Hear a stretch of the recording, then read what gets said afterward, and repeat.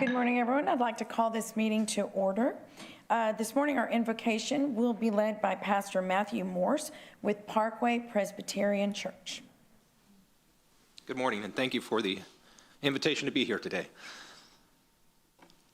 Will you join me in prayer? Loving God, creator of all good things, we give you thanks for those gathered here in this room today, for elected officials, for Madam Mayor, for the Mayor Pro Tem, for those workers for the city, those humble servants, from the city manager down to the folks working to put sidewalks outside of my congregation right now, for first responders, for healers, for those who give and sacrifice, not expecting anything in return, only for the joy of serving others. We thank you for the voices gathered here in this room today, too, representing different parts of the population and different parts of the city of Corpus Christi. May we have an open ear and open heart to hear their concerns today, to celebrate those who are being commended today for their services, and for the young people gathered here today to learn more about the workings of government and to offer our pledge. We give you thanks. Gather us all together this day, O Lord, in the spirit of peace and a desire to unite, even as we see peace talks in various parts of the world. And we recognize that peace is only sustainable when we can sit down at the table together, no matter what side we find ourselves on a particular issue, no matter our politics, no matter our priorities, no matter our particular individual vision and hope for Corpus Christi's future, to come together and hear each other. And in that spirit of communication and listening, arrive at those goals and those plans to continue to grow Corpus Christi in a way that is faithful to you, that is faithful to the least among us. Issues from affordable housing to sustainable water to growing stronger infrastructure as we see it, and for all the other needs that come the way of this council every month. Lord, hear our prayers for one another, and may all we do be in service to you and in love for our brother and sister. And we pray this in your name, Creator God, our Redeemer and our Sustainer still today. Amen. Amen. Thank you, Pastor.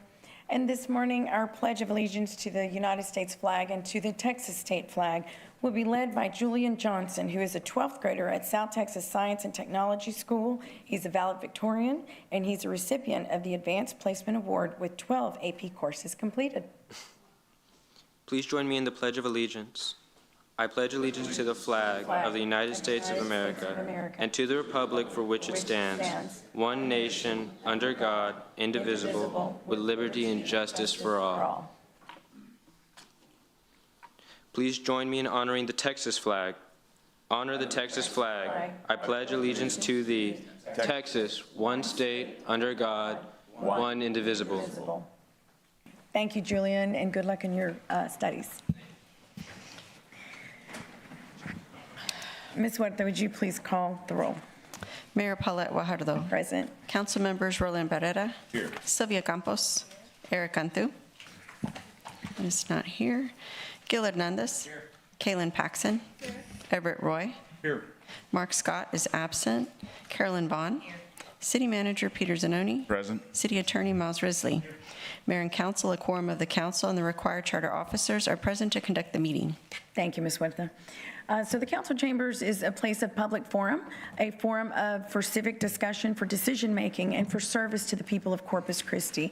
It is not a stage for personal attacks or disruptions or vulgarity, and we will not tolerate violations of decorum. So we're here to do the people's work, and so we would like to proceed in that spirit. If you would like to speak on a specific agenda item during its discussion, you don't need to sign up beforehand. I will ask for public comment when the council considers the item. At that time, you may come up to the podium and speak. And at this time, I'll ask the city attorney to please review the council meeting rules of decorum that will appear on the television screens. All citizens must be courteous, polite, and respectful of one another, including the city council and city staff. The mayor and council members shall be referred to by title and/or title surname. All remarks must be addressed to the mayor and city council and not to the council members as individuals. Citizens are only permitted to speak on city-related subject matter. Speaking on any non-city-related matter is prohibited. Loud, boisterous, profane, or obscene language or behavior is not allowed. Citizens must refrain from any disturbing noise, demonstration, or other act disrupting to the city council business. Thank you, Mr. Risley. So please state your name and the city in which you live before beginning your comments. Citizen comments are limited to 3 minutes, while non-resident comments are limited to 1 minute. A visible timer positioned near the city secretary's desk will help in managing that allotted time. If you have a petition or any other relevant information that you'd like to give the council, please present it to the city secretary and she will forward it over to us. So at this time, we'll go on to section F, which is our city manager's comments and update on city operations. Mr. Zanoni. Great. Thank you, Mayor. And good morning, Mayor, members of the council and the community. We do have a couple things on the city manager's report this morning, and I want to begin, though, by introducing one of our new team leads, one of our new executives, and in particular, we'll be recognizing the appointment of Dr. Anita Kurian, who joined the city organization, beginning her role as the Director of Public Health yesterday. Yesterday was her first day. She's with us this morning. I'm just going to give you a little background on her, and then she'll come up to the podium to introduce herself as well. So Dr. Kurian, we're real excited, and the teammates that she met with yesterday at the Health District also are very excited that she's here. She brings 34 years of experience in the healthcare field, including 23 years in public health. And there's not a lot of folks that are like this, right, in the country. So 23 years in public health. Most recently, she served as the assistant director and then the deputy director in San Antonio for the San Antonio Metropolitan Health District, and she was there for 8 years. And so they tried to keep her there, but Dr. Kurian wants to be a director of health and aspired to be in this role, and was glad to come here. And we thank San Antonio for allowing her to come here to serve our community. In her leadership role with the Health District in San Antonio, she oversaw a team of 500 professionals. It's a little bit bigger organization than here. With a population of 1.5 million residents, both in the city and in Bexar County as well. She has some extensive college work as well, professional education work. She has a Bachelor of Medicine and Surgery from Karnataka Medical College. She has a Master's of Public Health from Rollins School of Public Health at Emory University, a prestigious school for public health in Atlanta, Georgia, and a PhD in public health from the University of North Texas Health Science Center in Fort Worth. So very credentialed, very experienced, with a total of 34 years in public health and 23 years in health, 23 of which are in public health. You'll see in a moment, but she is known for her solution-oriented and data-driven leadership approach, focusing not just on immediate health concerns, but also on long-term community well-being. And that's important for our community. So at this point, I'd like to invite Dr. Kurian to come up and just share a few remarks. It's her, as I mentioned, her second day in the job, and she's excited to be here today and excited to introduce herself to the City Council. Thank you. Good morning, Mayor and the Council. Like Peter said, this is my second day on the job, so I still don't have all the answers. I'm still getting my bearings, but I am incredibly honored and excited to be your new public health director. At the onset, I just want to acknowledge the major leadership transition that my department here and my team has undergone. So I'm committed to bringing back some consistency, some credibility, but also care to help build this health department to be a high-functioning public health department where our staff, our workforce, which is our most important capital, are excited to come to work, come to work every day, do their job, and serve this community. Like I said, this is my second day. I don't have all the answers yet. I won't presume that I know what the needs of our diverse community are yet, but I do bring a deep commitment today to listen, to understand to the needs of this community, and to champion all the initiatives that our city managers has already started. Most important of all is health for all. I've heard this from you today. I've been briefed by the city manager as well.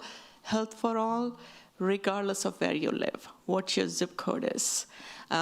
Whether you live in the heart of the city or in the most rural parts of our community, everybody deserves access to care and opportunities for better health outcomes. The other initiative that city manager has already championed, and I intend to carry forward, is to be better stewards of our taxpayers' dollars, especially in this climate of fiscal constraints. And you can do this by having a collaborative approach. My entire career was based on collaborative approach. I know we cannot be that Lone Ranger doing everything for everyone at all times. So I intend to carry forward that philosophy of mine, leverage the existing partnerships, foster new partnerships, and learn to do more with less, especially, like I said, in this climate that we are in today. And most important of all, invest in our workforce. Build their morale up, let them be excited to come back and truly serve this community. So I just want to end here. Before I end here, I also want to have a shout out to my team, incredible team. They're watching me out there. I'm going to get emotional now. They're watching me out there, incredible team back in San Antonio. Although I have moved on, they are looking from far and cheering me on. So thank you so much. Yes, they did want a shout out, so I'm giving them that opportunity. I also want to thank the three most important men in my life, my husband, my two kids, and I just want to end here, say I'm excited. My team and I are excited to start this journey together. Thank you for the warm welcome, and looking forward to making something meaningful here. Thank you.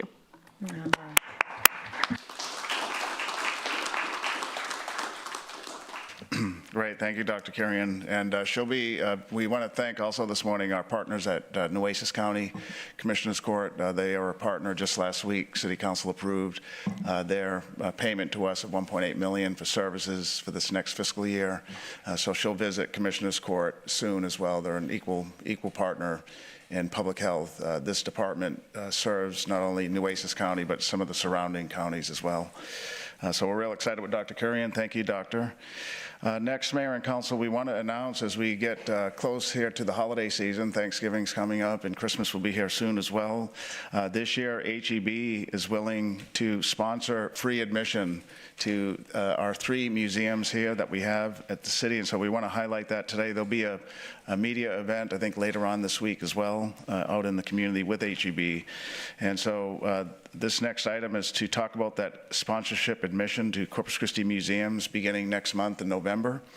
Last year, HEB sponsored free admission for the months of November and December to the Art Museum of South Texas, the Corpus Christi Museum of Science and History, and the Texas Museum of Asian Cultures, all 3 of which have great attendance through the year, but the special programming for Thanksgiving and especially Christmas that draws not only locals, but a lot of tourists as well. And so this is great news because both our residents and visitors use these museums, but they also then use our community. They go to our restaurants, they spend dollars here, and they give back to our community. So these museums help with culture and education, but also, as I mentioned, have an economic impact. So as we know, tourism is the second largest industry in Corpus Christi, and HEB's sponsorship will directly impact that local economy here. So at this time, I'd like to have Beth D'Atamo come on up. She, I think, second year or so here with HEB. She's done a great job with public affairs, staying in touch with the assistant to the city manager, and we're going to have her give us a little bit more information on this sponsorship that you'll be helping fund or funding in total for the next 2 months. Thank you, Peter. Yes, as Peter mentioned, hi, I'm Beth D'Atomo. I have the honor of leading our Gulf Coast region in terms of public affairs and external affairs for everything that we do. And I'm glad I got the pink memo from you, so thank you all for keeping me in the loop. Thank you for your thoughtful introduction on what we do with HEB. I have a short presentation I just wanted to share with you guys. This year, we're celebrating 120 years as a company. So next month, founded by Florence, but with just $60, we are now almost a $50 billion private company here in the state of Texas. So just wanted to share with you all our continued investment in putting forward what we do here in the community. I know I see most of you out and at our events and things like that, but I just wanted to highlight so that you know what our investment has been. I know we have a couple other slides, I don't know who's advancing, but wanted to share just what our community investment has been. So these are just some of the things that we have highlighted. We have 8 different concentrations or pillars, if you will, that we highlight throughout the year and that we invest in 5% of pre-tax earnings. So all of that comes right back here into the Gulf Coast region. As Peter mentioned, we started this initiative last year with those 3 museums. They each saw an increase. On the next slide, you'll see what their attendance was like. They were big numbers for them that they saw in the months of November and December. And so again, they shared back that data with us. It was an increase from their 2023 numbers, and then we covered the cost of those admissions and reimbursed the museums back and agreed. So this year, I'm just excited to share with you, yes, again, as Peter mentioned, I'm not going to share everything because we do have a press conference on Friday. So what we're adding this year is the South Texas Botanical Gardens, so that will be on the list. Plus, it's on the next slide, 5 more museums. So we're going from 3 to 9 this year. And again, as I mentioned, we have the Gulf Coast region. So we go all the way down to Falfurrias and all the way up to Bay City and beyond. And I'm mentioning that because we want to make sure we encompass all of our community. And just because you live in Corpus doesn't mean that you may not want to go to Victoria or Matagorda County and vice versa. They may want to be coming down here. So we'll be marketing this to the community as one package. We have a website to share. It'll be on our social media. We'll have a QR code. Each museum will have posters and flyers to share. Here's the website. We'll share more information with each of you so you have that along with our schools and our nonprofits. But we're thrilled that you all would let us be a grateful partner with you again this year and do this in your community. And we look forward to sharing it with you throughout the holiday season with your friends and family, and look forward to seeing you on Friday if you can be there. Thank you, Mayor and Council, for letting me be here to share a few things. Thank you, Beth. Beth, thank you. That's tremendous. We're especially looking forward to that expansion where we can go outside of Corpus Christi as well. So thank you, Beth. And then Mayor and Council, just one more thing on the City Manager's report, and then I'll turn it back over to the Mayor. So last week we highlighted several items on the agenda that were noteworthy, and we know today's council meeting has a lot of business and we'll probably be here late into this evening as well. But I just want to highlight a couple things to remind us that there's a lot of good happening here in Corpus Christi, a lot, and sometimes it gets lost and everything else we're working on. So there are a few things on the agenda today I want to highlight. Many of them have been in the years of making and getting to this point today that'll get them going to the final stage, and that includes Commodore Park improvements. That is on our City Council agenda today, and the item number 12 is the construction contract for Phase 1 of Commodore Park improvements located on the island in City Council District 4. And if anybody's been down there and has toured recently, it's a big piece of property that was donated to the city, but very little on it. And I recognized this 6 years ago when I first began as city manager. It was a great location and a great place to have a park for that community to benefit from. So today begins the development of that park. We did do a comprehensive community engagement to get a master plan to know how to design and construct the park. That was done in the 2023 timeframe. That included the survey and numerous in-person meetings on the island with community leaders. So the phase one that's on the council agenda today includes $5 million from Bond 2024. And so the voters approved $5 million for this park in Bond 2024. And there was $1 million in Bond 2022 for design. So similar, as I mentioned last week, Councilman Hernandez is a champion of this, but we'll design a project first in one bond program, have more certainty in price, and then put the construction on a subsequent bond. So this is consistent with that.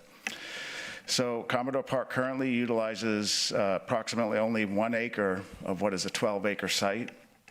The park, as you can see on, I think on this next picture here, has, well, I guess in the prior picture, you can see the 1 acre has a basketball court that's uncovered.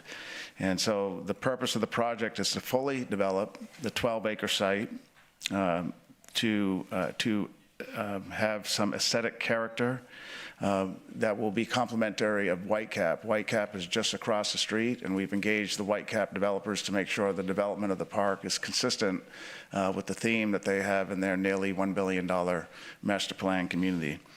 So the scope includes a phased construction, site improvements. That'll include a covered basketball pavilion, a tennis court, pickleball courts that are very popular today, a fenced playground area, a bird observation blind, a concrete walking trail, picnic area, a concrete parking lot with golf cart parking, and then park lighting as well. And so as we flip through these next couple of slides, you'll see some of the pictures.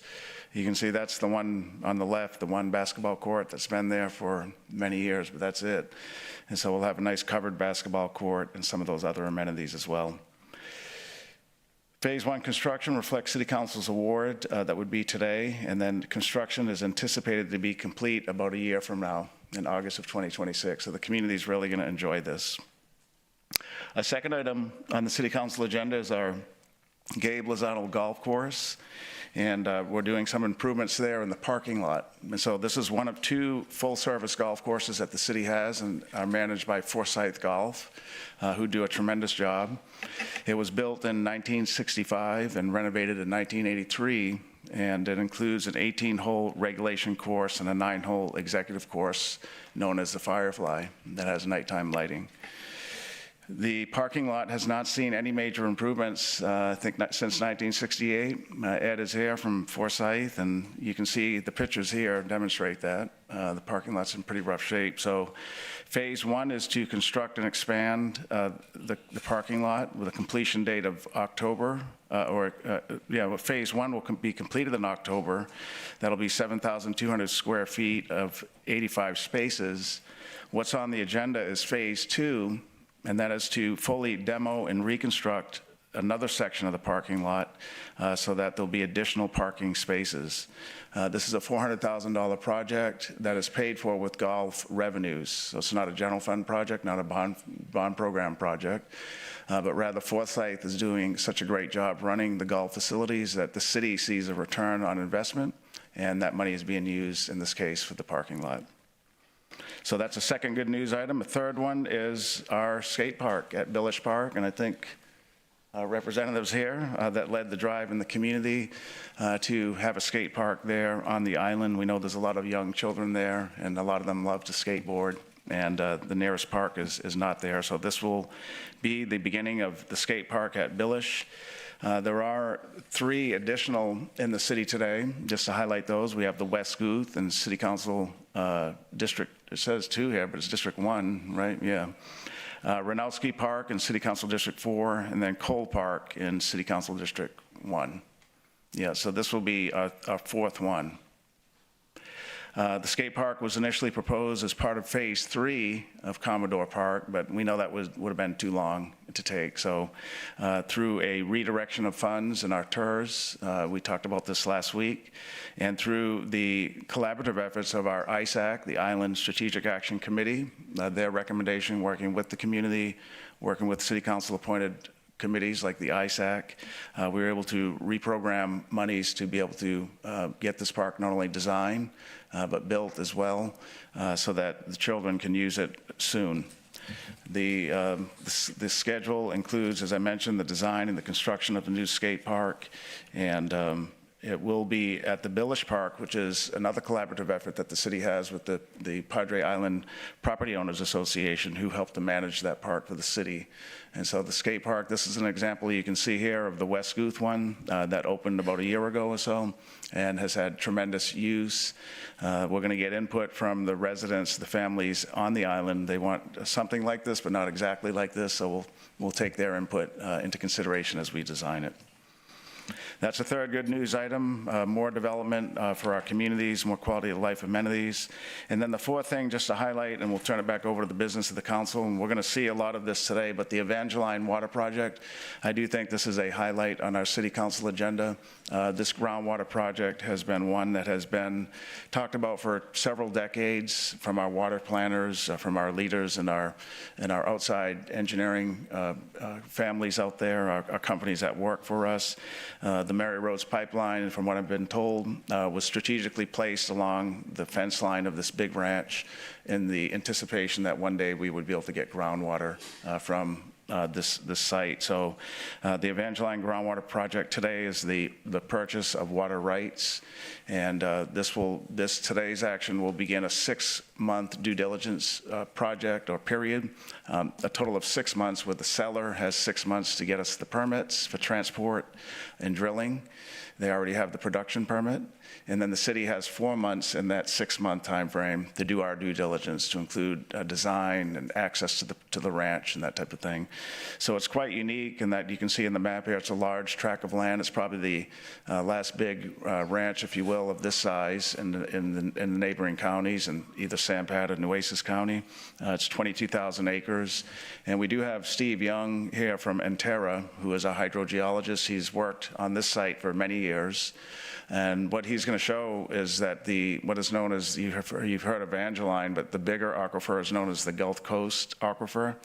And there is a dip in that aquifer right in the Evangeline property where the water quality is much better than many other Nueces and Sampat County. So it's no surprise, I should say, that this area has been marketed for water because the water quality by nature's happenstance is much better than in other sections of the Gulf Coast or Evangeline aquifer. And so we'll see that today from Steve Young. We're excited about having him here today.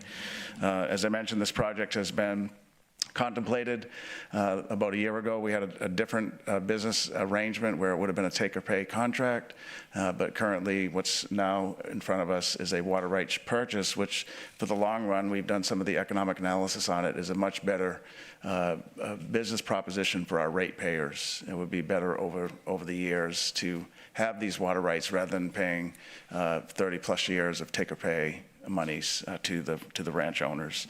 So we're excited about that as well. So those are 4 good news items, just to remind ourselves about those, and to remind us again of one of our radio personalities said it today. There's a lot good happening in Corpus Christi, and these are just 3 to 4 examples of that. So we're proud to highlight them this morning. And then with that, Mayor, I'll turn it back over to you all. Great. Thank you, Peter. Those are great highlights. We're going to go ahead and move on to Section L, and that is our consent agenda. Do we have any requests from council to pull an item between items 4 through 15? 7. Number 7, 11, and 12. Anything else? Okay, is there any request from the public to make public comment on any items 4 through 15? Yes, sir. Item number 10. Okay. Anyone else? Okay, with that, I will entertain a motion to approve the consent agenda with the exception of items 7, 10, 11, and 12. Motion to approve. We have a motion and a second. All in favor, say aye. Aye. Any opposed, say no. The motion carries. Okay, item number 7 is a motion authorizing execution of a one-year cooperative agreement with De La Garza Fence Company. Who pulled this one?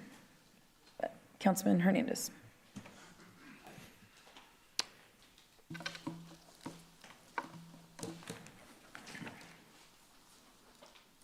Okay, just on this one, this company that we contract with is out of San Antonio, and the other option was from Houston. This might be more of a purchasing information as to, are there any local companies on buy board?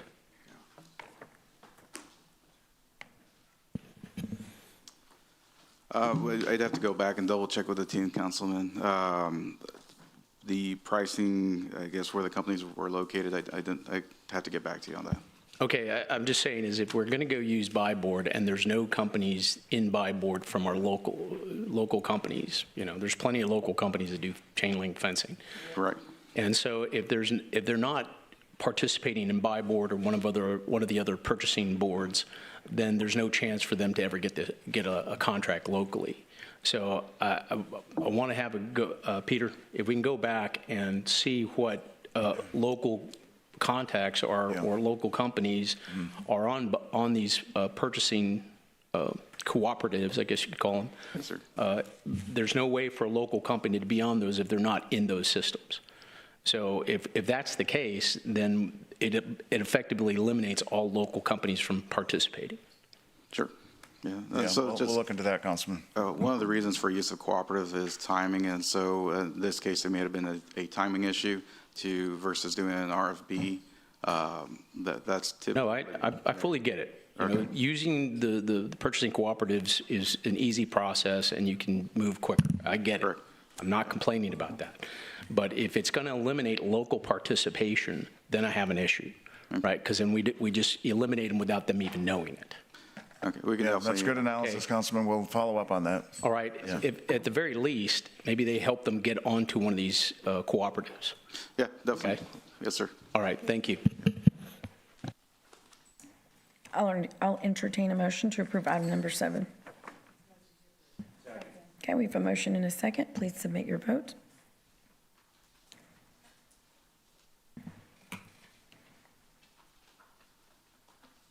The motion carries.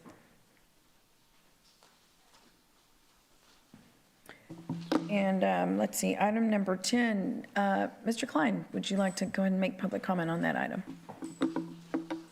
And this is a motion authorizing 3 change orders with Bay Limited for the residential street rebuild program. Yes, thank you, Mayor. My name is Jim Klein. I live in District 2 here in Corpus Christi. I have real concerns about this. Again, just looking at this, the agenda item itself looks as if the cost overruns are pretty significant. This looks like a 20% increase over the original cost, and that calls into question, I think, the validity of the bidding process. I have concerns about that. But I also want to remind the council again as well, and the public, that the city staff itself has told us that in-house crews can do this same sort of work for 2/3 the cost. I think we really need to be doing that instead of contracting this out to private contractors. Thank you. Thank you, Mr. Klein. I'll go ahead and entertain a motion to approve item number 10.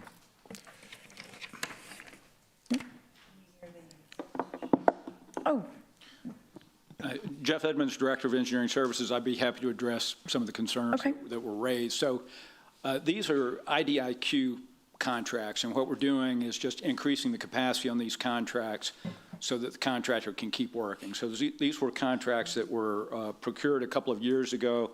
They were for the 24 and 25 programs. They were $18 million each.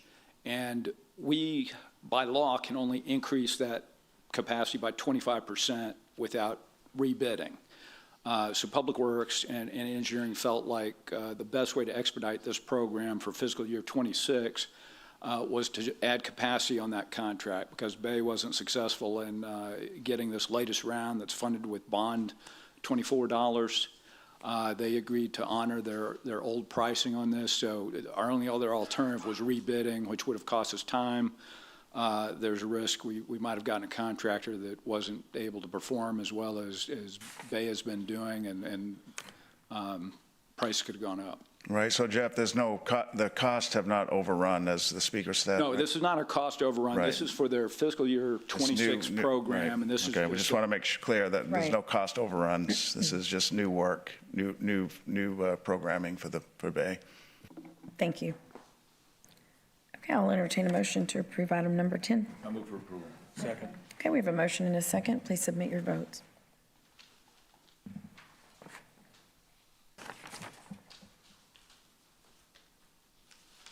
The motion carries. And item number 11 is a resolution awarding a construction contract to Max Underground Construction for Trojan Drive to Delgado Street. Councilwoman Campos. Okay, the only comment or the only, I guess, issue that I'm raising is that it was way underbid. I mean, y'all estimated that it would cost us $63,000 down to 35. Is that, did I read that correctly? You're reading that correctly. I think this is a case where the engineer was the high bidder. So but why were you all so off? I'm just saying that's quite a leap there. yeah, well, and it's not technically us, it's the consulting engineers that do the design. They provide a cost estimate, and for whatever reason, they were off. But it's a good thing. The bids came in well under budget. And if you worry sometimes if you have one bid that seems like it's way under the engineer's estimate, you have some concern. But if you look at this case, we had 7 bidders, and they're all underneath the engineer's estimate, and the grouping is not that bad. So we're comfortable that we've got a good bid on this. And do we, who is this consultant? I'm sorry, I didn't. Well, so this is a Bond 18 project, and I thought the question was going to be, why in the heck are we just now bringing forward a Bond 18 project? So we had an original consultant that we hired on this, and we got way down the road, and they kind of went radio silent on us, and then they went out of business, and we had to restart from square one on that. And that's why it's taken so long. Right, but you didn't answer who is the consultant. Well, the original one was a company called Govan Development, which is no longer in business, and then we used an MSA with Freeze and Nichols to basically. So Freeze and Nichols were the ones that overestimated the cost. I would say, yeah, their estimate here is. Okay, so that's what I was trying to get at. Okay, so I guess that was the same thing for item number 12. I mean, it is a good news, so yeah. But I just wanted to find out exactly what company were we using. So you answered that question. Thank you. With that, I guess I move for approval. Okay, Councilman Pereira. Thank you, Mayor. Hey, just, I know I'd been engaged in this project for quite a long time. In fact, I know I'd gotten a lot of calls because I'd tried to make all these promises from 2020. So I appreciate that. Have we been coordinating with the school? Because I know they had contacted me about when this was going to happen and how is this going to tie in, because their back parking lot, that's where their parking lot is. That's where they get to all their, all their activities with regard to basketball and the football field and all that. We'll be sure we closely coordinate with them and ensure we don't interfere with their access. Yeah. Okay. All right. Yeah. Just so we do that, I know that the principal had called and he had expressed some concerns, and he just wanted to make sure that. I'll make sure we. But they're excited. They're super excited. So, anyway, yeah. And thank you so much. I mean, yeah, it's just a long time, but I'm not even going to belabor that. Just other than saying thank you. Councilwoman Campos. Well, I had also pulled number 12, but I didn't know if it was the same company. If it is, and he's answered my question. Unless item number 12 again, way underbid. On Commodore Park. Commodore Park. Oh, under the estimate, yeah, that was Turner Ramirez Architects on that one. Okay. All right. Thank you. Okay.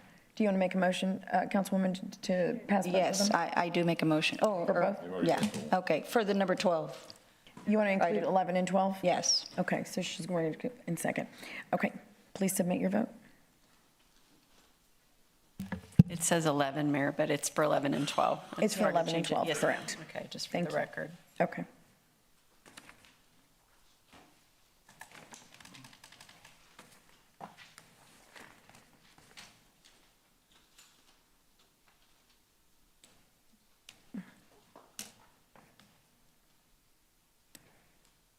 Okay, the motion carries.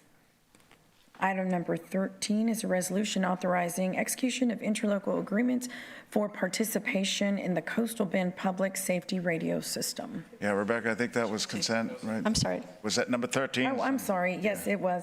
Forgive me. Yes, that's right. Yes, we'll move on to a Section K, and that is public hearings. Item number 16 is a zoning case number ZN 8548, Al Development, Inc., in District 4.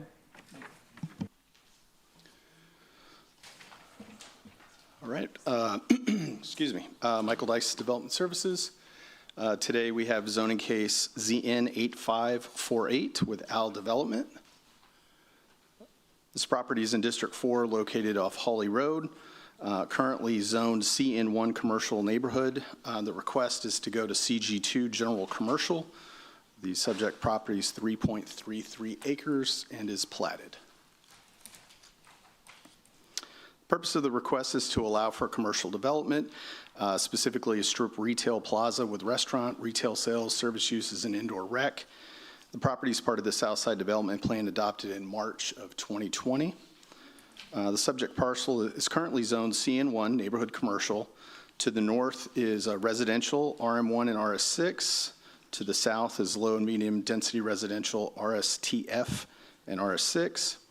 To the east is low-density residential, RS6, and to the west is commercial medium-density residential, CN1 and RS6. So as with all zoning cases, we mail out notifications. 40 notices were mailed inside the required 200-foot buffer. 4 notices mailed outside to schools within 1 mile of the subject property of the buffer. 1 notice was received in opposition stating, "I want our neighborhood to be filled with neighbors and their homes. I don't want traffic congestion." 1 notice was received in favor, no reason given. It's a little wordy, but the zoning map amendment request is generally consistent with the comprehensive plan and the Southside Area Development Plan. However, it's inconsistent with the future land use of the high-density residential. The amendment is not compatible with the present zoning, conforming uses of nearby property, and the character of the surrounding area. The current zoning district allows for, the current zoning already allows for uses proposed by the applicant, as does the CG2. However, CG2 would permit more intense commercial development to take place, including bars, nightclubs, mini storage, car dealerships. The property be rezoned is not suitable for the zoning district that would be applied. Where located, the site would allow CG2 mid-block, and that type of traffic is normally proposed at more of an arterial, like say a Yorktown than a Hawley Road. Planning Commission and staff recommend denial to the change to CG2. I stand by for any questions. Councilwoman Paxson. Thank you, Mayor. Thank you for that presentation.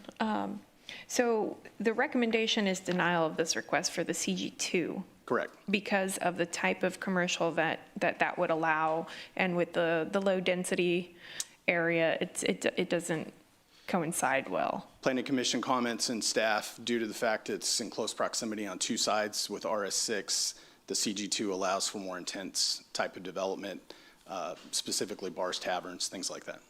And the developer, do we have an indication as to what they're interested in? Don't know if they're here today. Oh, I'll let the developer speak if. Thank you.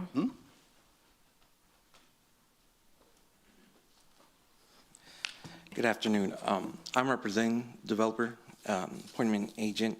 So CG2. What's your name, sir? I'm sorry for the record. Sorry. Teresa Mora, thank you. So he has about 25,000 square foot strip plaza. So he wants to make it more lax with CG2. CG2 is all around on Holly, on the intersection. I want to say all 4 properties are zoned CG2 at Holly and Airline intersection. So it's very common to be on Holly, which is shown on the CC viewer. This will make it more marketable for the developer as he develops this and makes it a property that can bring in tax income for the city. I see in the notes, and thank you for your comments, but I see that the actual surrounding demographic? I've got a couple CN1s, there's all those residential. We got CG2 right next to the CN1, then we have CG2 on the other side of Airline and Holly, and then south of Airline and Holly on the same side, we have CG2, and then right next to the residential, we have RM1 and RM3. Mr. Dice, could you speak to that? Because the map that I see is, I'm more talking about the close proximity properties. Correct. I think what he's referencing is further down towards Airline.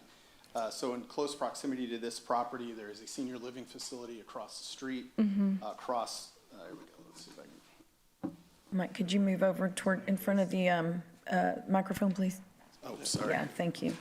I see him loading the zoning case, so I was going to try to bring the map up. There we go. So as you notice, the red area is the property that's going to be proposing the rezoning. If you look across Holly, that is a senior living center. Next to that is apartment complex, and then across West Bend is Moody's Meat Market. So we have all of the zones listed in the next map. So it's RS, RM, RM1, and then the RS6. That's in the close proximity. Again, he's referencing Airline, which is further down, but we're looking at it at this particular location. And I do acknowledge that there are some more dense commercial further out. But for me, looking through the information provided and hearing the feedback from the area, that request is too commercial. It doesn't match that area. So my curiosity is if there's a recommendation that would meet both the developer's need and the concerns of those residents. I'll let the developer speak for that. I mean, if there's another alternative request of zoning. The existing CN allows for everything except the bars, taverns, mini storage. So there's already a use in place, and that was the reason for our denial. If they have further comment, they can. Yeah, perhaps you can speak to that. If you pull up that slide that you just had, you see the CG2 still in the picture that's cropped out right there in the corner. And that's actually the mini storage that one of the things I was referencing. And then right next to that's another CG2 all around Airline. So I want to say this is maybe a quarter of a mile from our property. It's not further down Airline. It's, I think, 1 block away. And so all it does is makes it more marketable. I'm not saying that there's going to be bars and taverns in the strip center, but it allows my developer to at least market that as a possibility as having the 7 and 10 suites available. Well, I would feel like, as you can see from this map, it's abutting so closely to those residential lots. I can't imagine what they would want to put there that doesn't meet under the current zoning provisions that would be comfortable to those abutting properties. Understand. So that's my big concern with this request is it's already zoned for some commercial development. And so to me, to ask to broaden that opportunity, it gives no confidence to these abutting neighbors, these residents, that that's what's going to be built, basically. So we're basically asking for the possibility to put things like taverns and bars, right? Correct. More lax, more amenities, ma'am. Okay.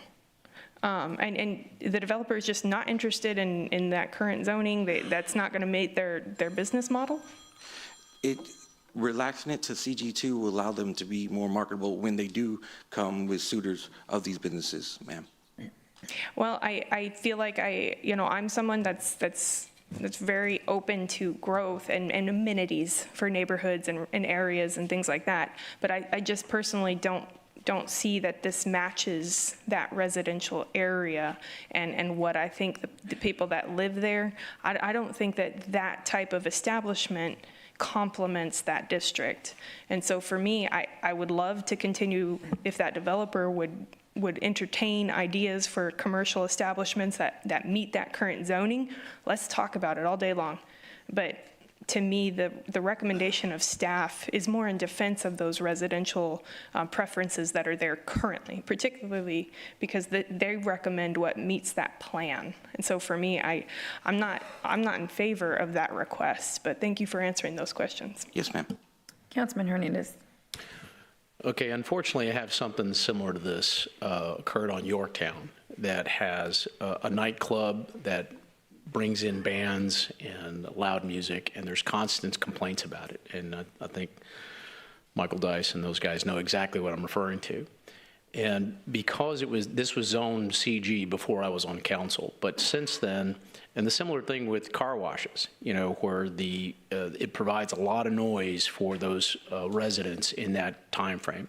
And because CG2 allows for nightclubs and bar and grill type scenarios where you do have noise and loud music late into the evening, I can't support changing this to CG2, so I will go with the recommendation for Planning Commission and the staff. Thanks.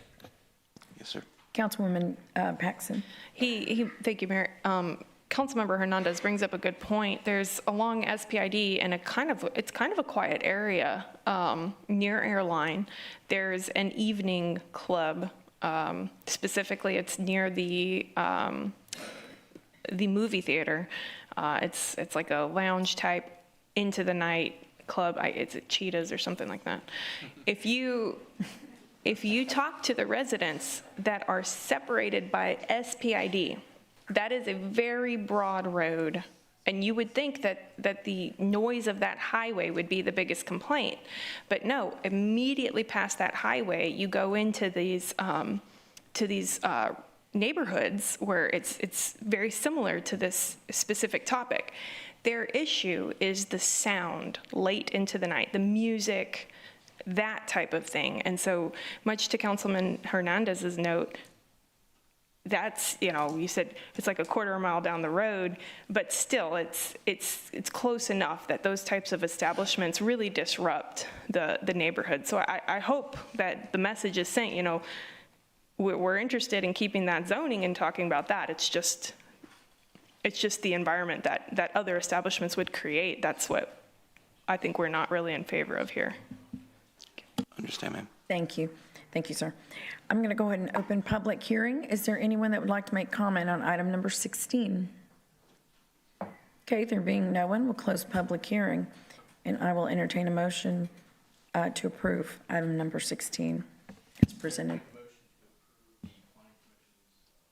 Recommendation. So, okay, we have a motion to approve the Planning Commission's recommendation of denial. We have a motion and a second. Please submit your votes.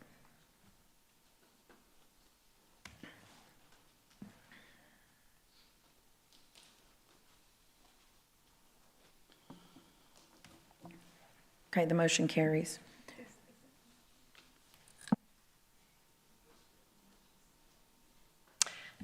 Sorry, I didn't get a chance to type that, but for the record, it is approving the Planning Commission and staff's recommendation to deny. Right. Thank you, Rebecca. Item number 17 is zoning case number ZN 8622, John Tompkins in District 4. All right, Mayor and Council, Mike Dice, Development Services. Today we have zoning case ZN 8622 with John Tompkins. This is out on the island in D4. The current zoning is RMATIO, multifamily apartment tourist. The request is to add a PUD to this. The subject property is 0.29 acres and is platted. Actually, it's in the process of replatting. Purpose of the request is to allow for mixed residential development, which is consistent, will consist of 4 townhomes, 1 single family, 1 common area, to allow for vehicular movement, parking, utilities, and amenities similar to other developments out in that area. The parcel is currently zoned RMATIO, with the north being the same type zoning, the south is the same type zoning with a PUD overlay, the east is the same type zoning with a PUD overlay, and the west is the same type zoning currently. 44 notices were mailed inside the required 200-foot buffer with 0 mailed outside. 1 notice was received in opposition. They agree with the current zoning. 12 were received in favor, noting all from the same person. And that's you can see that on the far right, those 12. This is a site plan of the property. It proposes to have attached townhomes on lots 2 through 5. That's the first ones on the upper left. Those will range from 900 to 930 square foot lot area, which will deviate from the standard UDC townhome of 2,600 square feet. The townhomes, the minimum open space requirement will also deviate from 30% open space to 25. Lot 6 is to be developed as a single-family house. The lot is set to be 1,184 square feet. The deviation on that is from 5,000 square feet. Additionally, Lot 6 deviates from the standard UDC minimum width to be proposed at 32 feet instead of the 50. As with any type of these proposals, we confer with CCFD. The fire department is okay with the conceptual layout, maintains the 20-foot minimum fire access road width, and no parking will be allowed in that access lane. Proposed rezoning is consistent with the comprehensive plan. While not necessarily consistent with all the guiding documents, if approved, it'll be compatible with the present zoning and basically everything in the area. As of the early thousands of surrounding properties have customarily rezoned this area to the RM ATIO and the ATIO PUD. Property is suitable for uses permitted in the zoning district. Planning Commission and staff recommend approval. Stand by for any questions. Thank you for the presentation. We have a motion and we have a second, but before we move forward, we're going to open public hearing. Is there anyone in the audience that would like to make comment on item number 17? Okay, there being no one, we will close public hearing. Please submit your vote.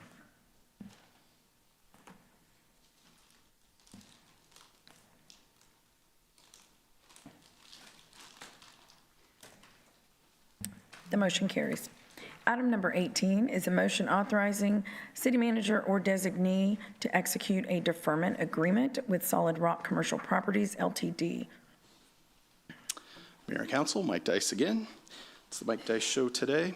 So this is a deferment agreement. These are allowed through the Unified Development Code to help facilitate developers in need where they have a certain restriction or a problem. In this particular case, this deferment agreement is for Solid Rock Commercial Properties. They're constructing improvements known as the Solid Rock Industrial Park.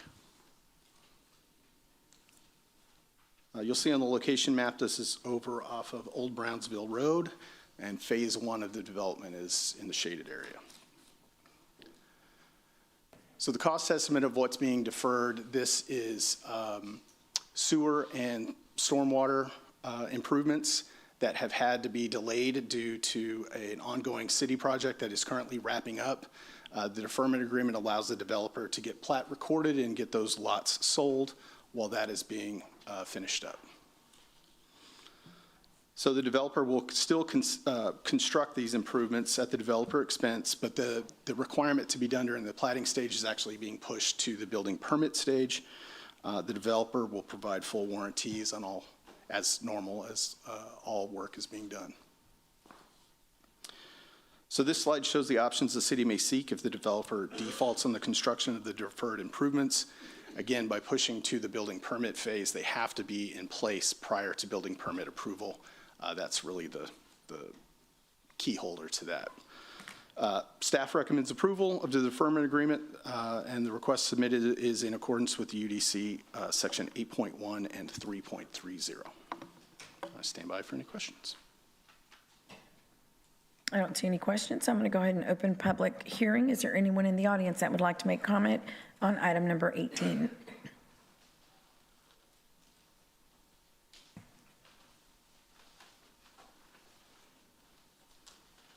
Good afternoon. My name is Jim Klein, again from District 2. I just have some questions about this, and you folks may have information that I don't have access to. I just don't know what sort of a project this is. Industrial park, I'm not sure what that means exactly, what sort of activities are going to be taking place out there. That would seriously influence whether I would support this or not. Thank you. Thank you, Mr. Klein. I'll further clarify. Industrial park is more warehouses. It's 2 and 3 acre lots with warehouses. Kind of fits in with what's in the area as well. It's not a manufacturing type request. Yeah. Thank you. Okay, we have a motion and a second, and I'm going to close. Is there anyone else? I'm going to go ahead and close public hearing. We have a motion and a second. Please submit your vote.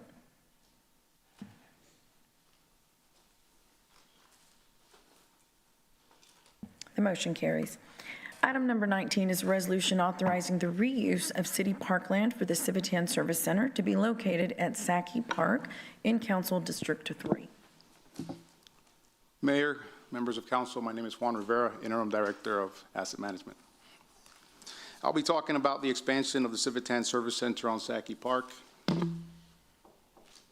Topics of discussion for today, Service Center, Sackey Park, Service Center and Sackey Park challenges, and then the master plan and distribution of public land. So the Service Center is the industrial main hub for the city of Corpus Christi.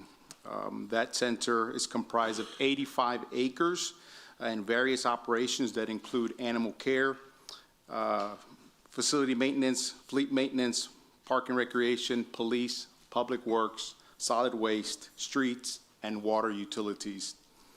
The service center is largely used for not only daily operations, but also for the storage of dirt, gravel, crushed limestone, city vehicles, heavy machinery, and much, much more, all worth millions of taxpayer dollars.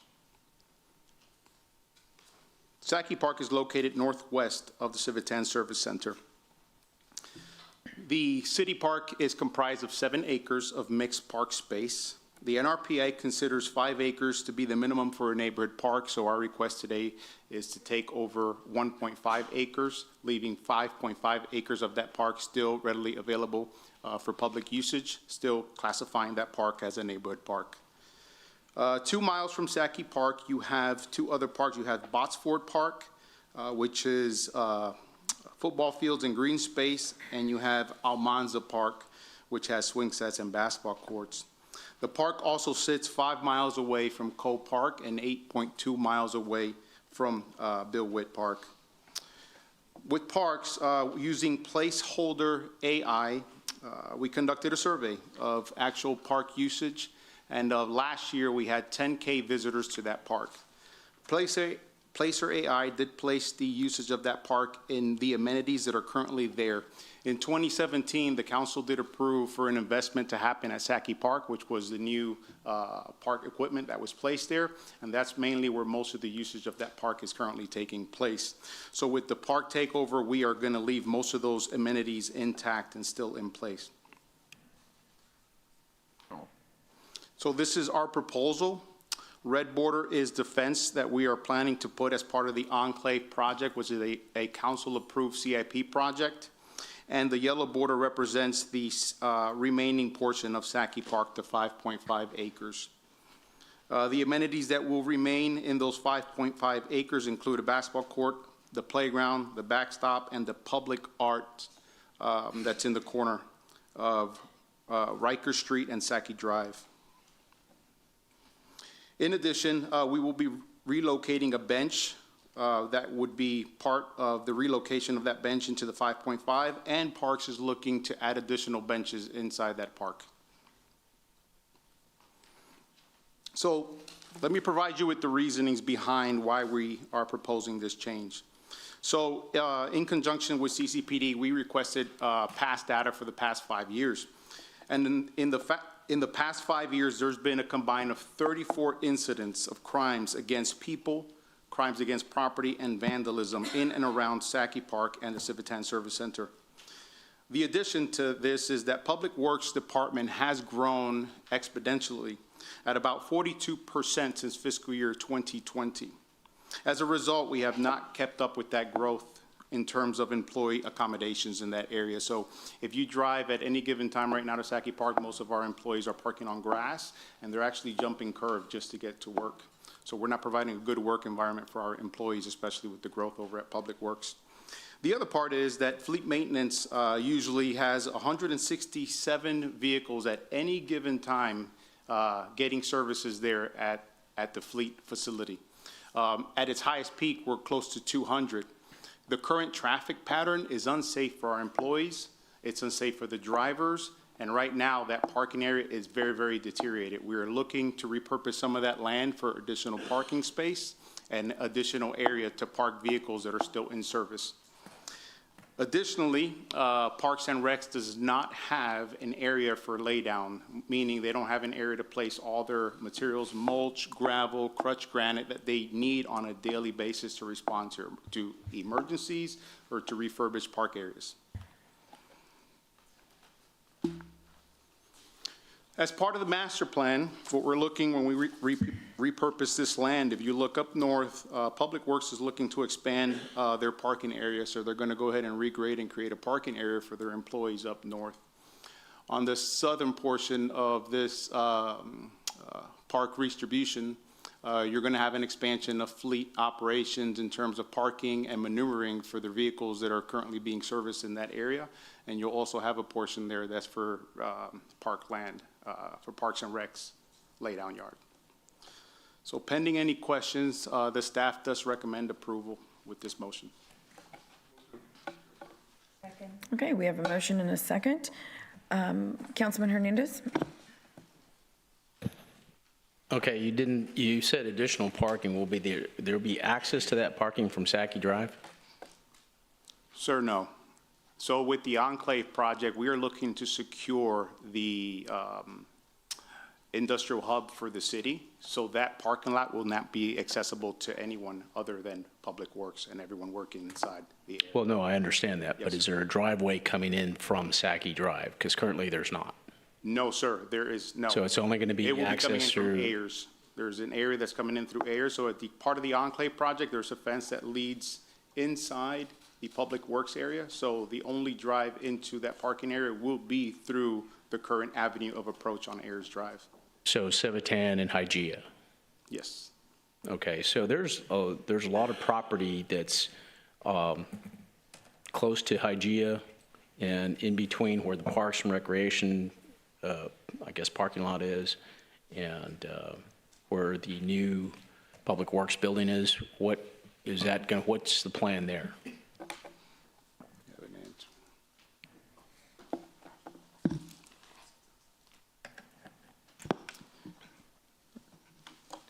Ernie De La Garza. It might be good to put up the map. Yeah, oh yeah, it's on the screen actually. So when we worked with the architect, sorry, Ernie De La Garza, Interim Assistant City Manager, Director of Public Works. So to answer your question, sir, there is a access that's planned on the north as part of the future project. You see that down the pink. And so that is intended for public. So when they come get their right-of-way permits, public will come and use that parking. And then the expanded area will be off to the right. So there will be a planned access off of Sackey just for the public. So that's the architectural layout there. And then, of course, the building is in black. The existing building to the left is that white one. That's the current facility for Public Works. And then the one in black is the one that's proposed as part of the master plan. The smaller one in white, it can withstand up to a category 3, I believe. And then the future one is planned to withstand a category 4. And so in the event of emergency operations, Public Works staff will shelter in place during a major storm event and then stage there and mobilize from there in the future rather than going to one of the emergency centers either in Cal Allen or Toloso. Does that answer your question, sir? Yeah, I think so. There's several buildings here that, I guess there's 3 new buildings. All right, so the one that is planned is the one closest to the parking lot. The bigger black one is a long-term storage, or not storage, but almost like a warehouse. So that one is not on the plan currently. So it's part of the drawing, but nowhere on the CIP for right now. But as far as the parking lot, to the left, it's not shown here, but to the left of the Public Works building is also solid waste. So currently, we share parking with solid waste and their employees as well. And so there is about 300 employees from the Public Works Department there staging from that location, and then, of course, all the solid waste adjacent to us. Okay, Peter, I think we need a briefing for council as to what the overall plan is for that area, because, I mean, this is kind of some new information that We can do that, Councilman. Okay, We so just yeah, have a good over plan, because it seems like there's a lot of cost associated with all this. Yeah. I assume it's going to be phased in over time, but Correct. I want to have a good overview of the entire plan. Yeah, we're glad you're asking for it. This is an important asset of the city, and it's underdeveloped, has a lot of old infrastructure on there, but a lot of our employees check in and check out every day from the site. So the project here in front of council is to first secure the property. We have millions of dollars of equipment that are exposed and have become victim to vandals and theft, things like catalytic converters and so on. So for step one is to fence in the property. So we're securing our assets, the taxpayers' assets. And then step one was to kind of reconfigure how the complex has been set up. It was just kind of, nobody really managed it. And so asset management has taken it over in terms of a kind of a landlord, managing who goes where, managing cleanliness, that type of thing. All that to say, we'll show you the plans to improve this very important work site for the city. This is where our public works, parks, our heavy fleet is maintained, and other departments of their solid waste. So we'll be glad to show you that. Okay, and the reason I ask if there was going to be an access from Sacky's, because there's a lot of residential homes on that side. If we're going to increase the traffic on Sacky. Yeah, we don't want it to go on that side, right? That whole side will be fenced in for safety for the homes, plus the small park that is there. We don't want to add traffic. Okay, so that is only for right-of-way permit visitor or, public traffic to come in, not for our normal. Correct. Yes, sir. Correct. All right, thank you. I'm going to go ahead and open public hearing. Is there anyone in the audience that would like to make public comment on item number 19? Okay, there being no one, we'll close public hearing. We do have a motion and a second on the table. Please submit your vote.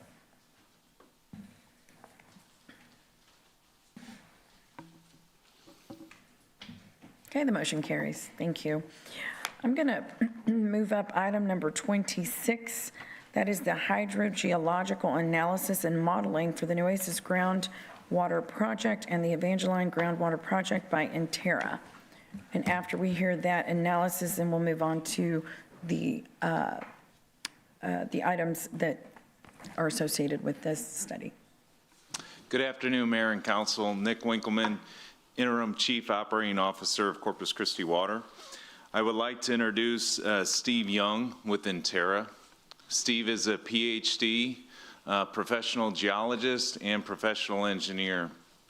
But more importantly, Steve is working alongside the team for both the Nueces Groundwater Program and also the Evangeline Groundwater Project. So with that, I'll introduce Steve and have him go through the presentation. Thanks for being here, Steve. And Mayor, while Steve's coming up, we did hand out the finalized PowerPoint presentation. Okay. That's the thicker one. And what we did is we have this for you as well. It's like a placemat. As Steve goes through his presentation, understanding the aquifer is going to be important, and it's in one of the slides, but as you advance, you're going to want to refer back to this. So this is a real good demonstration of the aquifer. Steve's going to talk about the water has been trapped in there for millions of years. It's not a recharged aquifer from rain events. At least it takes years and years and years for the rain to trickle back in, but he'll go over that. But this is just a good, useful tool to have to your side as you go through the PowerPoint presentation. Thank you, Peter. Steve, thank you. Thank you, Mayor.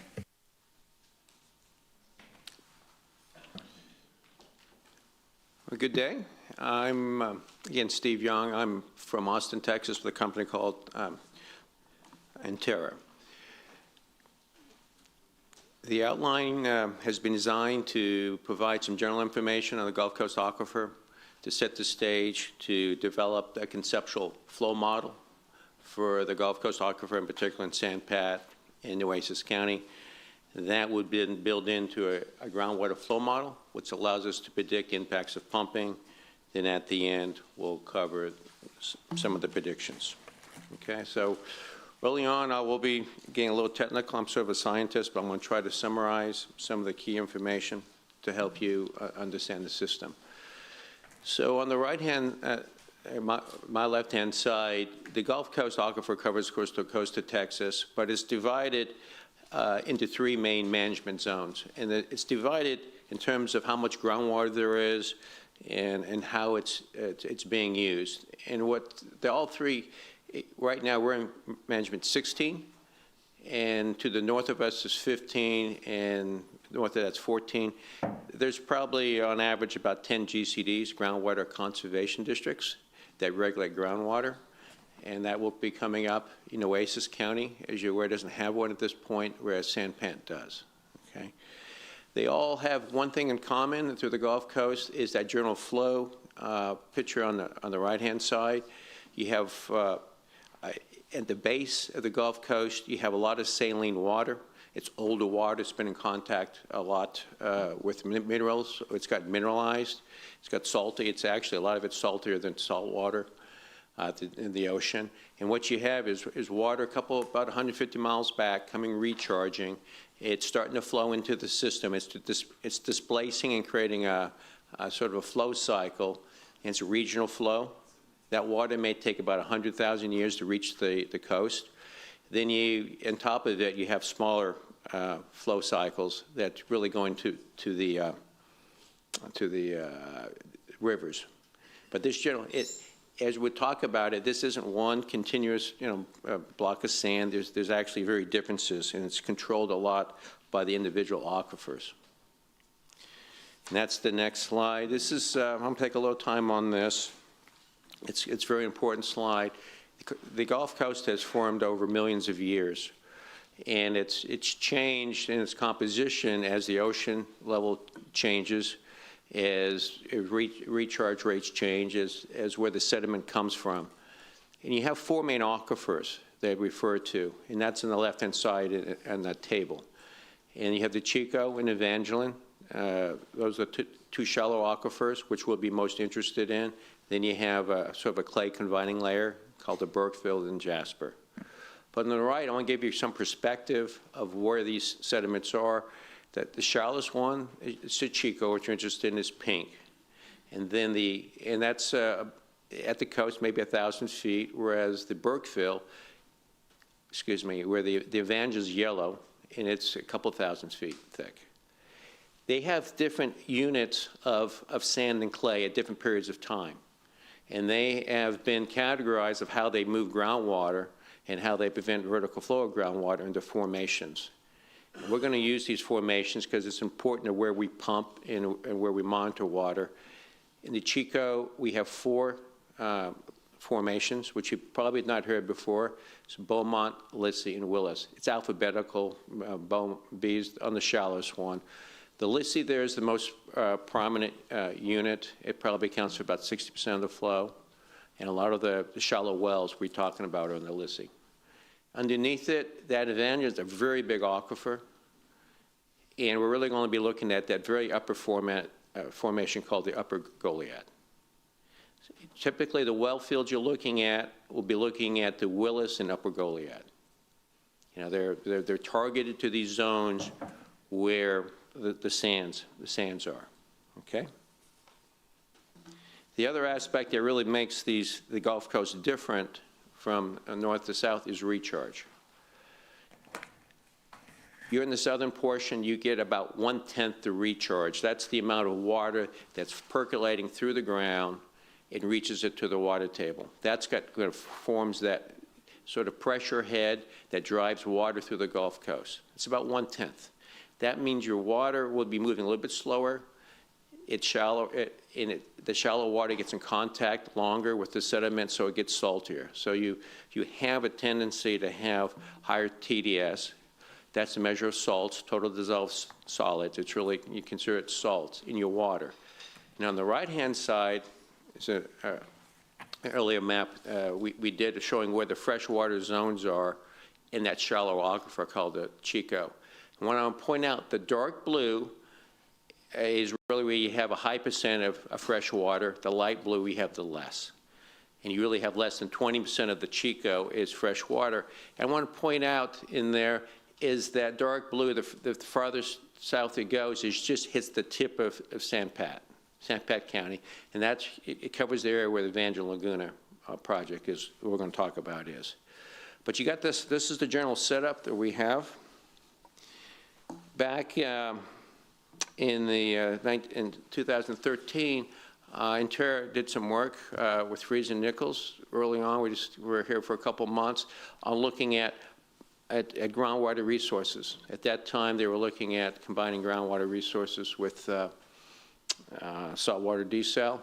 What I'm showing you here is, again, another conceptualization, kind of zoomed in on your two counties of sands. Sands are the primary issues, the transport vehicle of water and groundwater, and we're showing the thickness of the sands that contain saline water above 3,000 TDS. And what you want to capture here is that 0 feet means, you see that whole area near the bay, there's really not, all the water is very salty. There's not any good water you can have. To get to the good water in thickness, you have to go north, and you can see up in that corner, that 500-foot region there, that's where Evangel Laguna project is. Or you go west, and one of those areas is where the Western Wellfield is. But we're setting the stage of where the water is in these two counties. On the next one is a lot of data, but this was actually done 10 years ago, updated, very slight update in terms of changes. But water is characterized based on its TDS. That's total dissolved solids. You basically go and actually evaporate water. You see what residuals left and you weigh it. That's how you get the milligrams in weight per liters. If it's less than 1,000, it's considered fresh. And if it's between 1,000 and 10,000, it's considered brackish. And they divide a brackish up to 1 to 3,000 is slightly saline, okay? And we really want water as fresh as you can get it. I want to point out two aspects. On the right-hand side, we're showing all the water measurements had TDS that's reported in the Texas Water Development Board data set. And they're all green, pretty much, or light yellow. It's all slightly saline. There is, in your counties, there really is no fresh water available in quantities in that upper Evangeline aquifer. And if you go to the Chico, which is the shallow aquifer, if you look very shallow at that Lissy formation, you see, that's the circles. I've isolated that, said shallow. There's a pocket over there where there's some fresh water. But it's shallow. You can't pump a lot of water out of that because you can't get drawdowns. And the next area of where some fresh water is up where Evangel Laguna is. That's in the Willis. That's just the bottom of Chico. So you're looking at the bottom of that upper aquifer. And that's where it looks like that's where the better water is going to be. Okay? And then back then, in 2013, just to kind of put the ribbon on this, in Terra were to pick where, if you were to go for groundwater, where are the two places you should pick. One, which was the most favorable, was up there. This is before the Evangeline project was formed in that area. I think most people knew that. We were estimating quantities of 5,000 to 10,000 to 20,000 acre feet. That's why it's a limit of 20,000. That's what we're looking for. But you had the fresh water, and you had a lot of sands. What you had, though, reason was too, you had a groundwater conservation district.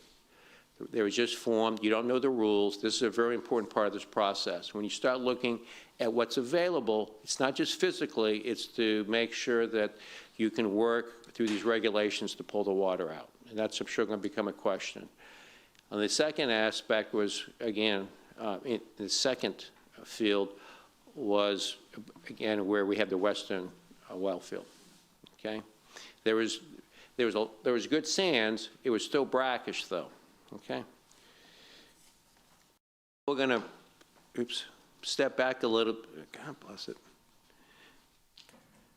and try to put some of this information into understanding what's important when you're looking at trying to understand groundwater flow. I have a conceptual model here of the regional flow. We made it a little more complex. Earlier, we were assuming the Gulf Coast was just all one coat of sand. We really have formations or aquifers. And that's where we have, this is very idealized, but we have two aquifers here. They're blue. That's representing the sands. So the sands are important. What percent of sand makes it how permeable, how water can flow through it. Then the thickness of the sand tells you the capacity. And that capacity is often used a word called transmissivity, which I may have mentioned. It just says that's the capacity for the sand to be moved, for the water to move through the sands. And above it, they could be different sands. It's a shallower aquifer. It moves differently. And it could have a very different water pressure in it.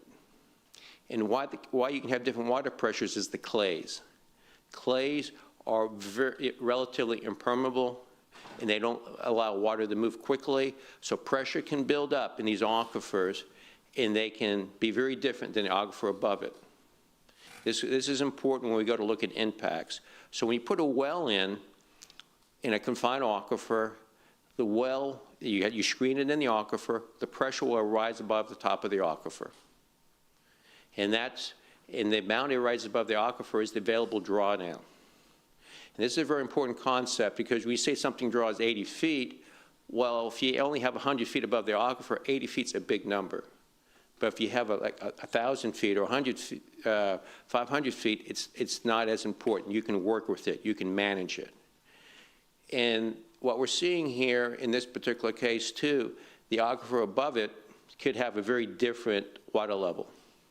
And depending on how much clay you have, and this is what you have to develop a model for, you can pump the lower aquifer, draw it down 300 or 400 feet, and only have the top aquifer maybe only change 10 feet. That's the reason why you have to develop models, is to understand when you're targeting a zone, like a particular aquifer level, how can you pump it, and then how it will affect the wells above it and away from it. And by the more clay you have, you also will distribute where it's collecting water. It'll force a bigger zone of where you collect water for a well field. So clays are important as well as sands, okay? Now we're going to get into the model that we're trying to develop. The model is very complex, and you can think of it, though, in terms of a big Excel sheet. You know, I think hopefully we all remember how Excel sheet works. It's two-dimensional. You can put an equation in. You have variables, and if you change one variable, it changes all the other grid cells if they're tied together. All the other cells in Excel. In this case, in every grid cell, we put in a water balance equation of saying, if you pump it, how does the aquifer change its flow? What changes? And they're all connected. It's just three-dimensional. It's just a big water budget. But we have to get the information right for it to be able to predict properly. And that's the trick in developing models. This is the model that we're developing and have developed and starting to use for the Nueces County. We have two models being developed. I was asked to come on board this year to develop this, to work with Nick on looking at impacts. So the area that's all the grid cells, that's the model. And we have, away from where we think the wells are going to be, the grid cells a mile by a mile. That's a standard cell size that's used by the state for their models. As we get into near the river, they're much smaller. They're down to a 16th of a mile. That allows us to get better resolution. That's supposed to be a cross-section. AA was supposed to go through the river in the middle of the model. I shifted the picture so it's off, but picture that AA going through the middle of the grid. And what we have to the right is all the layering we have in that model. The orange colors are the Chico aquifer. We have 3 layers. We talked earlier about that. Everything below it is the Evangeline aquifer. All those different layers, we have to figure out the properties, and we're going to be pumping the upper Goliad, the top layer, and the Willis and the Lissy in the model. The state's model, which is being used by GMA 16 and a lot of management, has this in 2 layers. And, so there has been a big effort to get this resolution much better. And we would think 2 layers, you would not be able to do a very good job of representing all the different properties in the wells. I'm going to jump ahead just to give you an idea of what we're doing with the model. The picture on the left is the box model, and those little points that are hard to see, that's where we have water levels. We're still getting some more water levels. We're seeing current conditions, what we've simulated, that's the water level. That's if you put a well in to the formation, that's the water level it'll rise to. Negative 100 feet means it's below sea level. That means there's pumping going on in that model that will bring the water below sea level. Again, because all the clays, things can stay different. And you're at 250, that means the water level in the well is 250 feet above sea level. There are different levels in the aquifer, like I mentioned earlier, so you can have different head values. Is that clear? That's a really hard concept to understand, how you can have in the same location very different head levels that there are, especially when you get below sea level. But that's very common. Okay? What we're doing, and this, I'm sure you're going to be asking a lot of questions about the model, but we are no better in this model than the data we can use to generate it. What I have here is locations where we've done an aquifer pumping test, where they go out and pump it at least 36 hours.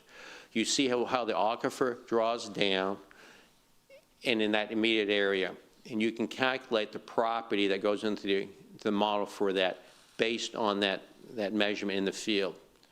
Then I can go out and do that same test in my model, say I'm going to pump at 1,000 GPM. How far is it going to draw down? What's the rate? And that's just what we do. This is not even required by state models. On the right-hand side, I have a comparison. The bigger the number in the transmissivity is the thickness of the sand, the permeability of the sand, the better it can produce water, the more water you can get out of a well. You can see the numbers are about 1,000, 1,200 something. And we have some tests from the eastern well field. I don't have them all in yet. We have 2 tests from the western well field. They're about the same. The model does a pretty good job of predicting it. So you can feel confident in that area that when we're putting in these pumping rates and predicting, we've ground truth that ability in the model in that vicinity. On the bottom, there's 2 numbers. It's hard to see, but the two tests are about 5,000. Those are the tests that were done in Evangeline Laguna. And I did those tests. You can see that's much higher, but we had much higher sands there. So you might have expected that. And those were done in the Willis and done in the Upper Goliad formations. But that gives you, we're matching that, and that's what we're trying to produce a model. This next picture is just kind of give you an idea of just how hard we're trying to get all the information out of it. These are most of the geophysical well logs. When you put in a well, you basically do an X-ray, and when you do an oil and gas exploration, you do the same. Most of these are from oil and gas operations. We've gone around and collected about 1,000 of these logs. We've analyzed them all like this. On the left-hand side is the depth. So it goes down to 2,000 feet below ground. And on the top right, we have a little transect that starts up in Nueces County and comes all the way down to the bay. They're numbered. I know it might be hard to see all the numbers, but there's a sequence. In each of these, I have them numbered.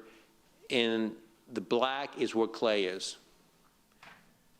So that tells you can maybe get some isolation. So if you pump below it, the drawdown doesn't go to the top immediately.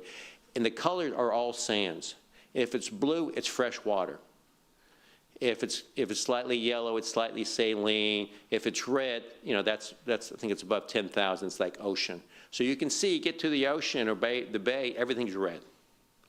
Then if you get way up dip, it's blue, but the blue starts to fade away.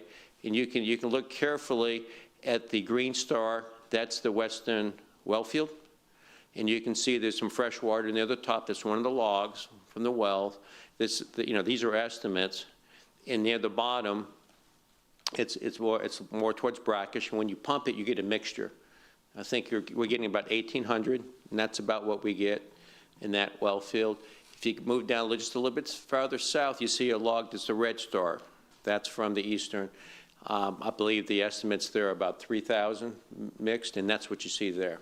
But we're using these sands and clays to put in the model to understand if you pump one zone, how much water you get out of the zone, and how it will propagate upwards. Okay? And this next slide just lets you know that we convert all that information by layers. One side's percent sands, the other side's thickness of sands. But that's how we do the model. Don't want to spend too much time on that. Just let you know that's a process we go through. And what we've this slide simulates how well the model is predicting water levels. That's why you devise a model. We're showing how it's predicting on the current conditions. I'm showing 2 layers before any type of major pumping and calibrating to measured water levels I had showed earlier, and this is the water levels it predicts. Basically, it goes from high numbers, that's a pressure of the water, and it flows towards the low pressure, would be a lower number, and you can see they're very similar. What you see for those little circles on the county lines, that's water flowing out of that model towards Clayburgh's pumping wells. Those wells have been pumping a long time. I think they may about 250 feet, 300 feet of drawdown they may have. So those are the ones, that's why you're getting some negative numbers. You get numbers because they've been there for a long time, pulling. They are a much lower transmissivity or a lot less sands than you would get up in Evangeline. Okay? So at this point, we've gone through all the sort of technical details. I'm going to ask like Nick to come up and talk a little bit about the well design that we have, and then we'll go over some of the model applications.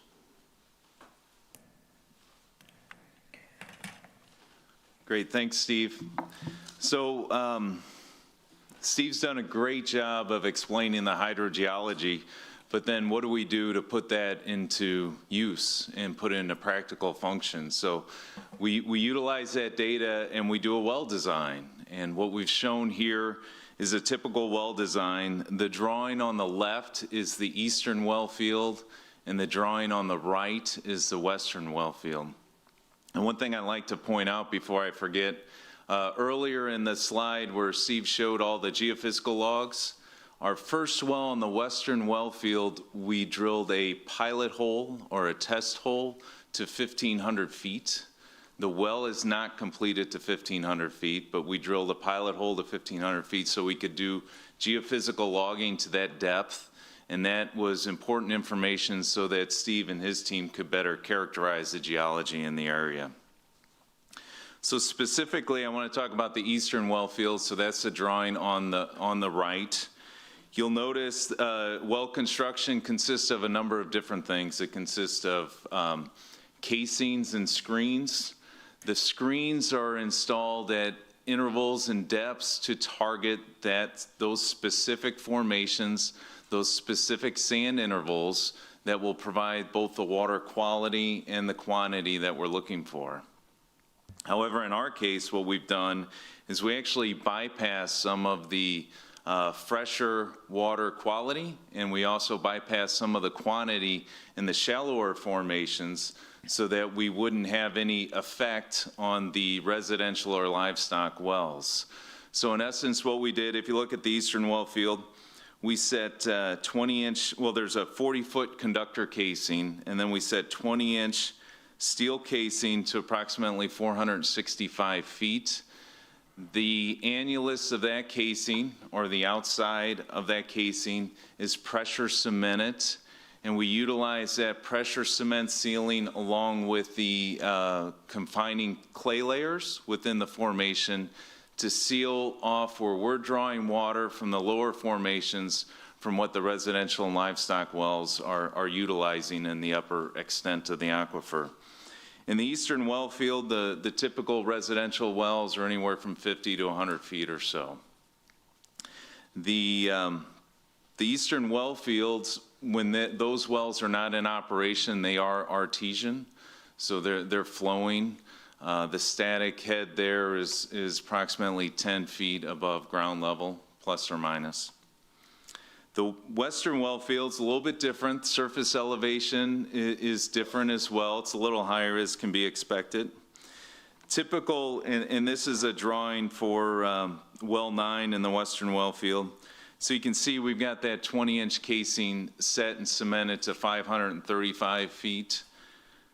And the depth of the well is actually 830 feet or so. And again, we utilize the information from the geophysical logs to determine the specific intervals where we are pulling the water from. And again, the goal is to separate ourselves or our production zone from that upper level, which is where the majority of the residential and livestock wells are at. In the area of the western well field, the majority of those wells are approximately 250 feet. So, and those are targeting those upper formations, as Steve does such a great job of explaining that. And it's, I do want to share, interesting, when we started working on this project, you know, the typical comment is, hey, we're bypassing, Nick, you're bypassing CCW, you're leaving that shallower water on the table. We are, but our goal was to be able to provide water from the lower extent without any ill consequences. I also want to thank Weisinger. They're our primary driller on these projects. They provided us with these well drawing and schematics, so I told them that I would mention them during the course of this discussion. So those are the typical well constructions for both the east and the west. They are not all the same at all. They all vary. They can vary, the depths can vary 10 to 15 to 20 to 50 feet. Each well is designed after those geophysical logs come in, and we analyze them, review them, and then we settle on the well field design. And with that, I'm going to turn it back over to Steve.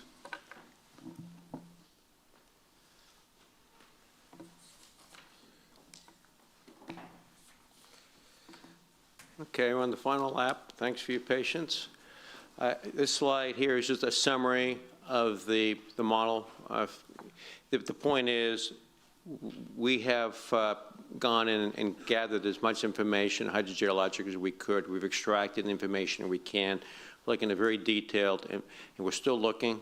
And it compared to what's been done previously at this area, this goes way beyond anything else that's been done. Be glad to ask questions towards the end.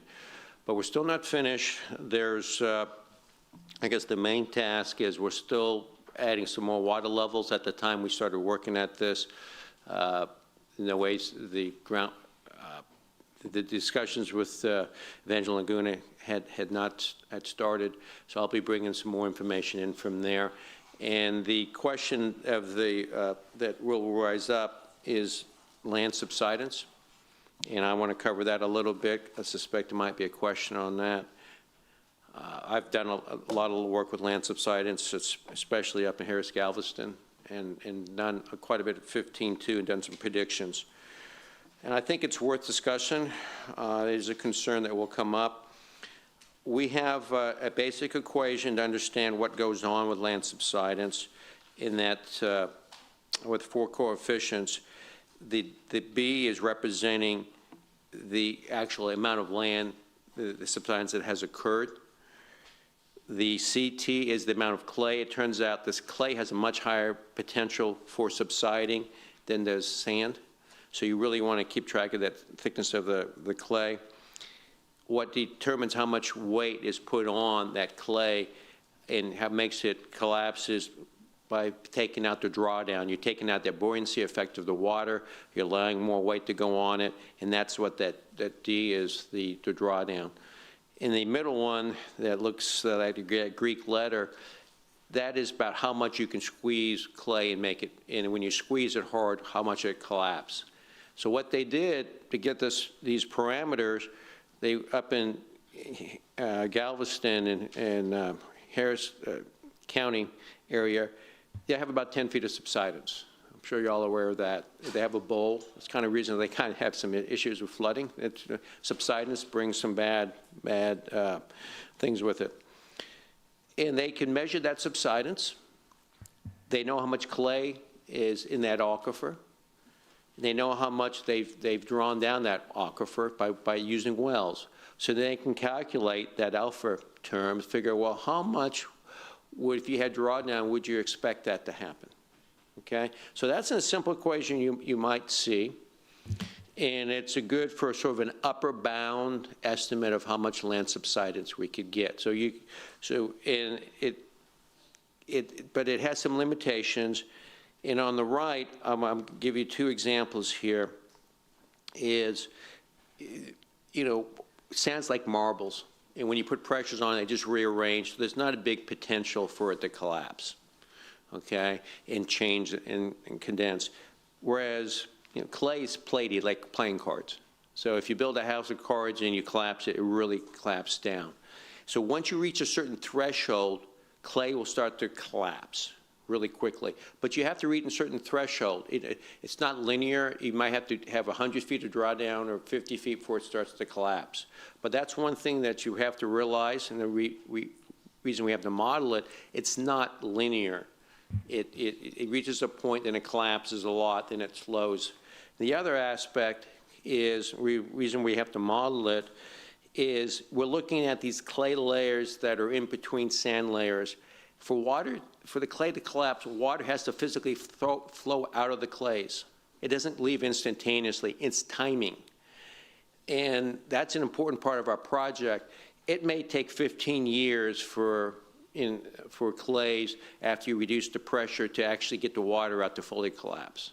It could even be longer. And you have a system here where my understanding is the west and eastern well fields will be intermittent. You may be pumping it 1 year, 2 years, 3 years, cut it off for 10 years.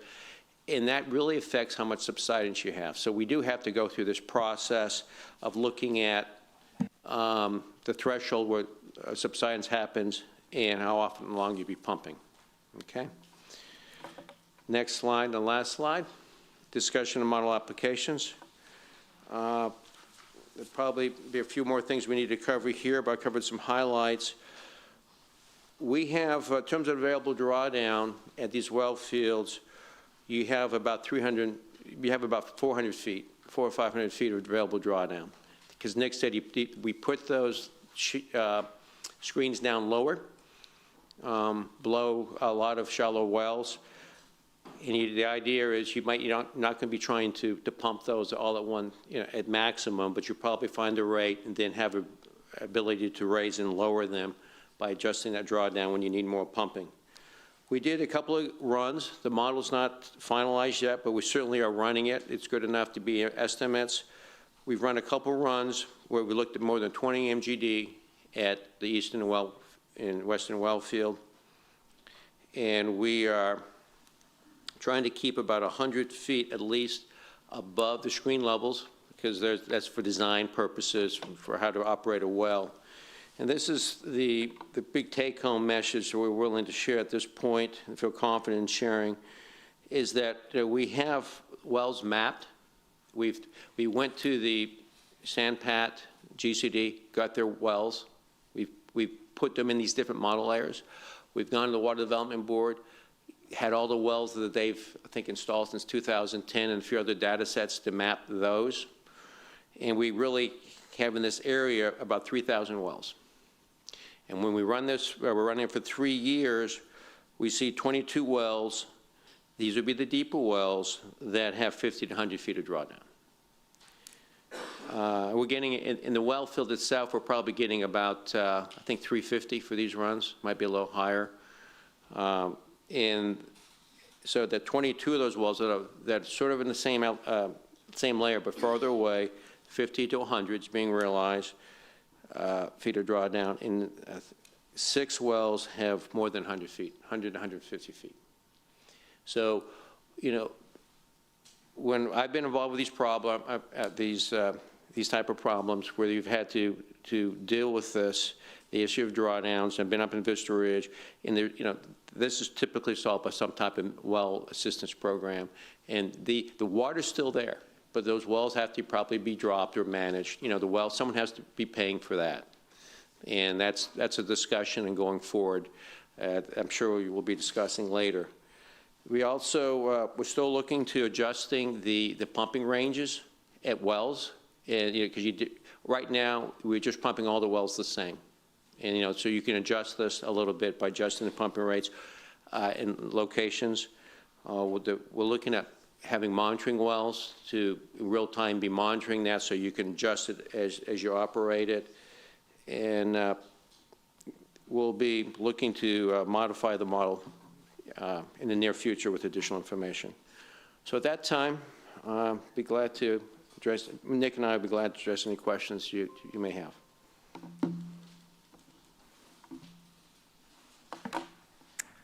Okay, thank you. Councilman Hernandez.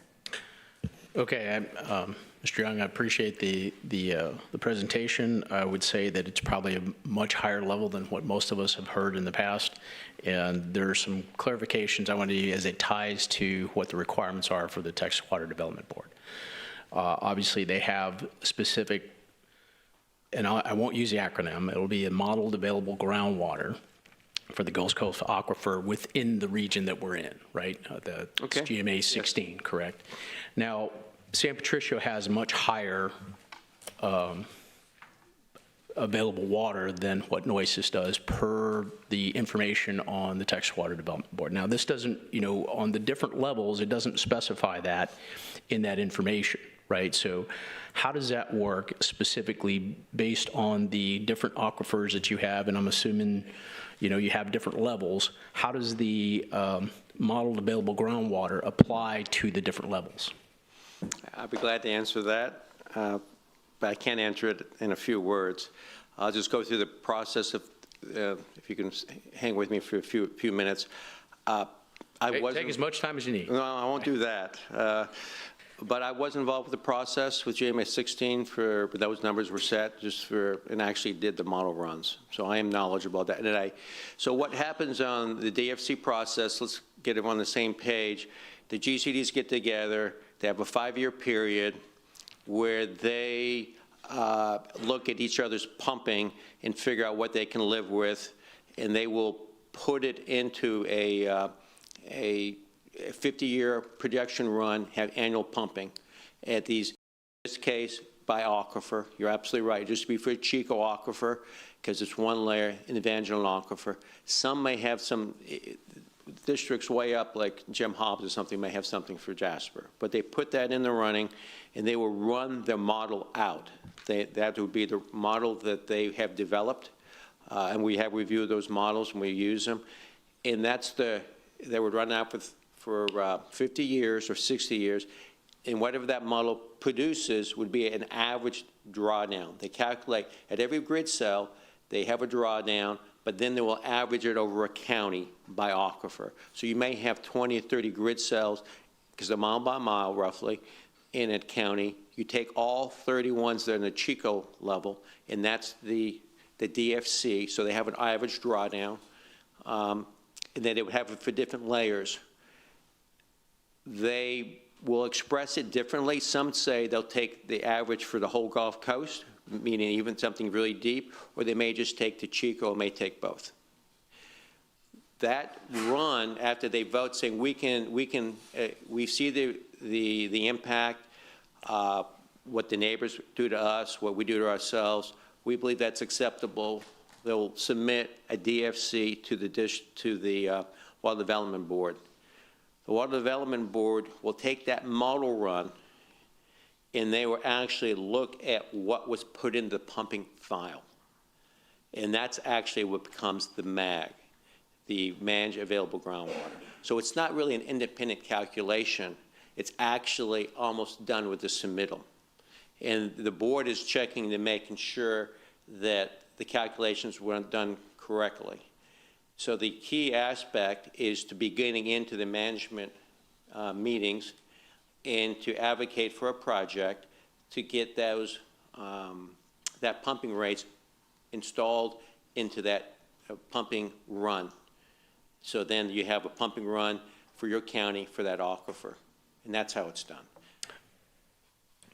Okay, so, and just I want to try and kind of separate the two here, right? Obviously, we have a much higher, I believe, for San Patricio for 2020 is 43,600 acre feet per year. And then Nueces County, which does not have a management district, is 6,300. Yeah, I'm sorry I didn't fully explain that process. So the Patricio number is so much higher because I guess maybe 8 years ago, we put in the Evangeline project. That was put in. In this cycle, I believe you are submitting your pumping files and information to the GMA to be put in this year. Okay, so what you're saying is that this is based on what is being pumped, not on what is actually modeled to be available to pump. No, I'm actually, I'm sorry I misspoke. I am saying that what's being projected as a MAG is the projected pumping that each county submits to be included in that 50-year run. The Evangeline, project had not started when those pumping files were put in about 8 years ago. But they petitioned, they got the permit, so the GCD said, I got the permits, I want to put this pumping file in that run for San Patricio file. That's how they got such a big number. Okay. Now, you would have to go through that same process, and Nueces doesn't have a GCD. I believe, and Nick, you can comment on this, that they're making that submission. And I was in the last meeting that the files were, at that point, for Nueces was up to 80,000 acre feet. I'll let Nick comment on that. Yeah, Steve, you are absolutely correct. So we've made a submission, a request to GMA 16, utilizing the pumping data that we've collected for both of our well fields. Okay, so. And I'm sorry, Councilman, one more point. So the Nueces County, the Corpus Christi Aquifer Storage and Recovery Conservation District is a conservation district in part of Nueces County. So I did want to make that correction. Right, I get it. So, and I'm trying to make this as simple as possible for the viewing audience to say how these things work. Right, the ASR that we have consists of our city limits plus a little bit extra. Right, it does not constitute the whole Nueces County. So the numbers that I'm seeing, I'm not sure where they're actually modeled from, the 6,339 acre feet per year. Is that reflective of just where we are in our ASR, or is it the entire county? Yeah, I'm going to make a comment. I'll let Steve elaborate. One thing is, and Steve did a great job of explaining the water quality of the groundwater in Nueces County. I think we can all agree it's not ideal, right? We've seen higher TDS, the maps have shown it, we've known it, but certainly the necessity and the need has increased the amount of the city itself looking at groundwater resources to diversify our supply in times of these drought periods. So like Steve said, intermittently, we want to be able to utilize those wells to supplement us during the drought period. So the previous projections were done when those lower formations were not being utilized. But I'm going to step aside and let Steve provide a little more history because he has worked with the GMA. Yeah. We're getting close, but that 6,000 came from the last planning cycle. And at that point, no one approached the GMA 16 to say, we anticipate this type of pumping to go on in Nueces County. So no one was advocating for any type of higher pumping at that time. So that did not make it into that process where they would put it into those runs, those model runs. So it wasn't like the water wasn't there, was that no one was looking to make it available, more or less, because there is not, even though it sounds like managed available groundwater, it sounds like folks are coming together to figure out what really can these aquifers produce. It's that, but it's more for those, can we produce what someone has requested? So someone has to make the request before it really gets into that planning process. Okay, so the groundwater conservation district in San Patricio, okay, they have a specific requirement per acre of 1.25 acre-feet of water per acre. Yes. Now, we don't have that in Nueces County, outside of our ASR. There's no restriction. So our city has purchased 251 acres in a certain area, and we have some, 11 acres along the Nueces River, total of, 262 acres. And the proposal was to utilize the same amount of water, or gain the same amount of water from that as we were looking from San Patricio. Now, I'm assuming there are different levels of where we would get that water from. I guess it's below 800 feet. I saw on the schematic for the actual wells, it was 1,080 feet. It's similar formations, but different elevations. You're correct. Okay, so looking at the different elevations, we have not taken that into consideration with regards to and I'll use the modeled available groundwater because of the different formation.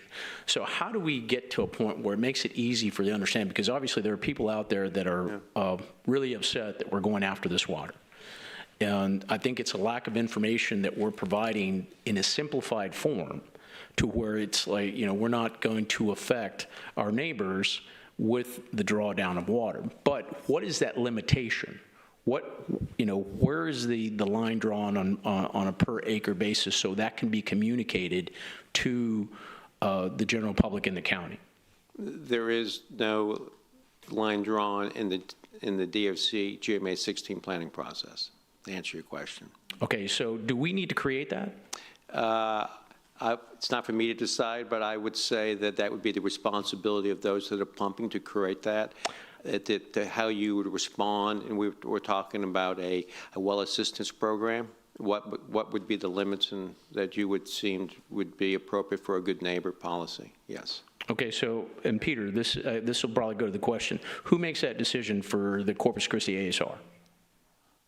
Nick will have to answer that because he's... Yeah, if I could answer that. So as you've seen today, data is critical, right? It's critical for Steve's modeling efforts. It's critical for how we manage both well fields. What we would like to do is if there are any neighbors who are willing to work with us, we would like to take baseline data from their wells and monitor it regularly, right? So that way we can see if there's any negative impacts on their wells at all. That way we can work with them and provide solutions and options working together on that. That's part of the operations goals of our well fields. Okay, so what I'm looking for is somewhat of a self-imposed limitation, because right now there are no limitations. There's, we get, because it doesn't exist, right? There's no groundwater control district in the areas where we're drilling these wells. So I want to make sure that we are cognizant of our responsibility as, a neighbor to limit what we can, and communicate that limitation based on the information from Interra to say what we can take and what we can't, and how it won't affect the surrounding wells and neighbors of individuals there. So I want to make sure that we self-impose this, and I don't know if it has to be a council action or not. That's why I asked the question, who makes a decision on how much water you can draw down from our ASR? So, I completely agree. We've got to work closely with our neighbors, and we've always tried to design wells appropriately so that there's minimal impacts. One thing that I do know, and I think Steve will agree with me, when you're talking about hydrogeology, you need a lot of data to draw specific guidelines, right? So it's more important to collect data right now and make adjustments as we see changes. And that's why whenever we have a pumping test, that immediately goes to Interra. Whenever there's a new geophysical log, it immediately goes to Interra. And then what he's doing, he's updating that model. And then Steve can advise us on how to best manage and operate that. Okay, so does historical data not exist for us to be able to generate something from this? So if you look at County Road 73 and the well field there are no wells that are 700-800 feet in that area, right? Along that road on those properties where we drilled the wells. Are there any of those that are in the county at that depth? Well, You got it. We need to be careful about going, you know, making countywide statements, because Steve did a great job of explaining the different formations and the confining layers. And when you're looking down dip or up dip from the geology and the aquitard standpoint. Okay, so and Nick, I understand what you're getting at, and because it's not consistent across the county. I understand that. Correct. Okay, different. Sorry about that, but what I'm looking for is very simplified way to communicate to the general public. I appreciate the, you know, and if I hadn't done some pre-work on this, I probably wouldn't have understood a lot of this. But it's important to get a simplified information and some specific restrictions on what we need to do. Okay, and I'll back off. Thank you. Councilwoman Vaughn. Well, my questions will be very simple. They won't be technical. Mr. Young, I'm so glad you're here. You have no idea how glad I am that you're here. I've been really concerned about the area out there for the county where they're drilling the wells. So I've got some simple questions. It's just 250 acres on one of them. Are we drilling too many wells on there? I know we have toned it down and not drilling as many. Are there too many on that small area? The advantage of drilling a lot of wells is that you can actually get more water out of it, because you're going to, if you have one well, you have to have a lot more drawdown in the one well, and it will end up going into the screen. So you won't get any more water out of the system by drilling. There's going to be a limit of how many wells that really can be efficient. The more wells, the better. It's costly, and I don't think Nick and his staff have worked out what's the right number of wells to do to make it cost efficient. Putting more wells in doesn't make you can get more water out. It just gets it more. It's just more efficient. Mm-hmm. So instead of having a few wells that you have very large drawdowns, you have a few you can manage better. So the question I think you might be trying to ask: are we trying to get too much water out of that area? Thinking you can really increase it by putting a lot more wells in.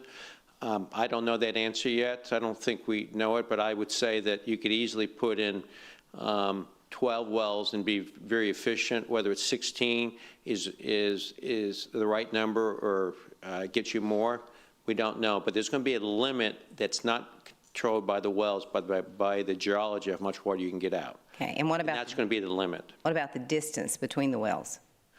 Again, that comes down to how costly it is to the well. Obviously, you put wells together, they start interfering with one another, mm-hmm. and then they just become more costly.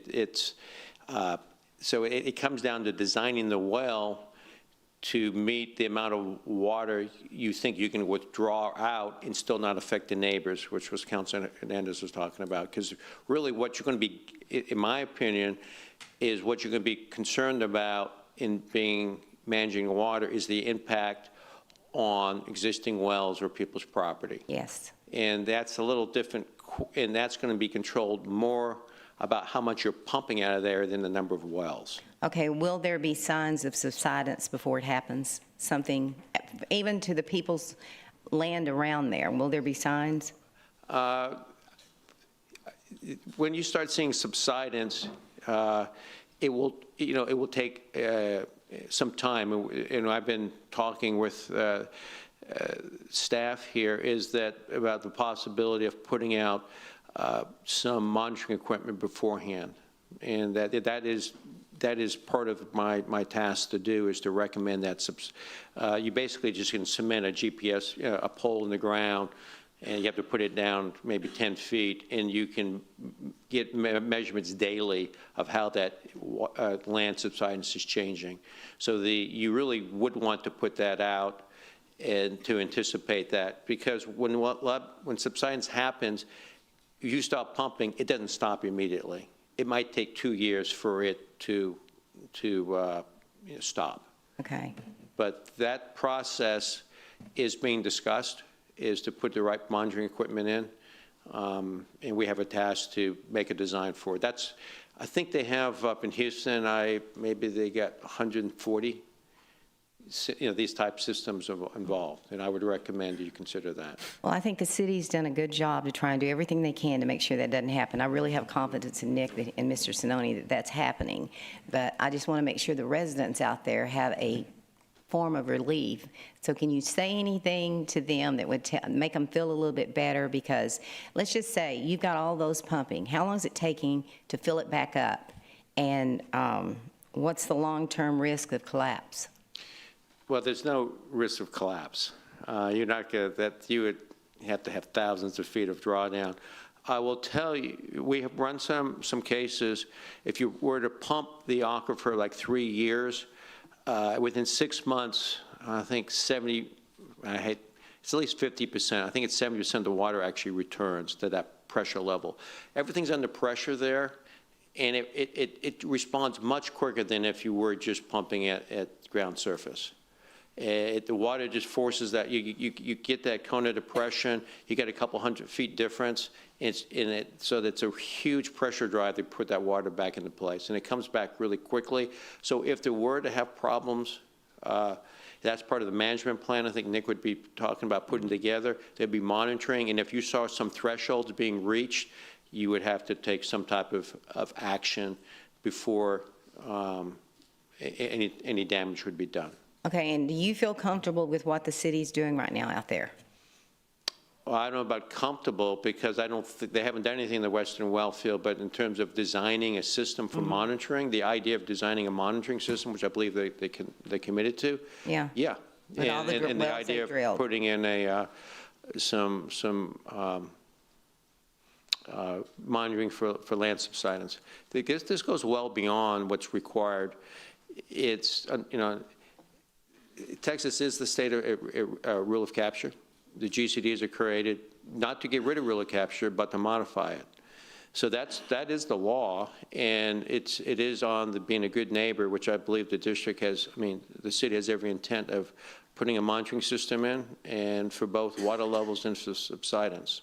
And then to look, as Nick mentioned, to work with those that might be impacted for some type of well assistance, which is I would highly recommend. So how long a distance would it be for any of these wells to affect the neighbors? How big of an area? Do we know that? Yeah, we have some simulations. Did you want to jump on that one? I can provide some distance. So a couple of clarifying things. So in the Western well field, there's currently 12 wells planned. That may shift. It may decrease if we see something alarming in the pumping test, but that's what's currently planned. All the wells are a minimum of 1,000 feet apart, and none of the wells are on property boundaries, right? So they're further into the land. We don't want to have our wells producing on a property boundary as well. So once we've got we've drilled well 9, 10, and 11. We're currently getting ready to pump test well number 11. When we did pump test well number 10, we measured the water drawdown in 9, and that was minimal. So those wells are targeting similar formations, but we saw very little drawdown 1,000 to 1,500 feet away. And then, as Steve mentioned, we do have a water level monitoring plan in place. We've got 5 monitoring wells on the eastern well field to measure the depth of the water in that upper Lissy formation. And then we'll have, you will probably end up having 6 or 7 monitoring wells in the western well field. I'm just trying to figure out what distance the citizens should be concerned out there, because you're out there, you've got a lot of what I call the river people, right, pretty close to you. And I'm just wondering how far out it would affect, if it affected anybody that we know of, and if something were to happen that it did affect, what would the city do to help them? So a couple of points. I think those are excellent questions. A couple of points that I do want to remind everyone. So like on the eastern well field, there's 8 wells. It doesn't mean we're running all 8 wells at the same time simultaneously. We have an operation management plan. And it's also important, there are times when there's generator issues, when there's pump issues, you gotta build in a redundancy. The other thing that we really recommend, we have permanent staff at each well field. People can approach us and let us know if they are aware of an issue. We want to investigate it. We don't want to jump to conclusions. We want to investigate it and ideally get some data that'll help guide our operational decisions going forward as well. But the final question is, if something happens out there to any of those landowners' wells, the city will have to look into that and find a solution, Yes. correct? Right, yeah, that's correct, Councilwoman, we will do that. Yeah, or help explain. A few folks have approached me saying their wells are having issues, but it's not caused from our wells, it may be from the lack of rain. You know, we're in a drought, so, however, what we've promised, and we're gonna have a community meeting out there soon, that's gonna be one of our first community meetings, is to make sure the community knows who we are and that we will help them if there's an issue. Okay. Yes. Thank you, and thank you for the presentation. Councilman Barrera. Thank you, Mayor. And thank you, Dr. Young, for that PhD presentation at a very high level. You know, Nick, don't go too far, because my questions are really for you. So we're going through the modeling process. So at what point are we going to have some recommendations? I mean, because that's information becomes as available, modeling and monitoring data, existing monitoring wells, working on adjusted spatial distribution. So at what point are we going to have recommendations? So we do have, and I don't want to speak for Steve, but we do have recommendations from Intera, and that's 11 MGD sustainable pumping at the eastern well field and 17 MGD at the western well field. And I've stated in a lot of the water supply updates, the data keeps getting fed back to Steve and the model so that he can update it and let us know if those recommendations either go up or go down. So whenever new data is available, we provide it to Steve, and then he updates us. The important thing to note is the Intera work on this groundwater model is very substantial. The number, and Steve was talking about it, the number of cells and the depths, that work has not been done previously. So what they're developing is an excellent model for the city to utilize well into the future. And could, I guess, whichever GCD is developed, then obviously that data will be available for them to utilize to be able to put together this recommendation of maximum utilization. Yeah, the data that is compiled is important to share, right? A lot of the data that Steve has utilized to build a baseline for that model wasn't city data, right? Because we haven't had wells except for those 80s and 90s wells, but he used data from others, as was available from the Texas Water Development Board, from other groundwater conservation districts. So to protect the resource, the data is important, and we would absolutely share it. And then, is there any regulatory requirement that we share it?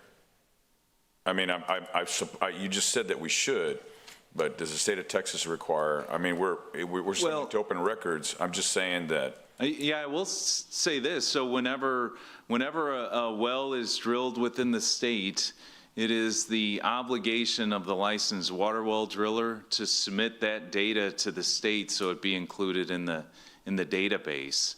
Now, additionally, taking it back to the city of Corpus Christi, if there are residents drilling a well for irrigation, you know, maybe a 50-foot well, the licensed water well driller has the responsibility to submit logs to the state and also to the Aquifer Storage and Recovery District, just so that we can track the amount of water being utilized. And the reason I ask that is because there's obviously concern about transparency.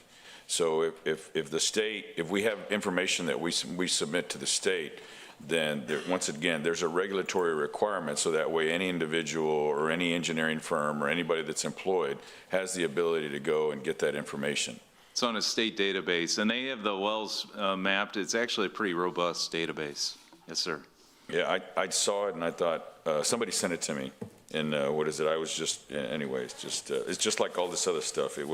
I felt like during, I mean, just to be oversimplistic, during Mr. Young's presentation, I felt like Charlie Brown back from there, you know, when his teacher was talking.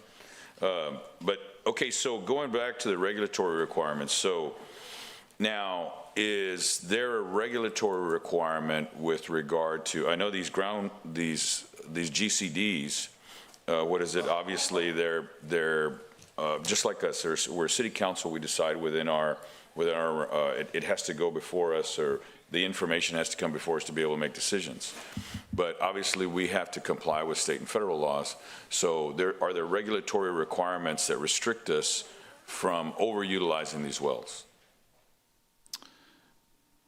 There's no state or federal guidelines that would restrict us from operating the wells. However, caveat, we do have a bed and banks permit for the Eastern Well Field. The bed and banks permit provides certain protocols on the water that, well, it's actually the overall quantity of the water and the quality of the water and how it's reflective in the river. And how long is, I guess, so we have to report that information back to the state? That's correct. So we do a monthly, what's called a monthly diversion request. We inform the state how much water we will be pumping. And then at the same time, any information, data obtained, the state through the water master can come out, meet with us, and review it. Okay, all right, thank you very much. So once again, this is just evolving. You said the recommendation is already 11 MGD for the Eastern and 17 for... That's correct, with the caveat that as more data is provided, we'll rely on Interra's professional judgment and to tell us, hey, you need to adjust this. And how often will we be reviewing that? So as the data becomes available. Okay. Yeah. And just to reiterate, I mean, this is, these wells in Nueces County are meant to get us through drought conditions. These are critical assets for the city. We have every intention, the city and CCW, of maintaining those assets. But let's go into a hypothetical situation when the western reservoirs recover. We're not relying upon those wells. We will exercise them once a month. We will maintain them, but we will not be doing the daily pumping. Here, and one other thing, how many test wells do we have? So the drilling program has been, we set up over a well, like the first well in the Western Well Field, we'll drill a pilot hole, which is 12 inches in diameter to a certain depth, do the geophysical logging, and then we'll design the well and convert that to a production well. Now there's also monitoring wells. Those are small diameter wells, typically 4 inches in diameter, and that there's no pumps in those wells, just water level measuring equipment where we can monitor the water levels in the formations. All right, thank you very much. Appreciate all the hard work and the diligence of your staff and Dr. Young. Thank you very much. Thank you.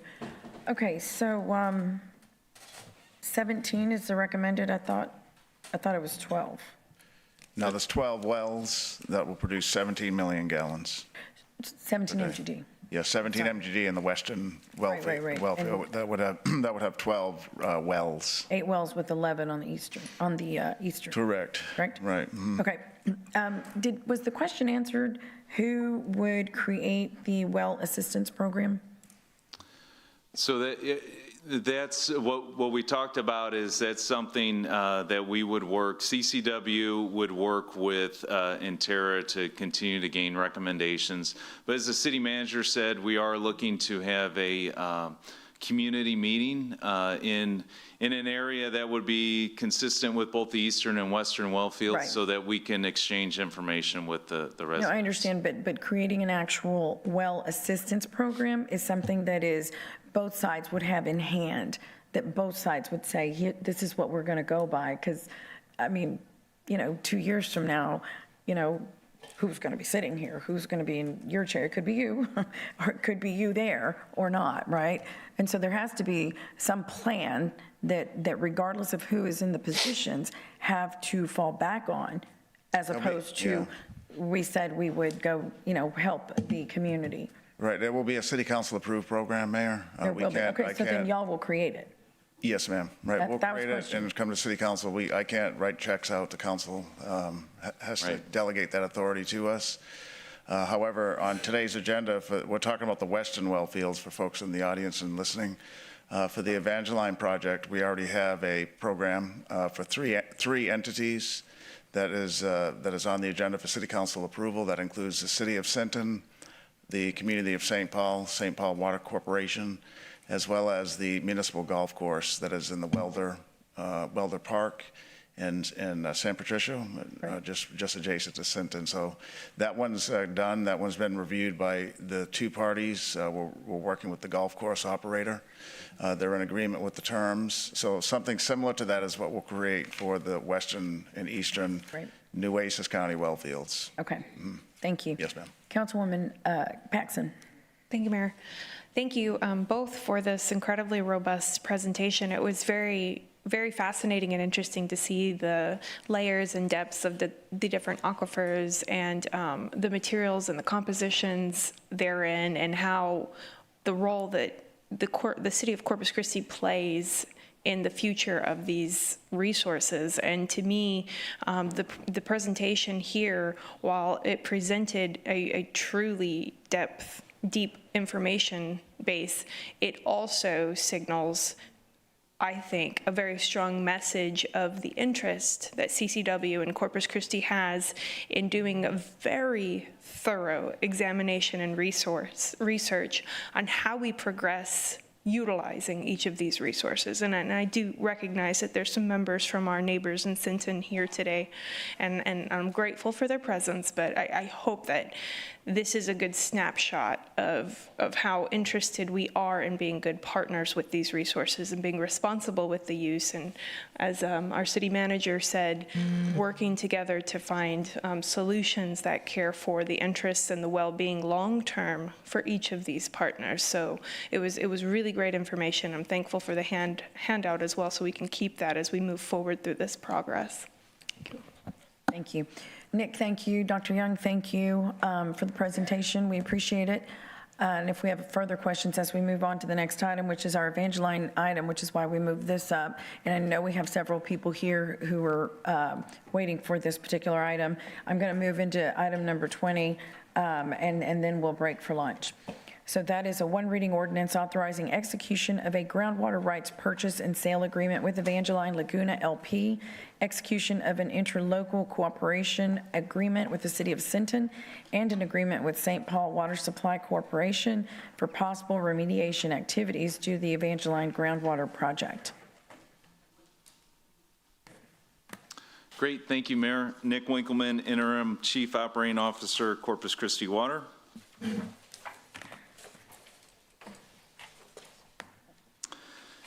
The background of the agreement, the property is located north of Sinton, Texas in San Patricio County. The parcel is located within the San Pat Groundwater Control District. Evangeline Laguna LP, which is the entity of which this agreement would be with, has groundwater rights for 22,789 acres of land. That property is owned by different entities. The Evangeline groundwater rights equate annually to approximately 24 million gallons a day. The costs for the city to purchase these water rights in perpetuity is $169,491,700. And if you look at the map on the left, you can see the green area is the property in question. Also shown on the screen is the City of Sinton, as well as the St. Paul Water Supply Corporation. Both the City of Sinton and the St. Paul Water Supply Corporation utilize groundwater wells to serve their customers. On September 23rd, the city and Evangeline Laguna agreed to enter an agreement for the fee simple purchase of the groundwater rights with the following terms. The city will pay a non-refundable $1 million earnest and option payment for a 120-day due diligence, or you can call it an inspection period as well. Additionally, there'll be $3.25 million escrowed at the end of the inspection, period. This amount would be subtracted from the total purchase price. Evangeline Laguna, within 180 days, will provide the following. They'll provide clear and indefeasible groundwater rights. They will provide surface use agreements. Those are surface use agreements that have been pre-negotiated with the landowners, the subject landowners. And those surface rights agreements are critical so that the infrastructure can be developed and put into place so construction can occur. They will also provide non-appealable drilling and transport permits. As was said earlier, they already have a production permit in hand, but that will be transferred to the city as part of the condition to close. Council has previously authorized a number of agreements so that the city and CCW can move forward in our due diligence and the pre-engineering for this project. Understanding that time is of the essence, we have had contracts approved for attorneys, for a property surveyor, and also for various engineering entities. The engineering team consists of Pape Dawson Engineers, Hanson Consultants, and Intera Incorporated as well, as Steve Young stated earlier. Additionally, the other entity, the other engineering firm working on this project with this team is HDR. They are doing so under another contract, but they are a big part of the team. The next steps is the ordinance authorizing execution of the groundwater rights purchase and sales agreement. Additionally, the execution of an interlocal agreement with the city of Sinton, and a future agreement with the St. Paul Water Supply Corporation. These agreements would provide remediation activities that may be forthcoming as a result of the Evangeline Groundwater Project. The FY26 capital budget would have to be amended as well to provide for funding under the capital fund. The timeline for this project, again, there are concurrent periods that are going on. The city's due diligence pre-engineering period is 120 days. The Evangeline Laguna period is 180 days, and that's to provide those key components, which are the permits and the secure the groundwater rights for the city to review, and then also to provide all of the surface use agreements as well. The city's pre-inspection period will consist of many tasks. We will review access to proposed well locations. As you all know, access is very critical. We will review and confirm the well field layout, identify existing infrastructure that may impede a well field layout. We're working with the engineering team, which again is Pape Dawson, Hanson, and Intera, working with AEP, the electrical provider, to understand the electrical infrastructure. There's additional review of the title and surface use agreements. Dr. Steve Young is working on the hydrogeology and continue to confirm those assumptions. And then, of course, the land survey to confirm the amount of acres associated with the purchase. With that, I will stand by for any questions.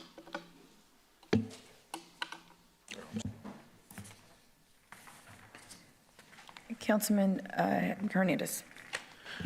Yes, I know we had some conversations, and have we gotten the survey results yet? We did, and Miles just got the final information this morning, I believe, so. Yeah, we did just get the final information, and it did come up a bit short like we actually had expected. Looks like we're between 800 acres and 1,400 acres short. Okay, does that change the production permits? It could result in a change to the production permits.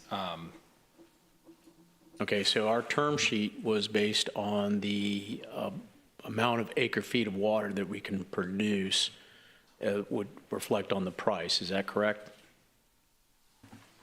There is an adjustment clause in the contract that will reduce the amount of the contract for reduced production capacities in the permits. That are Okay, and finally that issued. will all be determined within the 6-month window? Yes. Okay. All right, thank you. Councilman Barrera. Here, we just kind of glazed over the interlocal agreements. Can you tell us what those entail? Yeah, I can provide details on that. So working specifically with our partners in Sinton, the interlocal agreement would allow for, in my opinion, the most important thing is an interconnect. So it would allow for the city of Sinton to interconnect with our well field so that in times if their existing well pumps went down for any number of reasons, it might be electrical strike taking out the motor, it could be a mechanical failure. If they needed to, they could tie into our raw water system. That's interconnection agreements are very important. They certainly bolster both parties working on the agreement. Now, additionally, the city, if there's any issues resulting from the operation of the Evangeline well field, the city will work with the city of Sinton to identify the cause and then remedy those issues. During the remedy of the issues, the city would provide water at no cost. Additionally, I do want to back up, I forgot to mention it, if there is a mechanical defect, something that's not part of, has not been caused by the operation of the Evangeline well field, the city of Sinton can interconnect with our raw water system at the Evangeline well field for a period of 60 days. After 60 days, they will pay our raw water rate if by chance they needed that. And then with St. Paul, is it what are the details of it? Be a very similar agreement. We met with the city manager and I met with the St. Paul Water Supply Corporation. It was a very good meeting. We identified and lined out the terms of the agreement, and they were very receptive. So it'd be very similar. The St. Paul Water Supply Corporation. The agreement's different. It's not an interlocal agreement because they are not a government entity. They are a nonprofit corporation, though. Okay, and so how does their regulatory process work then? I mean, suppose they say, no, we don't want you. I mean, who does it go to? They have a board, or do they have? They have They have a board. They have a like a CEO or a general manager, and then they have a board of directors. And so this type of an agreement, because they're not a governmental entity, doesn't need city council approval, but we're advising council about it. And it's similar to Sinton, the Sinton one. And so they have a copy of it. Similar to Sinton, they haven't objected to any of the items, nor have they asked for any additional material to be added into the agreements. So we're confident that the agreements are mutually satisfactory. Okay, so but does the city of Sinton obviously has to bring this before their council? They will, and we're going to go to their council meeting when they do that. They're here today, the mayor's here and the city manager, and one of several meetings that I've had with them, we told them when you do put it on your agenda, we'll go to your city council meeting to do a briefing on the project as well as the interlocal agreement. And then let's just assume on the off chance that they don't support it. What is it? Where do we go from there? I mean, we continue to talk and see what their issues are and mutually find a common ground. Okay, so now let me ask something else. I'm just wondering how much time do I have, Rebecca? Just tell me. You don't have to put it up there. Okay, man, a lot of time. Okay, so we're gonna. So far, we've spent, or at least for this particular project, because I know we've spent tons of man hours reviewing Evangeline and negotiating over the past decade, probably. And I know very much so last year and the year before then. So that way we've come to this point. So but for right now, we've expended we've encumbered 928,000. That's correct. Yes, sir. And then we're going to add an additional $1 million of non-refundable earnest money? Correct. And then where did those funds come from? The funds are coming from the water fund and the water capital fund? That's correct. So we have had, there are a number of recently bid projects that came in under budget. So if you remember that 900,000, we used that CIP savings from the capital fund to fund that portion of the project. And then the $1 million, I mean, have we thought what's going to be the consequence associated with, I guess if it's 169 million, it's actually 170 because we're losing $1 million of earnest money? Yeah, it'd be 169 plus the $1 million. That's correct, where the other escrow is subtracted from that. And so I'm sure we don't have $170 million of savings that we've had from budget. No, that's right. So you're correct. So where's that? What does that offset, or is that we're going to be looking at rate adjustments next year? So the funding for that, we will do, the expenditure will be reimbursed through revenue bonds. And I think what you're looking at, so there will be a rate impact. So working with Camille and the New Gen team, the 169 million plus or minus for a 30-year debt with a 5% interest rate, there'll be approximately a 29 cent per 1,000 gallon increase for that impact. Of course, I do want to mention that there are significant other expenses because we will be embarking on the infrastructure project, which includes water lines, roads, wells, electrical infrastructure as well. So how much of that? So the amount I just quoted is just for the 169 million. One of the items that is on the task of Pape Dawson on their task list is to provide a detailed engineer's opinion on probable construction cost, as well as timelines, detailed timelines for project execution. That's on their task list. So at what point, I mean, and then for the public, would you please explain to them how we came to determine $169,491,700? So that was part of the negotiation efforts. As you alluded to, Councilman, we've been working diligently with the Evangeline Laguna entity. It's important to note, and I've said this with a number of people, location is important. That proximity to the Mary Roads pipeline is very critical. So there's tremendous value to that. Additionally, and I want to reiterate, this is a condition to close, the transfer, obtaining those permits and transferring those permits to the city is ultra critical and ultra important. And those are all components of that price. Yeah, I just want to add that we did negotiate the price. So under this, and you mentioned it, Councilman, we worked on several business proposals for the Evangeline Water. Most recently, prior to this one, it was a take-or-pay contract. This one was an outright water right purchase. When we began negotiating with the Evangeline Group, their initial sales price was $197 million. But through several meetings, we got a better price for the ratepayer, and finally ended up on their final and best offer, which was at $169 million. Did we make an initial offer?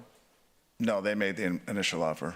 Okay, so we just automatically started at their, what price? We started that, right, we started at theirs. That included an appraisal, if you will, from a recognized firm that we actually tried to use in some of our projects. So there's some documentation, I think it's like 40, 50 page report. Yeah. Report that substantiates the starting point of 197 million. Mm-hmm. Yes, sir. So they substantiated on that proposal 197 million? Yes. Okay. Okay, that's good information. I was going in a direction here and I got thrown off by you. How much time do I have? 2 minutes, all right, thank you. 2:22. Oh, I used to love that show. Anyway, so it goes over way a lot of people's heads, I'm sure. Okay, so right now, this is assuming that how many wells is this?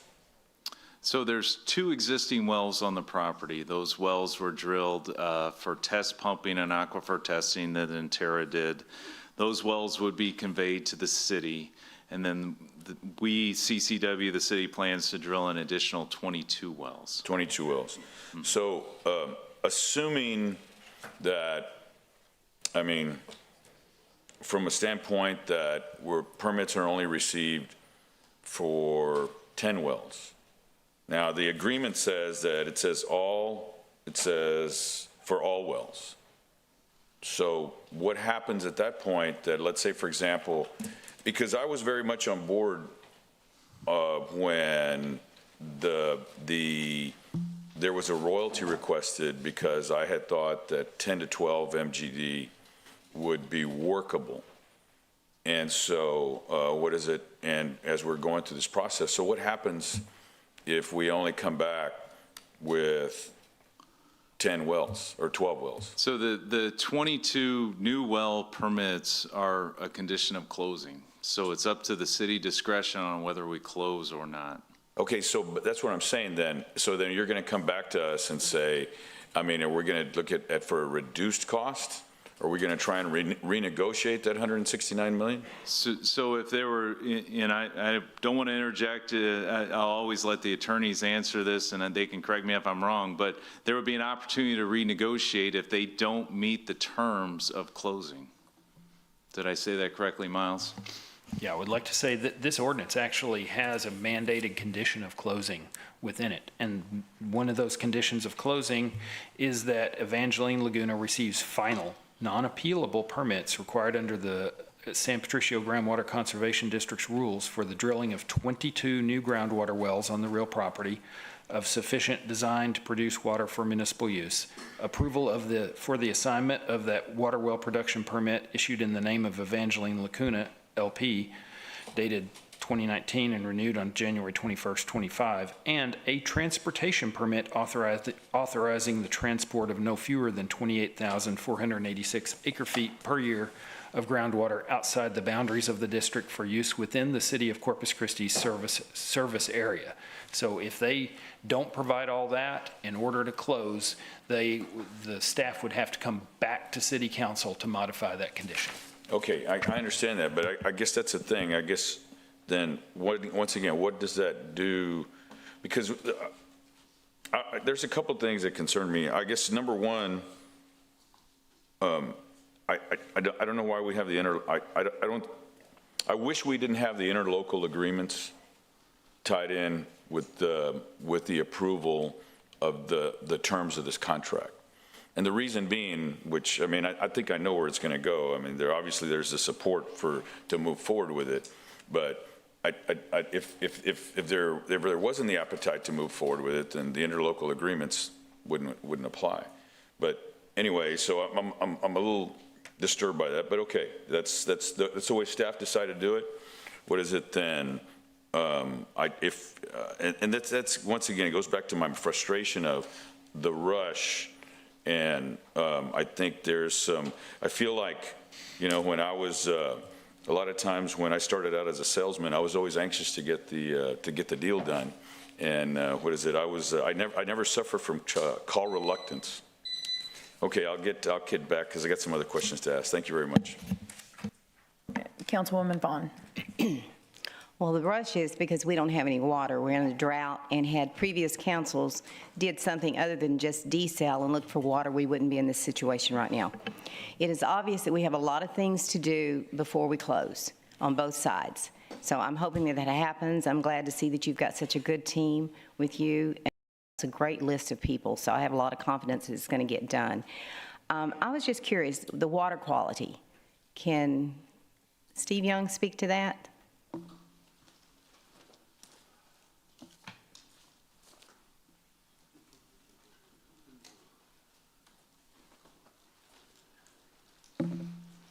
I can speak to that.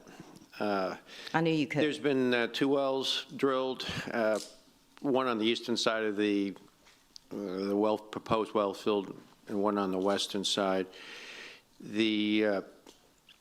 Both are producing water, about 800, one was 800 TDS. The other one was, I think, actually 1,000 TDS, but we had over-drilled that well intentionally to go down as far as we could, and we actually went in and found out what TDS was coming at what levels, and we know if we were to grout the bottom, let's say 150 feet, then that water would come in at about 800. We went down intentionally. We know that water's coming in about 1,400. So we actually went in and figured out how much water was coming in each screen and figured out what the TDS was coming in each screen, because that was the first well drilled. So there is every expectation that the well field, I could be fairly certain will come under 900, and it'd probably be more like 800 TDS. Okay. There was, we did sample all the constituencies, PFAS and all the metals. The first well, I don't remember any metals being close to the MCL, the primary drinking standards. The second well, we sampled it twice. There was some arsenic that came up, was below the MCL, and the second time we sampled it, it was slightly above it. That would easily be diluted out. It, oddly enough, it looked like it was coming through something a surface source. Mm-hmm. There's a small, at that 22,000 acres, we did also sample, I think 23 shallow wells, and those range from 500 TDS to about 1,300. There was only, with one exception, there was only 2 or 3 of those above 1,000. There was one well that was 2,000 TDS anomaly. I think there was an old oil and gas pit there, because they are all throughout the Gulf Coast. Before '63, you could just take your production water, and as you separate it, oil comes up, tends to be about four gallons of water per 1 gallon of oil. So you do something, they were just putting it in pits. So I have a feeling some of that high brine, it might be, it's a very, very isolated area. So overall, it looks very favorable in terms of having some good quality water coming through. So the answer is yes, we do have good quality. I asked that question for Ed Cross because he always said there was. So there you go. And the other thing is, they say so much water's there. Do you say yes, all this water's there that they're talking about? There's a lot of water there, and there's good quality. The question is when you pull it out, what would be the impacts would be, because, and we've talked about that earlier. Yeah. But we saw the earlier maps. That's going to be the best water you find anywhere in this area. That's great. That's good news. Thank you. Mr. Sinoni, thank you for visiting with the surrounding towns. I think it's so important to be good to our neighbors and let them know that we do care, and we don't want to do anything to harm them. So I appreciate you doing that. I know there's going to be some other comments. I'm really happy about this project. We have to get moving because we have to have water for November of next year. So I'm going to go ahead and make a motion to approve it. Second. Councilwoman Campos. Thank you. Thank you, Mayor, and you are correct. The rush is that we need water now. So, yeah, it was a lot of detailed information, and I'm glad that we've got, Councilman Hernandez digging into all that. But something that I wanted to also bring up is the financing. Okay, so since this is a new water source and it is should qualify for the drought exemption money that we have in the bank, which would be about how much? I think it was 32. I think Camille can answer that question. We had about 30 million. 30 million. Yeah. Plus or minus. This would be an eligible project. That's what Right. So that's what I'm getting at, that this would be, okay, so how much money do we have? Approximately 23 million. 23? 23. I thought we had 30 or 32. Yes, but we're making debt payment for the when we start is saying, but we have this year's expenditures, which is the debt payments for the SWIFT loans that are being issued, that were issued. So it brings down the thing. We add 6 million, but the debt payment is 12. Really? Because I thought that it wouldn't qualify. You had said that unless the project came through on the SWIFT loan, that we couldn't use that money. That's what I remember you saying. Well, that was what, that is the case, but go ahead, Commissioner. The SWIFT desal loan is still active, so we're making a payment with that money. Once you cancel the project and we're gonna have to defer that loan, we can no longer use that money to make any payments on that. But until that action is taken, it's still considered a active loan. Oh, okay. Once that action is taken, it will be then a different situation. I didn't know that. Okay, so once that money then is used up, I hope that we're going to be able to end the drought exemption, because that's not for you. That's for Nick, and I guess for our city manager. Okay. Yeah, Councilman, or Councilwoman, I do want to express that there is, if we do end it, there is a 5-year notice. I know that's. Okay. I also want to state, I mean, that fund is a tremendous influx of money for us to utilize on a drought-proof water source. But there's also a different way of getting an influx of additional money, and that is if we start doing the progressive rate, which is the more you use, the more you pay. So I think we need to revisit that. I am excited again about this project, and I am hopeful that, the entire council, will support this. And I'm also glad that someone at least brought up about the arsenic, that it is something that is found. Is that normal? I mean, to be found in this type of groundwater drilling? Yeah, I'll let Steve comment. I'll make a quick comment before Steve gets up here. I mean, arsenic is naturally occurring. That's what I thought. But the comment I want to make is operational, right? When wells are in operation, water quality samples are routinely taken, and that's incumbent on CCW operating any well field to monitor water quality from each of the wells. But I'll defer to Steve. Nick is correct. It's naturally occurring. We have a small little service we offer in Terra where we go around municipal wells on the Gulf Coast, and we actually flow profile them to see if they have an arsenic problem, what layer the arsenic's coming in. It's hit and miss. It has to do with much more complicated stuff. It has to do with how the stuff was deposited, and it's always there. It's whether it's bound up or not, and sometimes it gets released. But it was on a very isolated instance, and we sampled probably maybe 25 wells, and it was just above the MCL. Okay, well, the other ones, hear. a couple of them were non-detect. Okay. So it's going to be there, but like Nick said, you would have to monitor that, and the blending would take care of the problem. Yeah, but it's something that we're normally, attend to, that we take care of already, okay? Yes. That we would. Okay, that's all that I had. Thanks. Councilman Cantu. Thank you, Mayor. A couple questions, and I just want to I want the public to hear this.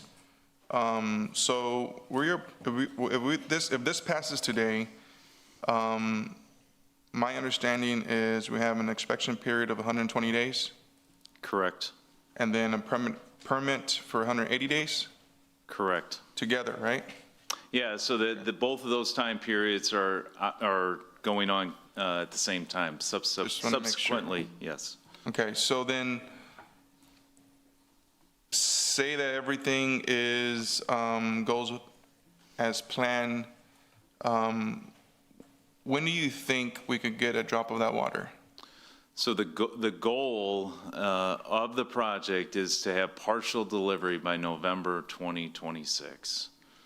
November 2026? Correct. And that's when we run out of water in the lake? So in November 2026 is the current date of the level 1 water emergency, which means we would be 180 days from when our supply wouldn't meet our demand. And I've got, later on in the agenda during our water supply briefing, I've got some more detailed slides showing what may be the effect on that, on those projections with new supplies coming on. And that's a great example why this council is rushing this water project. It's because the more time we delay, we're gonna be screwed. How do the TDS levels around 800 in one well and 1,000 another compare to the drinking water standard? And will this water need additional treatment? So the secondary contaminant level per TCQ of total dissolved solids is 1,000 parts per million. So what we've got, what the team at Owen Stevens and our water quality lab, we've got to understand, because we've got different sources of what's going on. You'll have the Evangeline, you'll have Lake Texana, you'll have the Colorado River, you've got the Choke Canyon, Lake Corpus Christi, through the Nueces River, and the Nueces Wells. Every one of those sources has different water quality. So the staff at Owen Stevens and our water quality team will continually monitor that and understand what's going on. But I do want to say, when we draw more water from the Colorado River, people do notice a taste change in the water. And that'll happen. It doesn't mean the water's not safe to drink. It means that because we continue to meet our TCQ regulatory guidelines, but pulling from all these different sources, there's going to be a change in water chemistry. Yeah, and can I just answer that? It tastes better, right? Yeah, so the 800 will blend with the Lake Texana is about 500, 400 to 500. And so we've had HDR and other firms do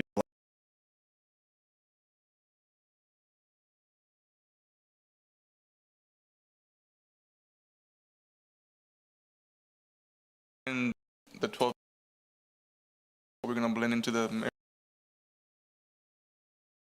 Right. So we've worked and we've had great discussions with all of our engineering teams. Mm-hmm. So the 12 million gallons a day can be connected to the Mary Roads pipeline at Schedule 4. So that's operating at 70 to 72 MGD. 24 MGD can be inputted into the Mary Roads pipeline provided certain conditions exist. Those conditions are we're operating at Schedule 4. Those conditions also include that Steel Dynamics, SDI, and San Pat Municipal Water District continue to take their average demand. If the Mary Roads pipeline operates at Schedule 3, which is 55 million gallons a day, and if you recall, we've had pressure exceedances at Schedule 3, inputting more water into the Mary Roads pipeline at Schedule 3, you will still, and it's the same thing with Schedule 2B. The integration of Evangeline into the Mary Roads pipeline is a significant task that we've challenged. So there's multiple entities working on that. That's CCW, the Lavaca-Navidad River Authority, Pape Dawson, Hanson, HDR. That full team is working on how to best ensure a safe and consistent operation of the Mary Roads pipeline. Because that pipeline is so critical and significant for us. We've got to take every precaution available to protect that asset. I understand. I just want to tell you, thank you for everything you have done so far for the city and your team. Thank you, Peter, for this. I mean, I think we need to move forward and get this project going because we're running out of time and we need to make sure that we have water next year in December and provide the water we promised to the refineries and to whoever else, that they're going to keep on getting water from the city of Corpus Christi. So thank you. Councilman Roy. First of all, thank you for your presentation. I think about how we've evolved from where we were at before with Evangeline in the past, and then this new proposal and where we're at now. And there's a couple things that I feel good about, and one of them is the fact that we have a team that showed up here today to talk to us and answer questions. I think that's vitally important. I think Dr. Young. But the other thing is just the availability of being in the past, sitting down and having lunch with a couple of advisors or people that really are in the know has helped try to really understand this, because it is fairly complicated. And Dr. Young, I thought my head was going to explode about an hour ago, but I've gotten through that. But at the end of the day, the good thing is also is that when we sit here and we talk numbers and the staff talks numbers and that, our numbers seem pretty consistent. So I was waiting for the other shoe to fall and that we would have started at 169 million and before the end of the conversation we'd be at 300 million or something, but it didn't happen. And I appreciate that too. So I appreciate the research that's went in and the consistency in terms of the approach for the presentation, because I feel like a lot of the council members have asked some hard questions. I've had people in the community ask some hard questions, but I feel confident in terms of the answers. I like the fact that I think we can rely on the fact that the quality of the water's there, and that's so important. I'm just ready at this point. Kind of reminds me of that movie, Failure to Launch. I'm ready to launch. So thank you. Councilman Barrera. Okay, first up, I want to clarify. I don't want to delay anything. I think keep working, keep doing what you're doing, and I think you guys have been, I mean, there's several projects of which we're looking at, and it's all hands on deck. I mean, you have a great team, an amazing team that's been hustling around the corner. Unlike, you know, another project, I don't want this project to die. I've been supportive of it from the first time I heard it, and I think the challenges are, it's always been the cost, just like the irony of the other deal. So my challenge with this is, well, first off, are we available for the public's knowledge to tell them what the land was appraised at, aside from the groundwater rights? That's public information. It was in the media this morning, but Miles, do you have that? Yeah, that information's been released to the media. Okay, can you tell us how much it is? Can somebody tell me? Let me pull it up. All right, I'll wait. Yeah, I think we should get you the exact number. I'll wait. Yeah. Yeah, Councilman, while he's pulling it up, just for context for the listening audience, so we did a land appraisal of the land, which is different than the water or mineral right appraisal. It was done to see, are they compatible, are they close, are they so far apart that, you know, and so Miles, I think you have it there.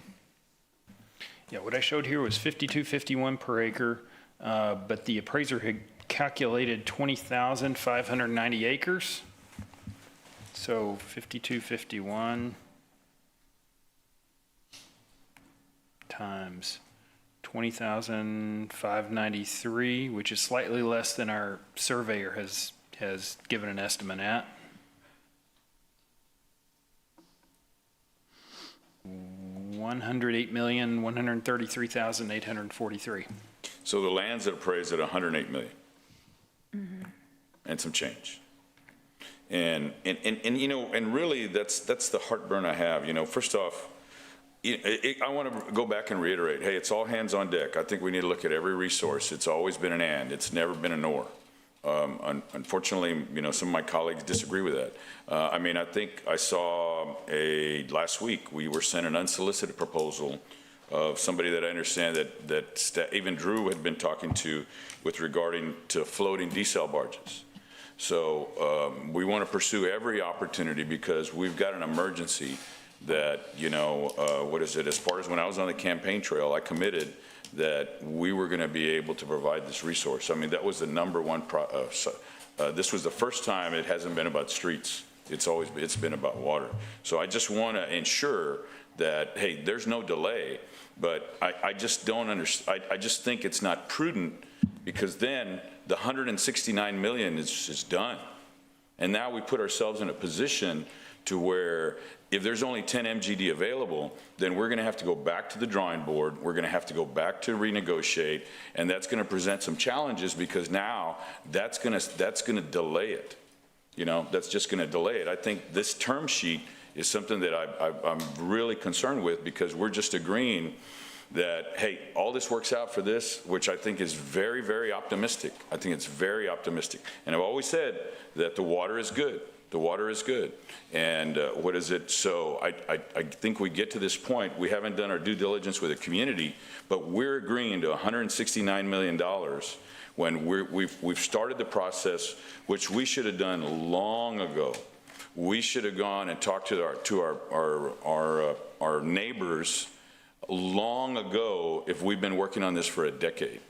So it really frustrates me that Evangeline Laguna, you know, I remember as soon as I got on the council, the first month, they were in my office. They're in my office to explain to what it is, and then we came over here and we talked about it. So at that point, they'll come talk to me, a freshman council member that, you know, didn't know where the bathroom is all of a sudden now, but we can't talk to our neighbors down the street. And now they put us in this predicament. So it's just really frustrating that we're willing to go ahead and agree to $169 million when we don't, when there's no permits. We're obviously going to have to apply for more expensive debt, which you said is at 5.5%. That's when we ran the numbers, we estimated at 5%. That's all we did, trying to come up with some conservative information for you. Okay. So once again, that's about 2% more than the other project that is completely off the table from what I understand. So what is it? That's the thing, you know, and all I've ever said that industry wants is certainty.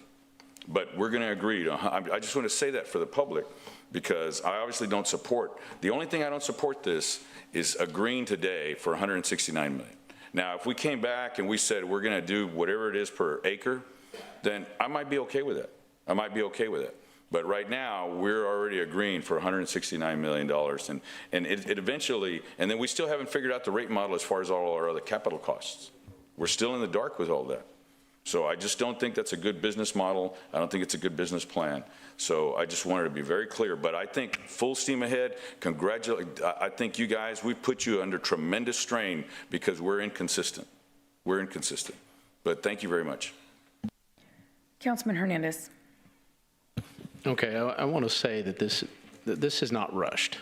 How long have we been looking at Evangeline? Probably, and I've been here 6 years, Councilman, probably half the. Well, it's been here, years, you know. Yeah. It's been a long time. Yeah. I mean, we're going back and forth with negotiations. Right. You know, I know we're paying a premium for this water. I'm the one that asked for the appraisal. Right. Right? So we can know exactly how much more we're paying for this water. I want to make sure that is all up front. But it, you know, compared to another project, you know, it's a lot cheaper. You know, we're talking, how much did we pay for drilling the wells on the western well field per well? So the western well field, of course, they're not all drilled, but we're estimating about $30 million for that complete well field. So how many wells? That's 12 wells. That's all the water lines. That's conveyance to the river. That's electrical infrastructure upgrades. That's site clearing, and that's, so it also includes their studies along the river. So you're talking about $2 million a well, roughly. Roughly. Okay, so if you transpose that onto Evangeline with some other caveats, because you have to get it into the Mary Roads at some point, right? So what are we talking about? Just rough napkin math. 2 million a well times 22 is 44. So 44 million on top of the 169 million, we're talking what, 200 and let's just say round it up to 250 million. Yeah, I would like us to take a step back there. Okay, right? well, I'm just Evangeline, it's going to be more than that, Councilman, because of electrical infrastructure. Tying into the Mary Roads pipeline is not. Okay, I just doubled the amount you gave me, right? Yeah, Councilman, I think. Well, yeah, I think there's a lot more that goes into it, sir. Yeah, Nick, we've used the number of about 200,000 for the infrastructure. That's right, 200 million, I'm sorry. 200 million for the infrastructure. Okay, so let's say it's 200 million. So you're talking 350 million for 24 million gallons a day, right? Correct. We were talking, you know, 1.2 billion for 30 million gallons a day. I mean, a sixth grader can do this math, right? And then when can the earliest delivery, November of next year? The goal is November of 2026. Okay. You know, this is the reason we went in this direction. Right? Water that we can get faster for less expensive, even though we're paying a premium on it for this particular water. We're paying a premium, and there's no question about it. But it's less expensive than some other options. And so I want to say that, we're doing our best here as a council to get the water we need in order to avoid curtailment. This is going to be a big part of that. I challenge you to get more than 12.5 million gallons in that 12 months. I mean, how long did it take us to drill these wells up here by the river? So the Eastern well field, we completed 8 wells within a 7-month time frame. But keep in mind, the city owned the property, and the conveyance to the river is much shorter. In some well locations, it's 50 feet of overland flow. Again, doing anything with the Mary Roads pipeline is extremely difficult, and that's probably the most difficult part of the entire project. Okay, but we've already started that process and hired several engineering companies to be able to make this work. Correct. Okay. I don't know how many years we've done the hydrological studies, and this has been there for a long, long time. Sinton has used it for a long time. St. Paul has used it for a long time. And I want to say I am a little disappointed we didn't communicate with Sinton and San Patricio sooner. I think we've done a good job of communicating that, making sure that we're not going to impact them negatively and take care of them if we do. We're in compliance with the groundwater conservation district in San Patricio. All those things are in place. So I am in full support of us moving forward with this. Now, the caveat that, we should pay for what actual water we can get based on the production. But we have the 180 days to make sure we figure that out. So I'm good with it. Thank you. Councilwoman Vaughn. Who pays the closing cost? The closing costs, Janet, we are? Yeah, we're paying, the city is. Some of them. They pay for the title policy. So the closing costs are divided between the parties. Okay. Okay, and who's going to be doing the title policy? I want to make sure no one up here is making money.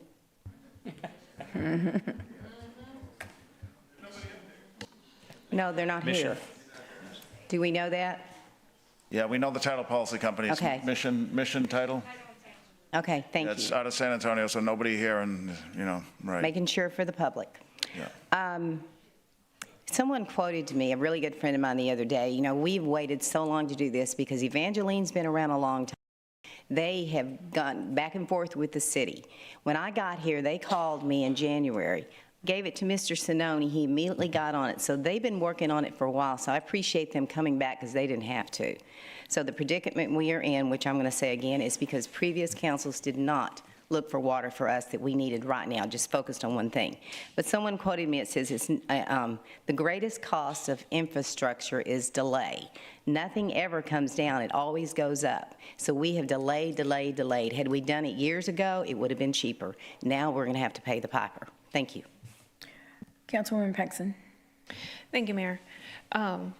I would start by echoing what sentiments have been shared. Thank you for this information and the presentation, and my hats are completely off to the team. This year, what I've watched is CCW and our city leadership truly focus and mobilize on getting water for an immediate future and securing a long-term supply. And I know a statement was made a little bit ago that we're indecisive, and I think that's not true. We have been very decisive, and we are moving forward to prevent curtailment and also secure a robust and strong, diverse portfolio for the future needs of this region and its water supply. So I want to make sure that that is a soundbite that's out there, because that's the reality. And at the end of the day, like was just stated, what we're paying for is scarcity. We don't have another project right now that we could begin harvesting water in the matter of months at the volume that we need it. And so I don't know how you would really put a price on that other than we need it. And we have promised the people that we're not going to go into curtailment at all costs that we can doably accomplish. And so thank you for those efforts. We realize that and we support those efforts. So. And also, thank you for being such a good spokespeople for us to our neighbors and our other partners in the region. That's important, and I appreciate that. All right, thank you. I have some concerns. I'm trying to be very, very optimistic about this, because yes, we need water. So first question is, we're guaranteed 24 MGD for $170 million. Yes or no? The condition to close, remember, we don't pay the $169 million until we close, is the permits, the transport permits, and also the drilling permits. The production permit is in hand by the Evangeline For Laguna 24. For 24 MGD. But what could happen, yes or no, is 6 months from now, this could come back to the council to say, couldn't get the 24, but we get you 12. Are you guys willing to work with that? Is that right? Could that be a scenario that comes back to this council? That or any other combination thereof, sure. Okay, so yes. So yes. Yeah, Right. that or something different, Okay. yes. And then does the price tag change with that? I know some of these questions may have been asked earlier. Does price tag? That has to be negotiated with the seller. Okay, right. So again, we would be able to negotiate the 170, 169, down to whatever, based on what's actually attained. Should that be the case? Yeah, on the production amount, correct. Correct. Yeah. Okay. And I ask these questions because we're relying on these numbers on, a little piece of paper that say, all right, we have a 60 MGD deficit, minus 24 Evangeline, minus 15, reuse, 10 MGD reuse, or effluent, minus, and we go down the line. And then we end up with a deficit of 1 MGD, roughly. But my concern here, and I support water projects, my concern here is we keep saying water now, we need water now. But you're saying we may not get 24 MGD. And what's been written on the little paper that we keep going over is 24. Not 12, not 10, not 15. So if this is a water now project, meaning we're absolutely, Councilman Cantu just asked the perfect question, when's the water coming? November of 26, God willing. So, and Nick, you don't have to respond to anything. I'm making statements because I'm going to support this, but I don't believe, I think the chances of us getting that water November of 26, there's no room for error. And all it's going to take is one person to file a contested case, and we're done. So I'm going to state this again. Peter and I had a conversation yesterday. If we don't go out and look for more water, in case y'all are telling us that, yes, we can be at this podium in 6 months and saying we didn't get the 24, but we got the 12, or we got 15, or we got 10. I mean, we don't know. Is this a correct statement? It is, but it leaves out some Okay, information. Miles just said yes, Leaves but- out some information, which is, and we know about this, and we've talked to the council, so we have our biggest water user or customer, Sampat Water District, that's within San Patricio County, who today we sell 40 million gallons of water, all from Nueces County. And so part of the conversation is a diversion of the Evangeline water to Sampat Water District, keeping it within the county limits and the water district limits. And Brian Williams, who's a general manager, knows about this and is willing to work with us. So there's options. It's not so, Well, and I understand that, Peter, I do, and I'm not trying to be negative.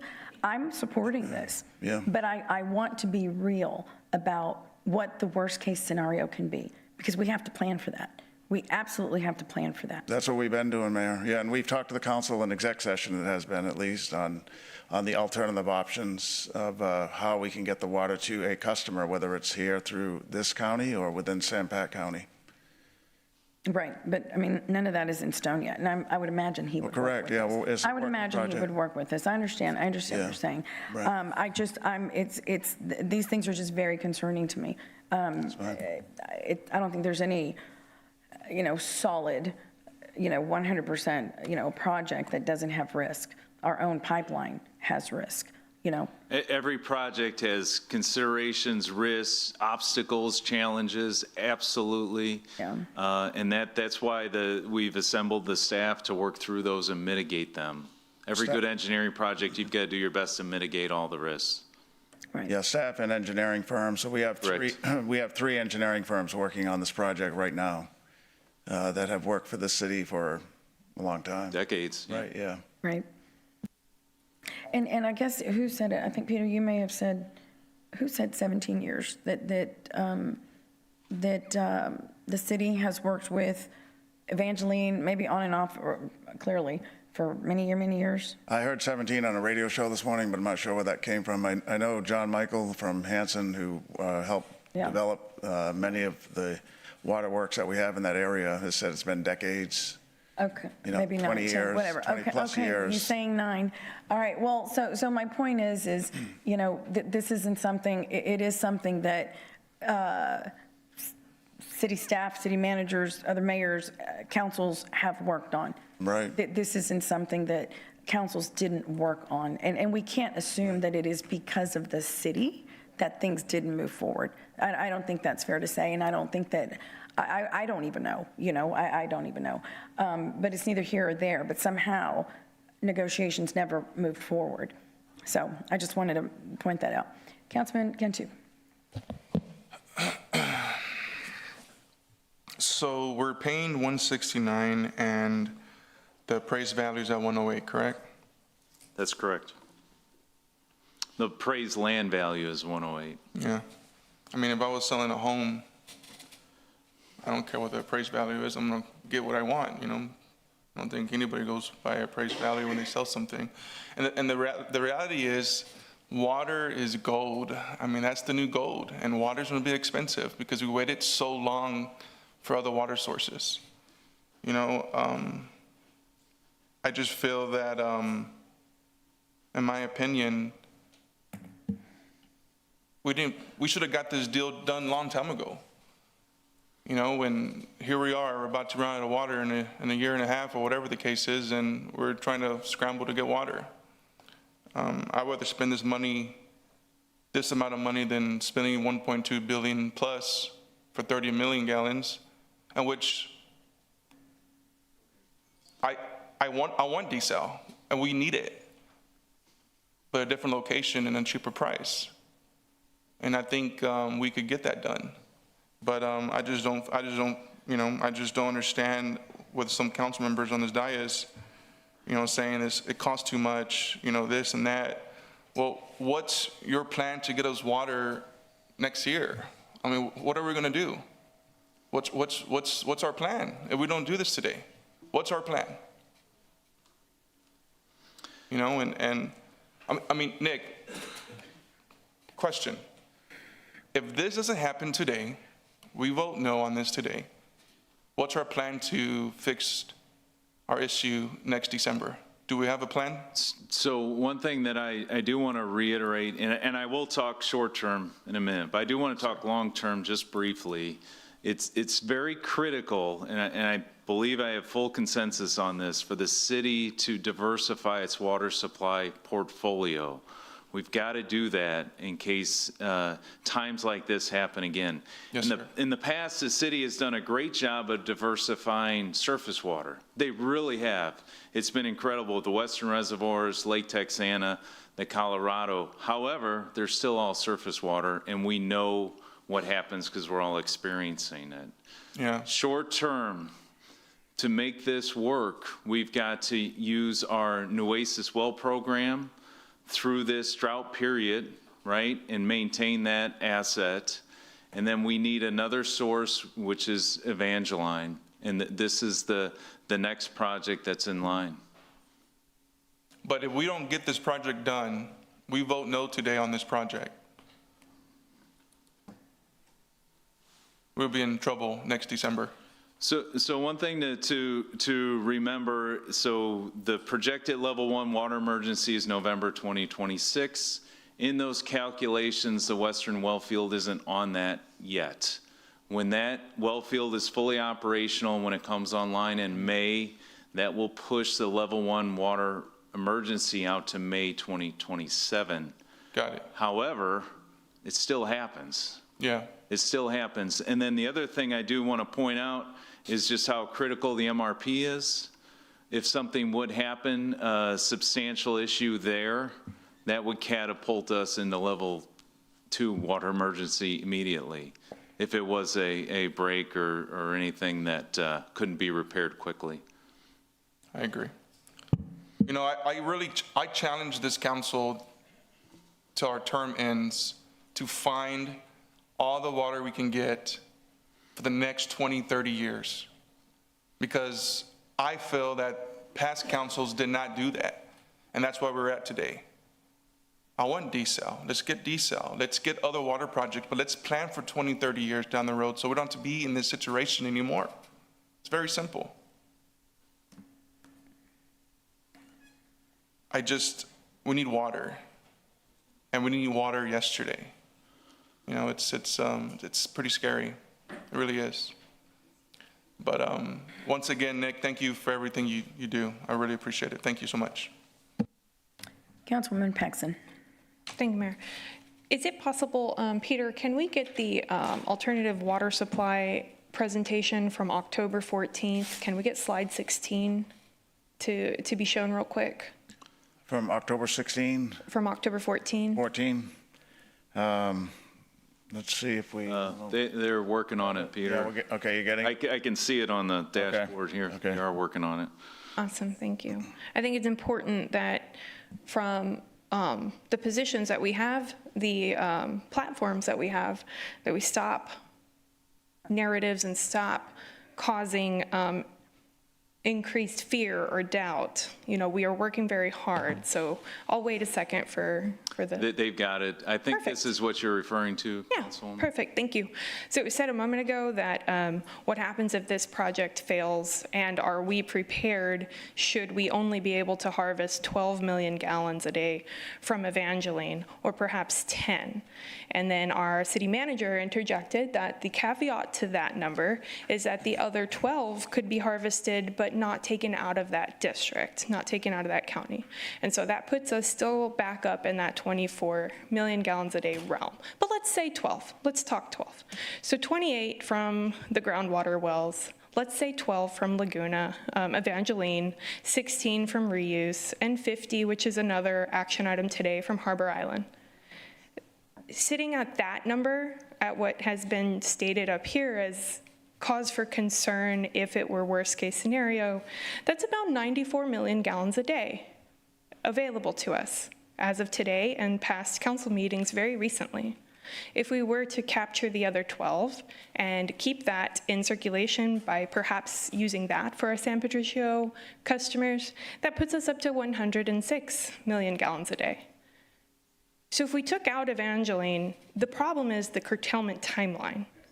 But the efforts that we've all put in are still walking us down a path for a strong and diverse water future.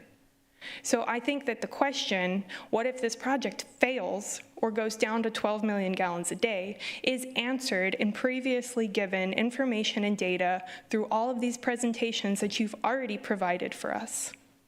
And because of that work, we're in a good spot. So I wanted to take a moment and show this graph so that everyone could look at these numbers and count them for themselves, because it's not very complex math, and it's encouraging. It's a good message. It's things we've all worked hard for. But I did want to remind us that napkin math, and I was not here for all of those previous numbers, Inner Harbor, about 10 million gallons a day, almost $200 million.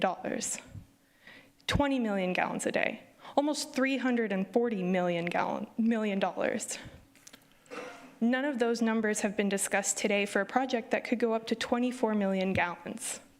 And we've discussed what happens potentially to that cost if we don't get the full 24 million gallons. So I feel like those concerns have been very well addressed, and all of our partners have come to this table saying, let's figure out a way to make this work and make it work very quickly for not only the city of Corpus Christi, but all of our water customers, all of the ratepayers, and this region. And then beyond that, let's look to the future, to what Councilman Cantu just said. Invest in projects that position us for a strong 20, 30-year future. So thank you for bringing up this slide deck again. I just wanted to take a note and paint a good picture of the work that we're actually doing and leave that for the meeting for this item, a good, strong picture for the future. Thank you, Nick. You're welcome. Councilwoman Campos. Thank you, Mayor. I just wanted to just at least plug in one more last thing, which I think is again, a very, very low-hanging fruit, which we have said, which is conservation, right? We need to have that conversation with heavy industry, us, we the people, with the residents, to see what is it that they can do, and to show us, because I understand that they're not going to invest in their technology or in their equipment if our water is so cheap. So again, conservation is another very low-hanging fruit that we can address, and we can extend that those possible deadlines. I mean, but that's the worst case scenario. Again, we also need to look at how much water we actually do need for our region. Anyway, just wanted to make sure we got that message out. Conservation. Thank you. And I might add that slide there, I don't think all of those projects were voted on by this council or by a council, so they're not in stone by any means. I'm sorry. Ms. Caballero, if you'd please stop breaking decorum, we would appreciate it. If we had everyone in this room making the same sounds and snippets, it wouldn't be good. I'm asking you kindly to please stop. Ma'am, please stop. So we're gonna move forward. We have a motion and we have a second. Yeah, we have a motion and a second. So please submit your vote. Mayor, public comment. Oh, sorry, yes, public comment. So just, we can line up here.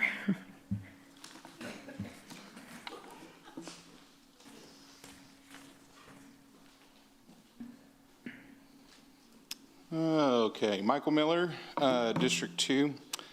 And Mayor, you're correct. All water projects have risks. And I acknowledge that, and I know that this project has risks as well. I personally support this project, but I'd be lying if I didn't have previous concerns before today after hearing the details. First of all, I feel a lot better about it. Number one, Dr. Young's presentation I learned so much about groundwater today. It's insane. And the one thing that I liked about all of his responses were whenever anybody gave him a direct question, he gave a very direct answer, and he delivered it very confidently. There wasn't a lot of dancing around. There wasn't a lot of looking up at the ceiling and trying to grasp for words, which I felt like I saw a lot of whenever we would have Inner Harbor Desal project conversations. Second thing, I read the appraisal and I had some initial concerns, but then I asked myself, why are we doing a land appraisal versus a water appraisal? And it's kind of like asking for an estimate for a gallon of milk and, getting a price of a cow and beef, right? So what I would challenge staff to do during our option period is to do kind of a commercial analysis, right? So like in business, whenever we look at acquisitions and stuff like that, we look at EBITDA. So I was doing some Googling here a little while ago, and I was looking at what is the EBITDA for like a public utility, and it's like 6 to 14x. So you need to look at how many gallons of water per day are we getting, times 365, figure out what the commercial value is of that water, and then back into this number and figure out if this is a good deal or not. And I think the math that you'll find is that it's probably a pretty good deal. So those are my thoughts. Share those with you, and I feel confident with this project. I support it, and good luck. Thank you. Thank you.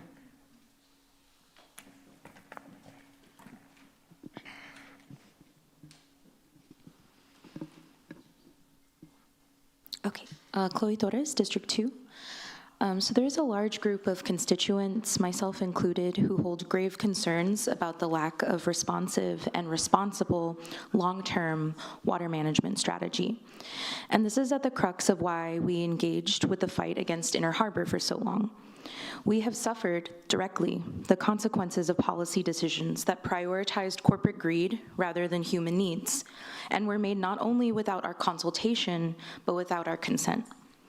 What we're asking is that you change course and to commit to co-governing with the public, especially those of us who the city has long ignored or forced to bear the most negative impacts of industrial development. I'm grounding all of this and hope to impress the importance of this new legislative orientation with a recent report from ProPublica. The scramble for water at the behest of an industry and economy that incentivizes and thrives off of extractive and hazardous practices is having devastating consequences. According to a report that analyzed 22 years of data that came from a NASA program called GRACE, the areas of the Earth that are experiencing catastrophic water loss are becoming so large and interconnected that they are forming into mega regions, growing twice the size of California every year. One of those regions covers almost the whole of Europe, the Middle East, North Africa, and parts of Asia. Quoting directly from the article, in the American Southwest and California, this region now extends through Texas and up through the southern high plains, where the Ogallala Aquifer is dependent on for agriculture, and it spreads south, stretching throughout Mexico and into Central America. These regions are connected not because they rely on the same water sources, in most cases they don't, but because their populations will face the same perils of water stress, the most likely a food crisis that could ultimately displace millions of people. So of course we don't want people to lose jobs to curtailment, but then we should also be incredibly concerned about a lack of long-term management will do. Quoting again from the article, research has long established that people take more water from underground when climate-driven heat and drought are at their worst. For example, during droughts, when California has enforced restrictions on delivery of surface water to its farmers, which the state regulates, the enormous agricultural enterprises that dominate the Central Valley have drilled deeper and pumped harder, depleting the aquifer, which the state regulates less precisely and even more so. Jake is going to pick up where I left off, so I wanted to end with, it's my birthday today, and I'm content with spending much of the day here. I came to council on my birthday and many other days because of the same reason. I want for nothing more in the world to enjoy the home that I share with those I love and those who have loved me by co-creating a community that prioritizes the care of those who need it most, including our environment, more specifically our waterways that are being ravaged. Thank you. Thank you.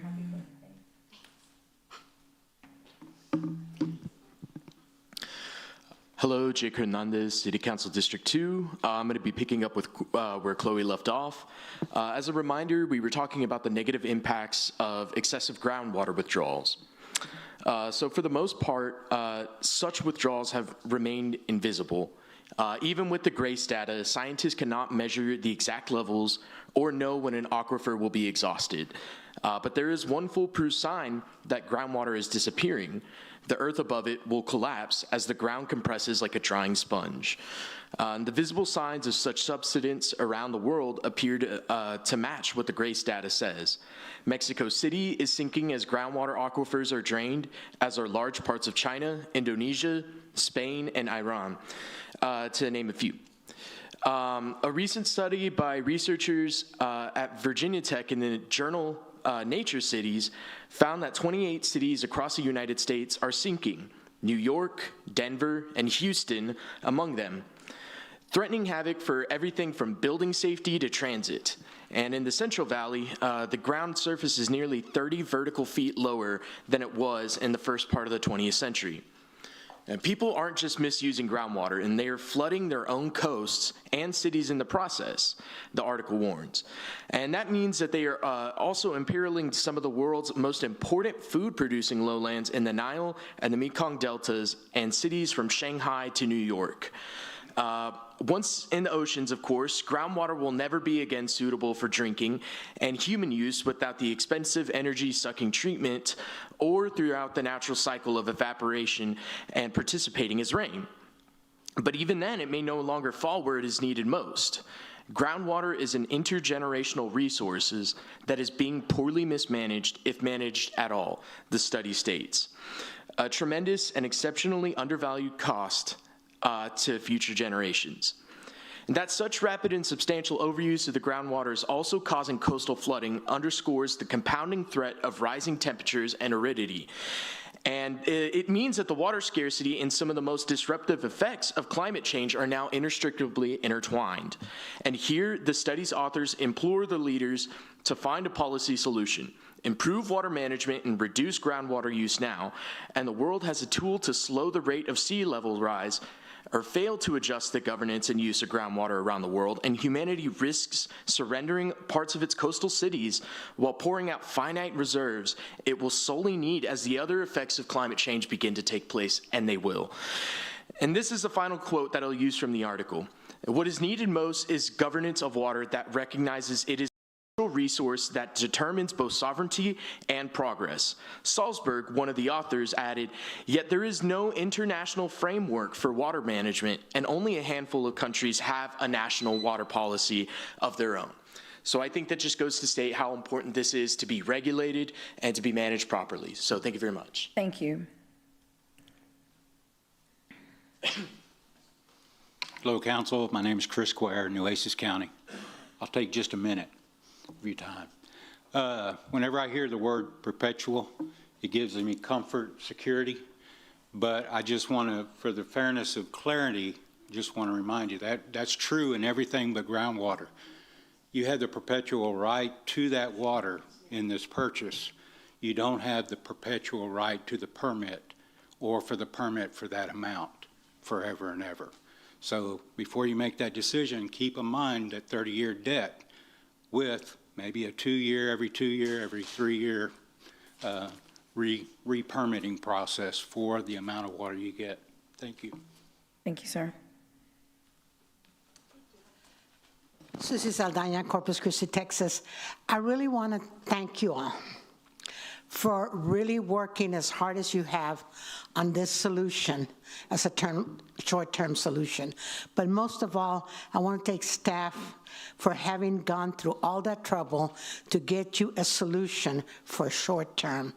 I agree with Councilman Cantu that says we have to look at the long term also, and I'm expecting you to do that. But you're taking a big step forward today in being able to solve some of the problems we have. So stick to what you're doing, you're working, and that's what counts. And from we, the people, the ones that I hear, the everyday people that talk to us, thank you. Thank you for working so hard. Thank you for going through all the turmoil that you have been going through. And most of all, staff, thank you for all the work that you have done. Thank you. Good morning. I probably don't need that. I'm really loud. So, Sharon Sedgwick, 5501 Sarahs in Corpus Christi, Texas. I unfortunately live in District 3. There was a lowbrow comment made earlier today from one council member directed to another, and and this was not in my notes, but that is exactly what the city of Corpus Christi is sick to death of, is the backbiting and lowbrow comments about each other, about this wonderful staff that we have that is literally working themselves to death.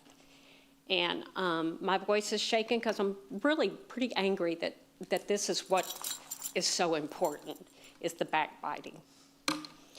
A couple of things. On Evangeline, one of my questions is that all the landowners have not signed on. So will that then delay it as long as the landowners haven't all signed on? That's a big concern. I've listened to the appraisal value, but $61 million over appraisal value? We don't even do that in oil and gas. We don't go that high on oil and gas. The Eagle Ford Shale would definitely teach you that.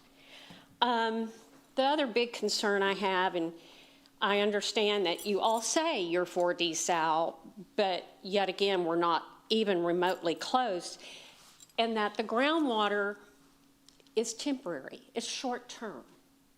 I keep hearing that, but we're putting so much into groundwater. So I'll defer to the banker on the board. What is short term? 24, 36, 60, 72? The longer you kick desal out, this quits becoming short term. And I thoroughly enjoyed your presentation, but groundwater without recharge is not sustainable. And if you keep kicking a long-term resource like desal down the road, this is no longer a short-term solution. I'm going to leave this with you. It's from the Rhyme of the Ancient Mariner by Samuel Coleridge.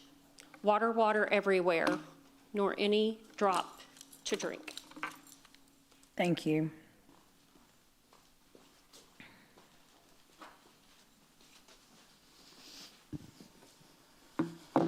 Marilena Garza, District 1. I'm here to speak on behalf of my friends and my family that live in San Patricio. And I am going to be reading an excerpt that one of my neighbors who has a family in Ingleside who would like to speak but only gets a minute to speak, so I'd like to speak on her behalf. Today I'm asking you to protect people before projects. Corpus Christi supplies water to families and small businesses across Nueces and San Patricio counties. When you tighten the spigot on residents while leaving heavy industry growth on autopilot, you are robbing Peter to pay Paul, shifting risk and sacrifice from big users onto everyday households in towns like Mathis that are staring down real shortages. Meanwhile, our neighbors in San Patricio County, who also depend on this regional system, are approaching critical thresholds with emergency well drilling now on the table. Pretending this is a Corpus-only problem ignores shared pipelines, shared reservoirs, shared family, and shared pain. Texas law is clear about who comes first when water is appropriated. Domestic and municipal uses have the top preference ahead of industrial uses. And just to look that up, that's Texas Water Code 11.024. During drought emergencies, TCEQ can suspend or adjust water rights, but it must do so in a way that, one, maximizes beneficial use and conforms to the above stated law.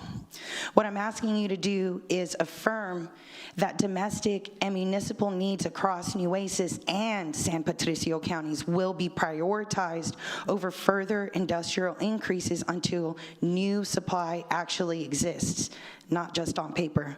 You can't keep asking families to do more with less while greenlighting growth that takes more and more. Follow the law's priority, protect both Nueces and San Patricio communities, and stop treating residents as the emergency reservoir for everyone else. Thank you.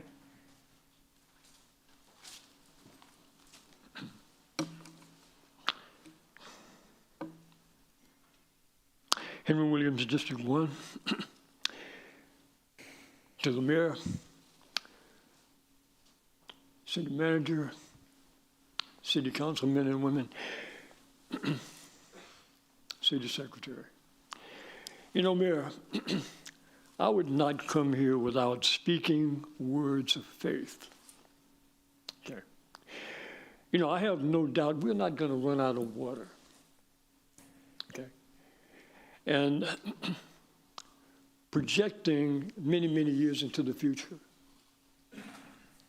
Okay. What will happen? We need to remember who we are.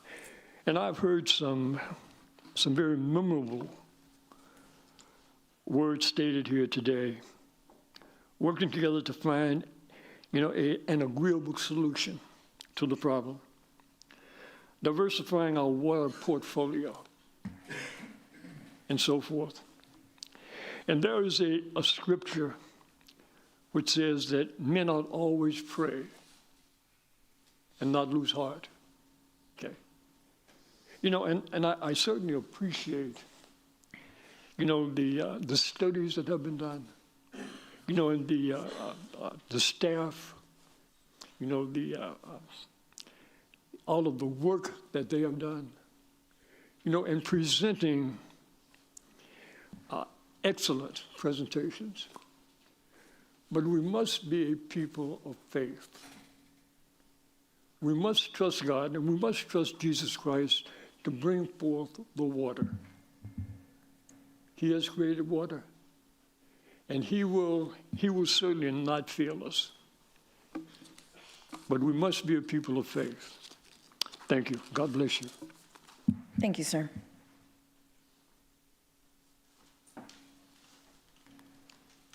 Rachel Caballero, D1. Mayor, I apologize for breathing too loudly. I'm going to work on that, I promise. I would like to say there's a reason why we come here week after week frustrated, because it's the same conversations, no decision-making is happening, and you have 2 decades of city council members who, for some reason, never took seriously that this is a drought area. Like, you know this. The city manager came here knowing this 6 very long years ago.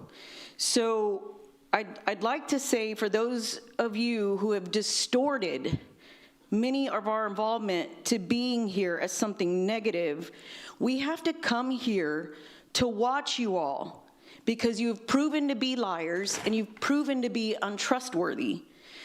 And you all have failed to find a solution for this drought. And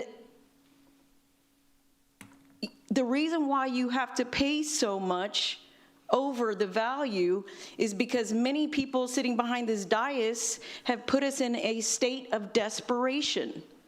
So you have these outer-lying places, let's get the biggest bang for our buck. It is time to stop passing the buck. This is as long as we stay good advocates and transparent with our neighbors in San Patricio, we are transparent with this community, then this is a viable project that can help the situation that we're currently in. What I ask you all is to start involving community advocates, because at the end of the day, none of these projects are going to take the community out of drought restrictions. So we need to find the right projects that are going to pull us out of drought restrictions.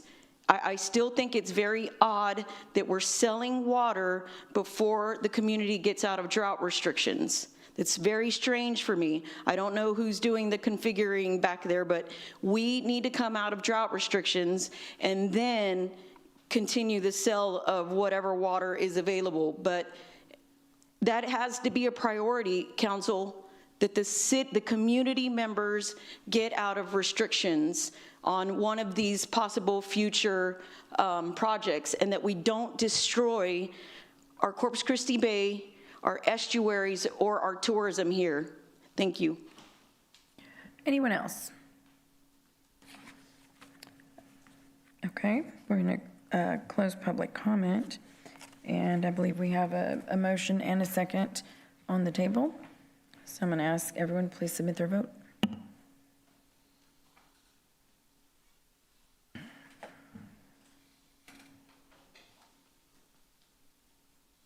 Okay, the motion carries. So we are going to, let's see here, let me read this. We're going to break for lunch and return. So the council's going to go into. Can we do item 21? Just the easy one. Is it though? Yeah, I mean, it's just to appropriate the money. Yeah. Is there going to be a? I move for approval on item 21. Okay. All right, so we're gonna finish off this last item that has to do with Evangeline. So the item is number 21, consideration and approval of a resolution relating to establishing the city's intention to reimburse itself for the prior lawful expenditure of funds relating to any capital expenditures from the proceeds of one or more series of tax-exempt or taxable obligations to be issued by the city in an aggregate amount not to exceed $169,500,000 for authorized purposes, including the Evangeline Groundwater Rights Project. So we have a motion, and did we have a second? Okay. Did we have any public comment? I'd open public comment for item number 21. Okay, there being no public comment, I'm going to close public comment. Please submit your vote.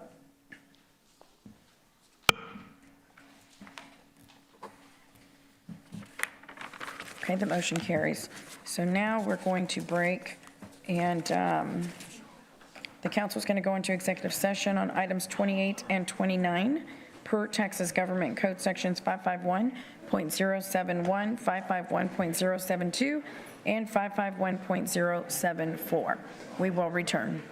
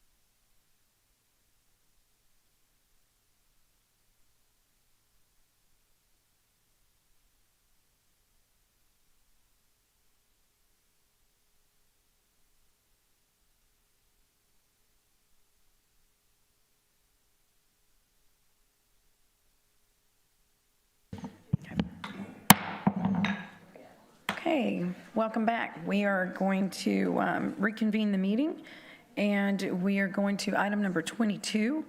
And item number 22 is a resolution to authorize petitions and other appropriate information and documents to be submitted to the Corpus Christi Aquifer Storage and Recovery Conservation District to include city-owned properties in the district under Texas Water Code Section 36.321.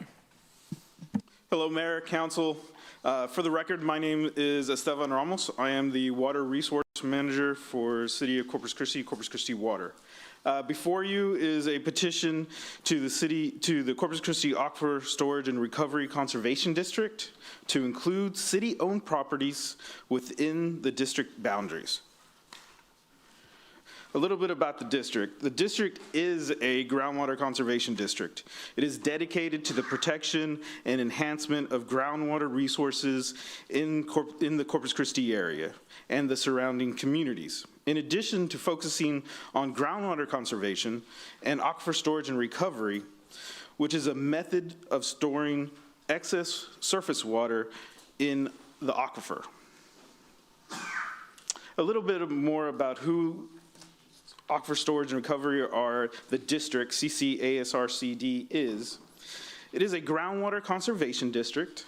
It was created in 2005 by Senate Bill 1831 in accordance with the Texas Water Code Chapter 36. The boundaries of the district are described in Senate Bill 1831 to be coextensive with the City of Corpus Christi's city limits, which also include areas outside the city limits in Sanpete County and then also Aransas and Claiborne counties. It is managed through an interlocal agreement with the city and district manage operations and administrative activities of the district. The district is governed by five-member board of directors elected on 4-year terms. The CCASRCD core objectives is the protection of groundwater quality, support regional water planning, enhance water supply reliability, promote public awareness, and ensure regulatory compliance. The petition before you recommended is to include certain city-owned properties into the district. These properties are 100% owned by the City of Corpus Christi and encompass the eastern and western well fields along the Nueces River. Some key advantages of including the properties within the district are: it is a pathway to regulatory activities. It provides the district the ability to manage the city's groundwater resources in the same manner as other groundwater resources. It also brings consistency and predictability to the city's groundwater resources.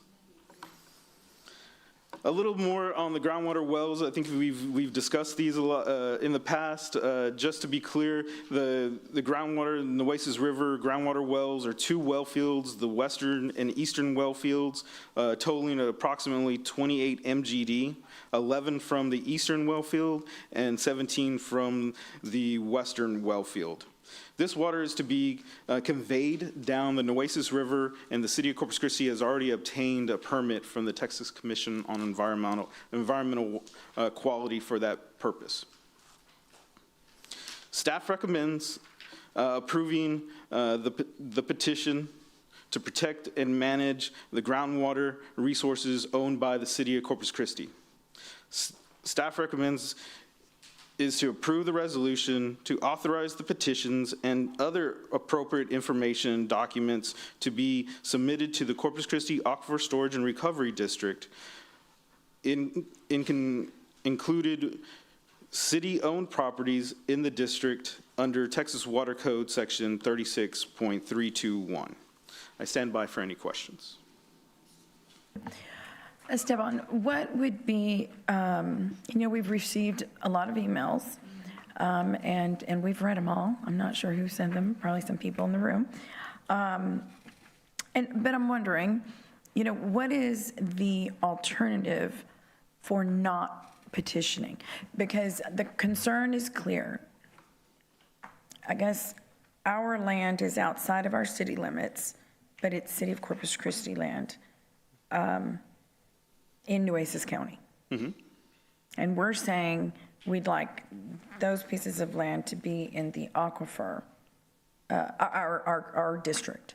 Yes.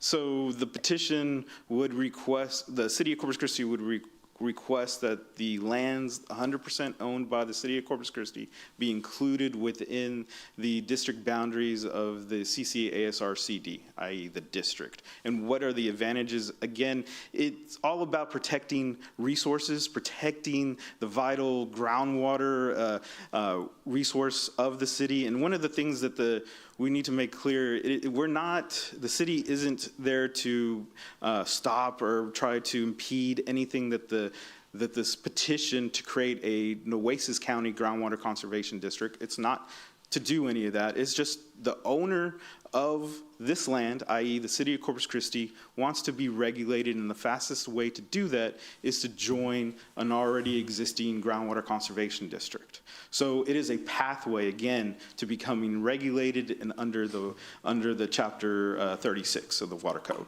Okay, Miles? You asked for the alternative? Yes. The legal alternative, what happens is if the Nueces Groundwater Conservation District is created, then those areas would remain within that Nueces Groundwater Conservation District. That district would have the power to potentially shut down the city's wells that it's attempting to supplement our water supplies with, limit those city wells, and charge us export fees, transport fees to provide the water to our own citizens. So we would have to pay an extra fee of up to, I believe the Texas legislature increased that potential fee to up to 30%, 30 cents per thousand. So it's a pretty significant potential fee that we would have to pay to utilize the water that we have obtained. Okay. Councilman Roy, thank you. So I want to make sure I understand this. This district that we already have in place, right? What you're saying is that basically it's going to protect us in terms of being able to, if we have to cross county lines and some of the, but what is it doing in terms of making sure, is it a, I don't want to use the word nonpartisan, but is it a group that is also going to equally look out for the residents and the people in that district? In other words, one of the things that, and I think everybody, I mean, this is the topic of conversation, is that people are worried about, in terms of damage, subsidence, anything within the area that may cause them harm for their existing property. Does that district have anything to do with making sure that we're monitoring that, looking at things so that we are self-policing ourselves? Yes, the district has rules. Because that's kind of what I want to hear about. That is right. So this goes to creating, being a part of a regulatory body that can do exactly what you're describing and has rules in place for evaluating, permitting groundwater wells within the district. So this would be another potential landowner that has a well that wants to apply. They would follow the rules and regulations of the groundwater conservation district that exists today. So this allows for, again, to secure the groundwater, to make sure that the regulatory activities will be followed. And so it adds to more of a quicker pathway for those regulatory activities as you just described. And do you think we'd be able to carry that out without being biased? Yes, I do, yes. Okay. Just a question right now. Thank you. Councilwoman Campos. Thank you, Mayor. Yes, we have received a lot of emails and, opposing this, and I'm trying to be, open-minded about this. I know one of the things that stands out is that all the participants are city staff, so that would be an issue, how how would that be changed? The formation of the board or the, How would it be changed? yeah, would that be something that the city council would move on, So yes, the pathway to becoming a board member, staff recommends to council for these nominations. So then the council would approve those members to the board. but right now, you have a board set up. And that, we have a board set up by nominations to the council, and they've approved those board members. The legislation, allows, it's actually in the Senate bill that how the board can be made up. So it would be up to council to determine who would want to be a part of the board of the CCASRCD. We would recommend, or you would provide names, nominations to the board. And when was the last time that y'all had a meeting? We had 2 weeks ago. Before then? Before then, the previous month. So you've been meeting regularly? Yes. Are those minutes posted for the? We have we follow all the public information requirements. We have a website. I invite everybody to the website to look at our rules, and then a public information. If it's not posted right now, a public information request, and we'll provide any of the minutes. Okay, so back again to the makeup of the board. Again, it would be done by your recommendation? Is that what you just said? Staff's recommendation, yes. And- I am the general manager for the ASRCD, CCASRCD. So just, hypothetically, right now you've got 5, or how many do you have? 5 board members. That are all city staff, right? Yes, ma'am. Okay.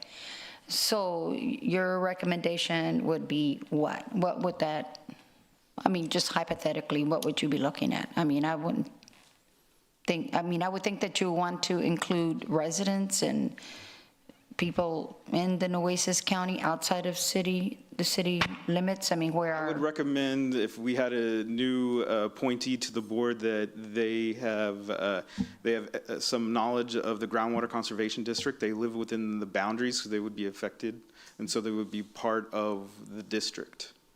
When you say outside the district, I wouldn't recommend somebody outside the district be on a board that. Well, in Nueces County, because we're not some of our wells are not, they're outside the city limits, so they'd be. Well, again, it would be property owners within the district that are being regulated. So the petition that I think you're describing that's outside, that is areas outside the district boundaries.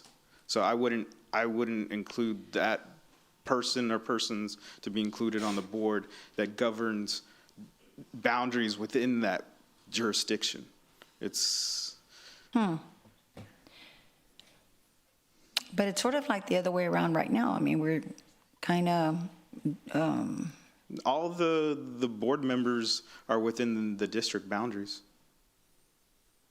And you're self-regulating yourself, but water is fluid. It affects it. It's like the air. You can't contain it.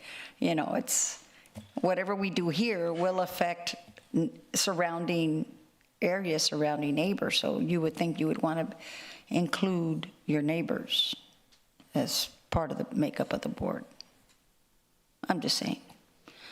Okay, well, that's, one of the concerns, but I want to hear what the others have to say.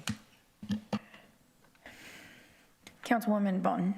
So who's on the board? The names? The members of the board are Nick Winkleman, Jeff Edmonds, Dan McGinn, Ryan Skraberskik, and Bill Mahaffey.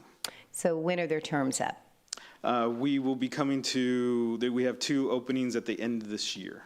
Okay, so the council gets to recommend someone? You would approve the recommendation. Because I see where she's going, because it is all city staff. We don't want it to be biased. And so I think it's a good idea to be able to, someone in the community that lives in the area out there, I'm all for that, and a professional that understands groundwater.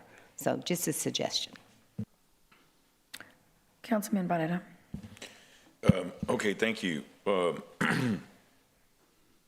Now, for this initiative of the application that they've done for the Nueces County Groundwater District, so how is that board determined? That was determined through Not our deal. Not our deal. That is a petition they put together. They nominated certain individuals. I don't, off the top of my head, I couldn't tell you who those individuals are, but that was a petition sent to the TCEQ for approval, and then there would be an election of those board members, and actually an election of the board of the district. Okay, so they'd have to have an election to be able to do that. Mm-hmm. Okay, and so they're going to be subject to the same regulatory requirements that we are? They are. Under they'll have to follow Chapter 36. So they'll follow Chapter 36. So basically the amount of, as I had indicated before when we had Dr. Young, Steve Young, man, I loved him up on the 49ers. So there'd be a limitation that would be set on the amount of water that could be. I mean, I guess the thing is that there's just a distrust for government. You know, I mean, it's the same thing. I mean, we're doing a land grab, we're bullies, and, you know, that's I can move over a little bit. And what is it? And so I think that's a challenge, and it's just we want to be able to protect the right to get water. So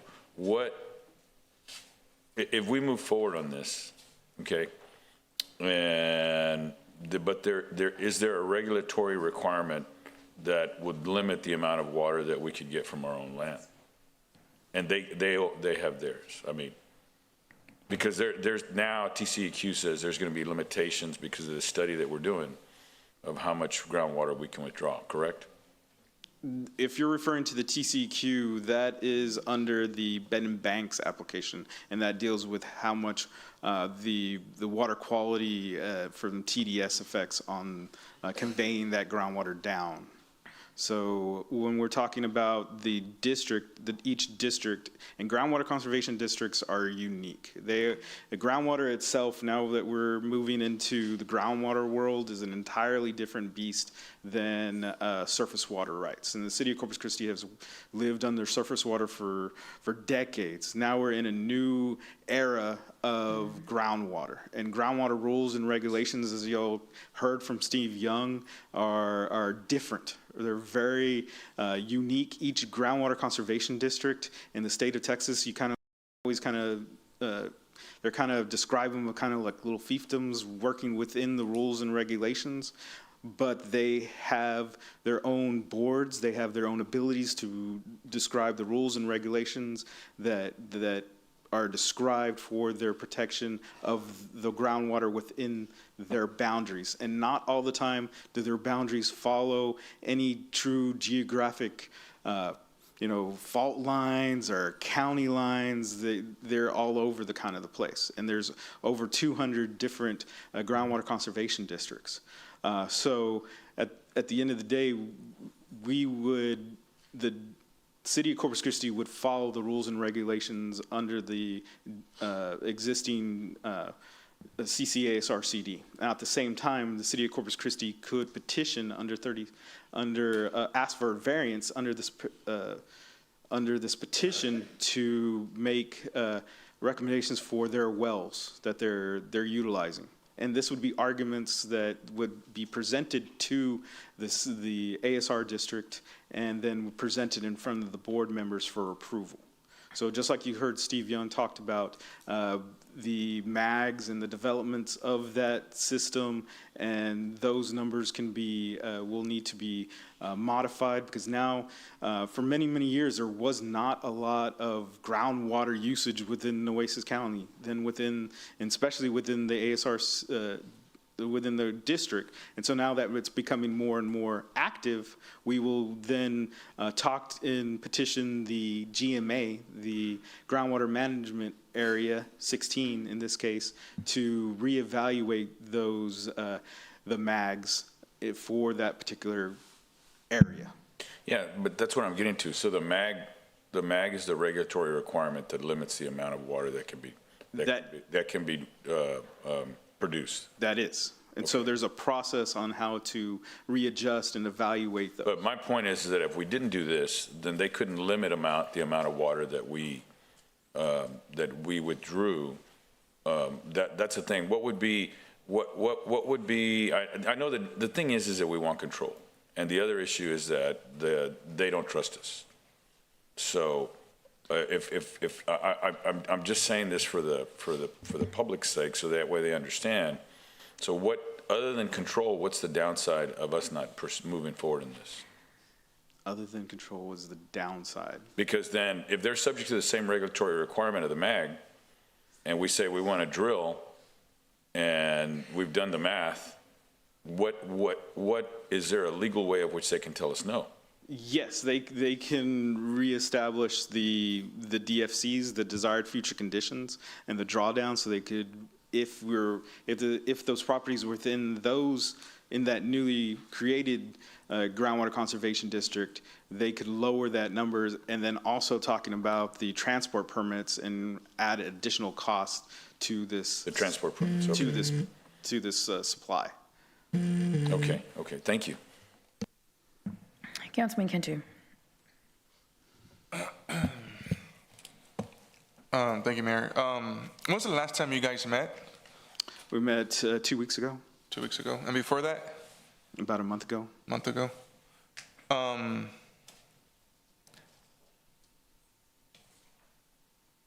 an email stating that they understand that you guys haven't met or haven't had meetings recorded since like over 6 years ago. Is that correct? No. No. Okay. I really think what Councilwoman Vaughn said, that I think we need people other than city employees, to be honest with you. I think we need to do some people from the outside and stuff, you know.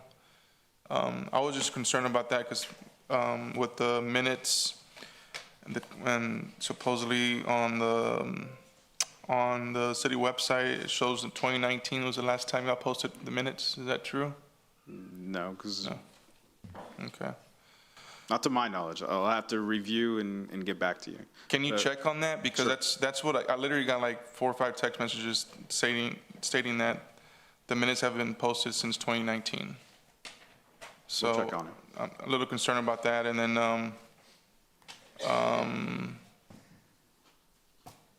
the reasons why. So you could get back to me on that. I would appreciate it. Sure. Councilman Roy. So I've had an opportunity to listen to some of the other council members, and so I think it is imperative. Well, let me ask this question first. Who dictates how many people are on your board? The legislation. And so how many people do they allow?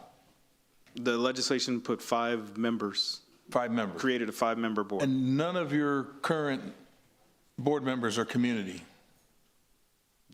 from the community? They work for the city. They work for the city, right? Yes. But none of them are independent and live in that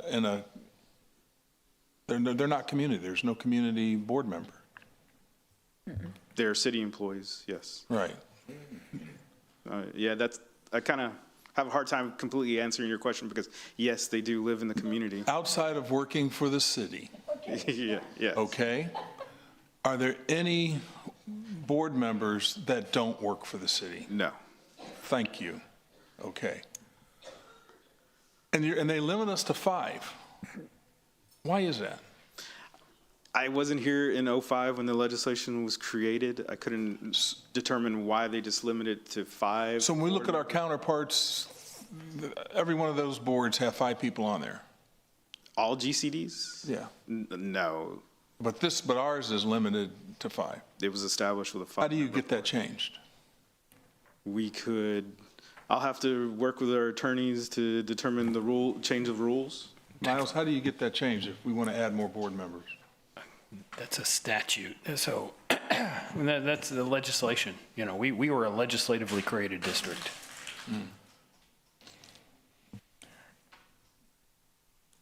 Yeah, I just say this because overall, just to me, it just doesn't sit right. And I don't, you know, and I'm definitely going to take that in part of my consideration for this vote. But I think we need to do something to try and change that. I really do. because, first of all, one of the things that we've talked a lot about today is just being a good neighbor. And when you take a look at where we're at as far as expanding our areas, we're affecting some of those neighbors. And I know that, we talked about going out there and talking to Senton and Mathis and some of the other ones and doing the things that we need to do, but we need to do the same thing. What gets me is that, I'm in District 1, so I'm the farthest northwest portion. I'm the district that's closest to where we're putting these wells in. And, I love going to Walmart, but I don't want to have to duck behind a counter or hide behind a section because, we're in a situation that isn't good for the community. I think we need to be good neighbors, and that's about the extent of what I'm going to say on it. We need to do whatever we can to be transparent and good neighbors. Thanks. Yeah, I would agree with you, Councilman, and I think, I believe, Miles, you can change the statute. It would just take legislation. It would take something for us to petition and work through Ryan to expand the board. If it was created by the state?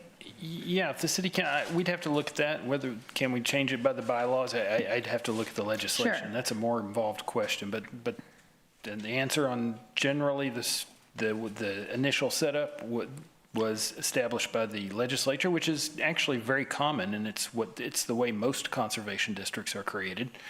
Mm-hmm. The petition creation process hasn't been used in about 20 years. This is one of the first times in the last 20 years that we're seeing it used. It's usually done by legislation.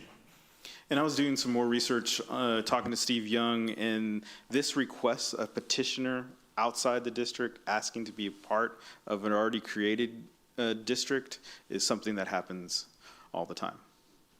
Okay. Councilman Hernandez. Thank you. I want to look for where you had meetings posted, and it's not in Legistar or Granicus, right? No, but you do post your agendas. They're on the electronic bulletin board, so all their agendas are posted there. I did look where it says boards and commissions, and there's the agenda for the last meeting, but that's the only thing that's there. There's no history. There's no minutes. So where would we get that online? We have a website. I'll make sure that any minutes are posted to that.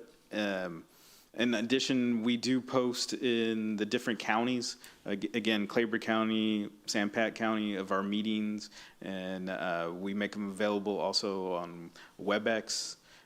Okay, I see a WebEx link on your... It's a public comment, so we're open. Okay, I see a WebEx link to on the agenda, but unless you knew it was in the board and committees or commissions portion of the web page, you wouldn't know because it's not in the Legistar or Granicus. So, and then there's, like I said, there's no historical documentation. It's just the agenda. So do we have a place where that's housed? Well, I do see some minutes up to 2019 that are on our Laserfish website. So I have to go to the agenda for the boards and commissions and then to the minutes for the Laserfish site? Well, that's where I see minutes right now when I'm looking on the site. So I guess it's not really user-friendly for the aspect of this particular board. I don't know if that was just designed that way or just it was put. No, it wasn't designed that. I'll make it more user-friendly as you wish, and we have a website where we have our rules and regulations. We can put more communication and outreach on there. Well, you have the section on the city's webpage that talks about the ASR, but it doesn't have the board members listed. It doesn't have any agendas or meetings. It just has some information about the ASR district, right? So you're saying that there's a separate website that is not linked to our city's webpage? No, it is that city's webpage. I'll double check to make sure there's additional links, because you should also see our management plan. You should also see. Well, all that's in there. Okay. That's on the webpage, on the city's page, where if you type in Corpus Christi ASR district, on our webpage. It'll lead you to a landing page where it has information. What is an ASR district? What is this? And then it has a report from HDR and some other information in there.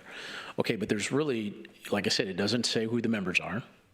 It doesn't say, it doesn't give any minutes. It does, doesn't say when the meetings are. I had to go over to the boards and commissions page to get the actual agenda for the October 15th. So it's not like it's all in one place. I'll make it all in one place, as you did. Okay, so then, and so let me, and I've spent time navigating our webpage. I'm pretty sure the public has not. And it is, it's not intuitive yet. And so when you have a place where all our agendas are, for the most part, in Granicus or Legistar, and then it's not there, and then you go try and look for where everything's at, then you go to the landing page for ASR, it's not there either. Mr. Hernandez, it is on the, sorry to interrupt you, but I did look on our board and committee. No, it's there website, on the board right? and committees. So you said that, right? I said that. It's on the board and committees page where you can scroll down, but it only gives you the agenda for this month. No, it gives if you're looking at what I'm looking at, it gives you the members. There's a roster. So it's under where we have all our boards and commissions. Serve.cc This is what I saw. Texas. Okay. Okay, so that's even a different page.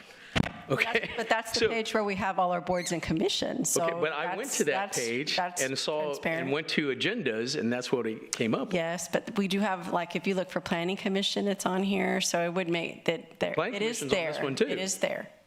I hear you, and I'm going to make it better. Okay, so if I'm having trouble finding it, and I've been on council for the last 6.5 years, what is the public thinking about?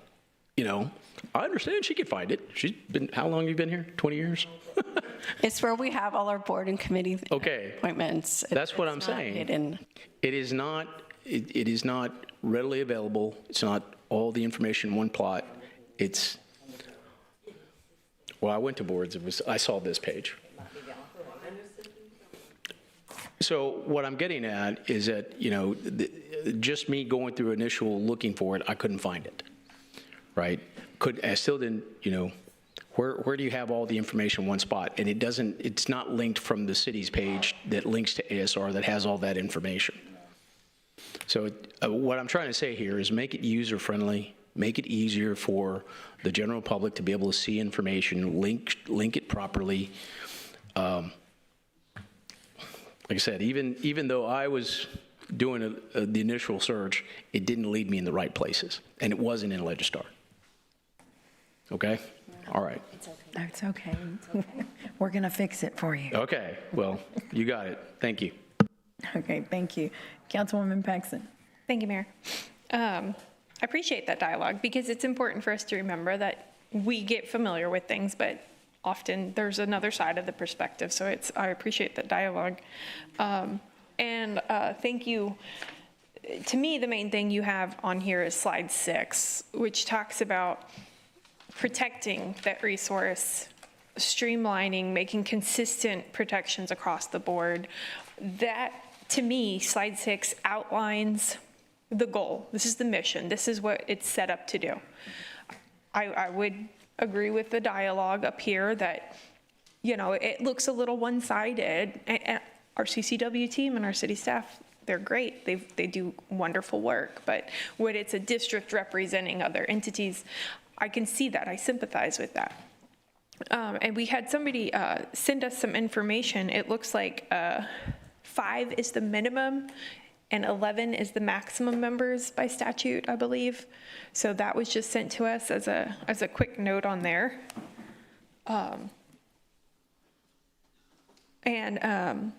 Another thing is, I know that once an entity is created, like the Nueces Groundwater District, I think that from what I understand, there's some time that's going to have to go into the creation of that entity.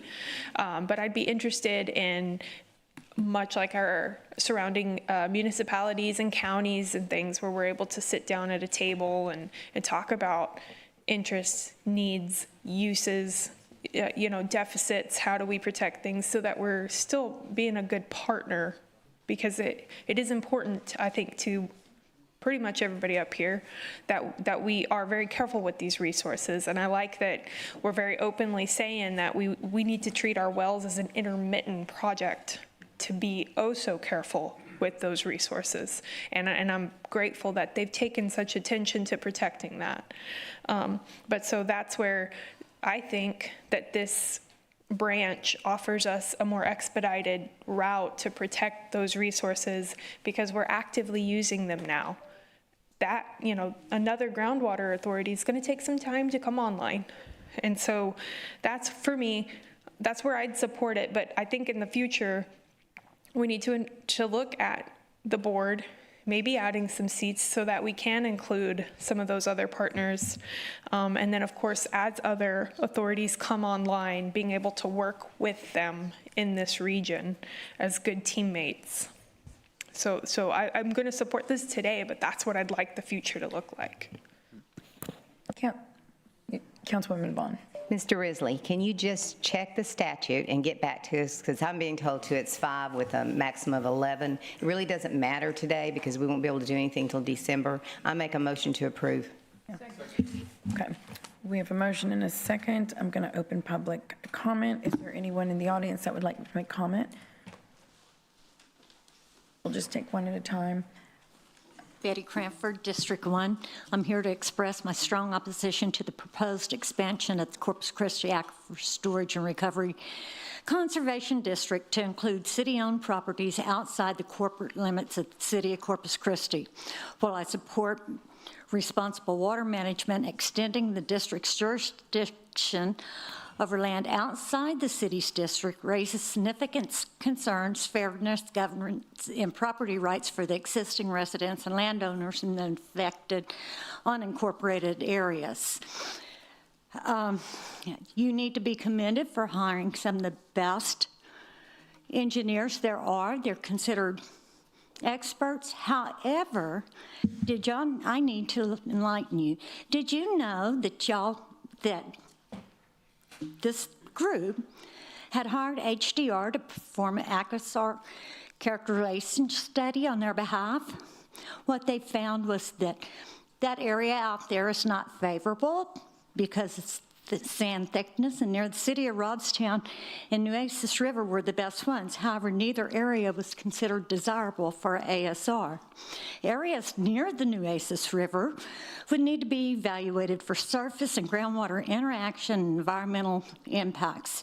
Due to high variability in thin sand layers with frequent intermittent clay, the area is not considered as a favorable area for ASR. This is quoted directly from the study that the ASR had conducted on their behalf. And they find the area where the river wells are unacceptable. I need y'all to also understand that some individuals depend on their well water for survival. Then you have gentlemen losing their pumps. You have a whole lot of people starting to fuss about the sand in their wells that's going on. And I really would appreciate it if y'all take this into consideration. The GCG is willing to work with the city. I'm not part of it. I'm a bystander whose son happens to be involved with it. But I'm not, they will work with y'all. They're not here to harm you. And I think that's what you think, because you're going to be governed. Somebody's going to be governing themselves, so there's no governance whatsoever. But for that reason, I urge the council to consider the adverse impacts of the communities and reject the proposed expansion. A more collaborative solution that respects the rights and interests of all affected landowners and residents should be pursued. Thank you for your time, and Ms. Herta, thank you very much for finding that, because I was trying to scramble on my phone to find the 19. Thank you. Just a reminder, ladies and gentlemen, that Corpus Christi residents have 3 minutes to speak, and non-residents have 1 minute to speak. Thank you. Yes, sir. Hello, Council. My name is Chris Quare, Nueces County. 1 minute. And it's all about protecting the aquifer. That's it. It's all about protecting the aquifer. We have our desired conditions, but it's only sustainable with what we've got. So, and it's not about self-regulation with the first activity to petition to gain access to areas that you've already committed to so that you can change the desired future conditions to 80,000 acre feet a year from 6,700. You have to prove that the water's there. So you can desire it, but you need to prove that it's there before those changes can be happening. So just petitioning to take over that control so that another GCD doesn't regulate you to the same conditions that you are required to be regulated yourself, then it's not going to change that MAG. You have to prove that it's available. Thank you. Thank you, sir.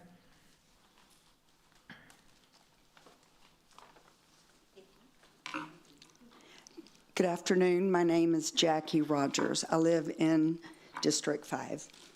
My son, Kelly Harlan, is a lead petitioner for the Nueces Groundwater Conservative District. He's working in Florida today and could not be here to speak in this very important time, so I'm here for both of us. What's before you today, this petition by the City of Corpus Christi through its Aquifer Storage and Recovery Conservation District, is wrong. It's unethical, it's a conflict of interest, and it will not withstand future legal challenges. The ASR district is, in practice, a city department. It is run by high-level city employees, department heads who answer to the city manager. For the city to petition itself to expand its own control over groundwater is a clear end around the Nueces Groundwater Conservation District petition that's already pending. Excuse me. It undermines the process and the people who are working in good faith to create a local independent district to protect our shared water sources. Groundwater conservation districts were created under Texas law to protect, preserve, and conserve groundwater. The city petition does none of these things. It doesn't protect groundwater, it doesn't preserve it, and it certainly doesn't conserve it. Instead, it's a power grab. It's self-serving, and it's not at all neighborly. A few weeks ago, at the city's own water workshop, I listened as staff discussed the idea of having a town hall meeting with the affected residents to talk about these very issues. Now, instead of having that honest conversation, the city's trying to go around these same people. This is an end around, pure and simple. I'm a local realtor. I understand how good neighbors are. They're important. A good neighbor respects boundaries and works together for the common good. This move by the city does the opposite. The city should be a good neighbor to the landowners and families who depend on their wells, not try to take control of them through a backdoor maneuver. You, as city members, have a choice. You can stand with fairness, transparency, and true local stewardship, or you can side with bureaucracy and overreach.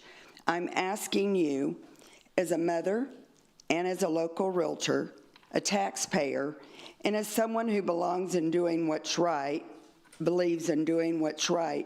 vote against this resolution. Show that our city can still be trusted to be a good neighbor. Thank you for allowing me to speak. Thank you.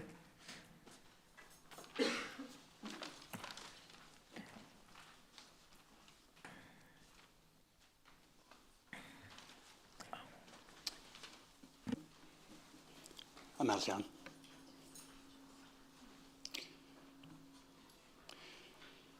Good afternoon, Mayor and Council. My name is Trey Cranford, and I live outside the city limits. Since I only have 1 minute to speak, I have printed material that is being passed out that provides more detail. I've tried to summarize as much as possible for your convenience. Please read the packet before making your vote, as there is important information that is included in it that will help make your decision. My detailed written statement is kind of a rebuttal to my friend Esteban's presentation, so there's a lot of information in there that's good for you. The Corpus Christi Aquifer Storage and Recovery District, or CCASRD, claims to focus on groundwater conservation. But if that were its true mission, it would be called the Corpus Christi Conservation in Storage and Recovery District, CCASRD. Conservation has always been an afterthought for this group. In the past 5 years, what conservation efforts has the ASR made beyond its own project? Until last week, its official map didn't even include Calallen, nor does it have any authority outside its boundaries. Yet now it's claiming to serve surrounding communities only to make the County Road 73 wells look contiguous for annexation, and they're not. I appreciate your consideration. Thank you, sir.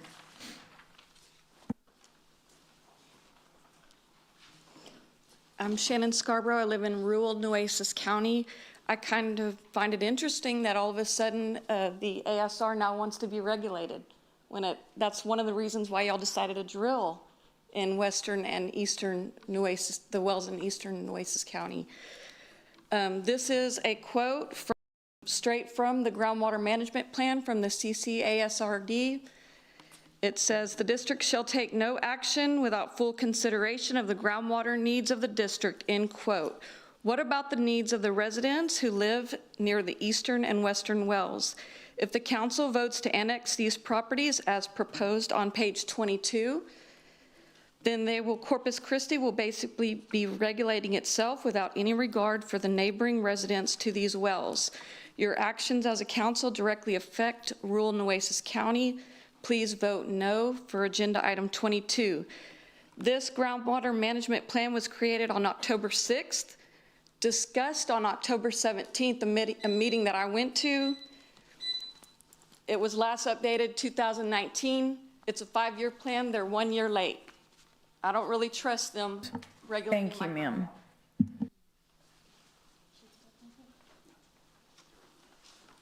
Hi, Council. Name is Scott Barraza, Nueces County.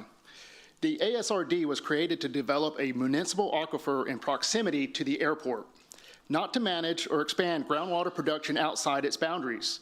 From the start, the district's boundaries were chosen precisely because no natural aquifer existed there. I'll repeat that. No natural aquifer existed there. The plan was to create one through aquifer storage and recovery, not to pump existing groundwater. But after nearly 20 years, there's been no aquifer, no recharge, and no storage. Nothing to show for its purpose. Now the city wants to use that same district to annex new well fields along the river far outside the ASRD's original scope. They've shifted from trying to create an aquifer where none exist to overpumping along the river at 5 times the MAG. That's not conservation, that's mission drift. And if the city truly believed there was more water available than the MAG says, they should have started those studies back in 2009 in the last drought and not waited until 25 to claim otherwise. We deserve better than reactionary water policy. We deserve real planning and accountability. I urge you all to vote against this resolution. Thank you. Thank you, sir. Hi, my name is Lucas Barraza from Nueces County. Members of the board, the district's mission is clear. 1, conserve and recharge. 2, prevent waste. 3, control subsidence. 4, develop storage areas for the city. Yet the city now seeks to overpump the aquifer through that very district. With city employees running the ASRD, it becomes self-regulation, not oversight. Y'all talk about wanting to engage and talk with neighbors, but at the same time, wanting to annex this land before ever mentioning to the public. You will in essence be pumping 5 times the MAG.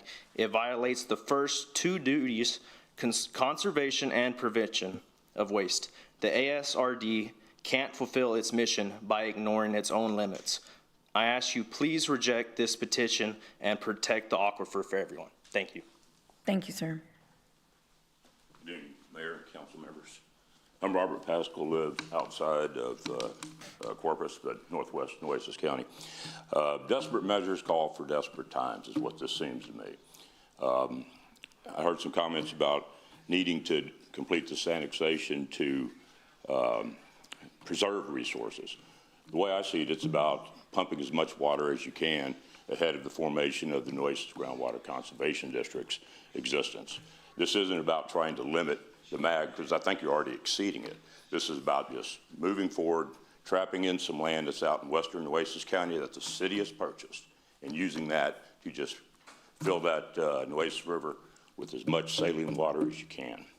And I don't think there's been any studies of what the impact of all that brackish water going into the river is, but I know it can't be good. So there's a lot of concerns, and I think Council mentioned, the legal ramifications of just ramming this forward. I see potential litigation on the horizon for the city. If it does that, I think the parties and interested landowners may be seeking injunctive relief. So I just caution everybody to tap the brake, and let's do this the right way. Dot all the I's, cross the T's, do the studies, and do this right for all the citizens of Nueces County. Thank you. Thank you, sir.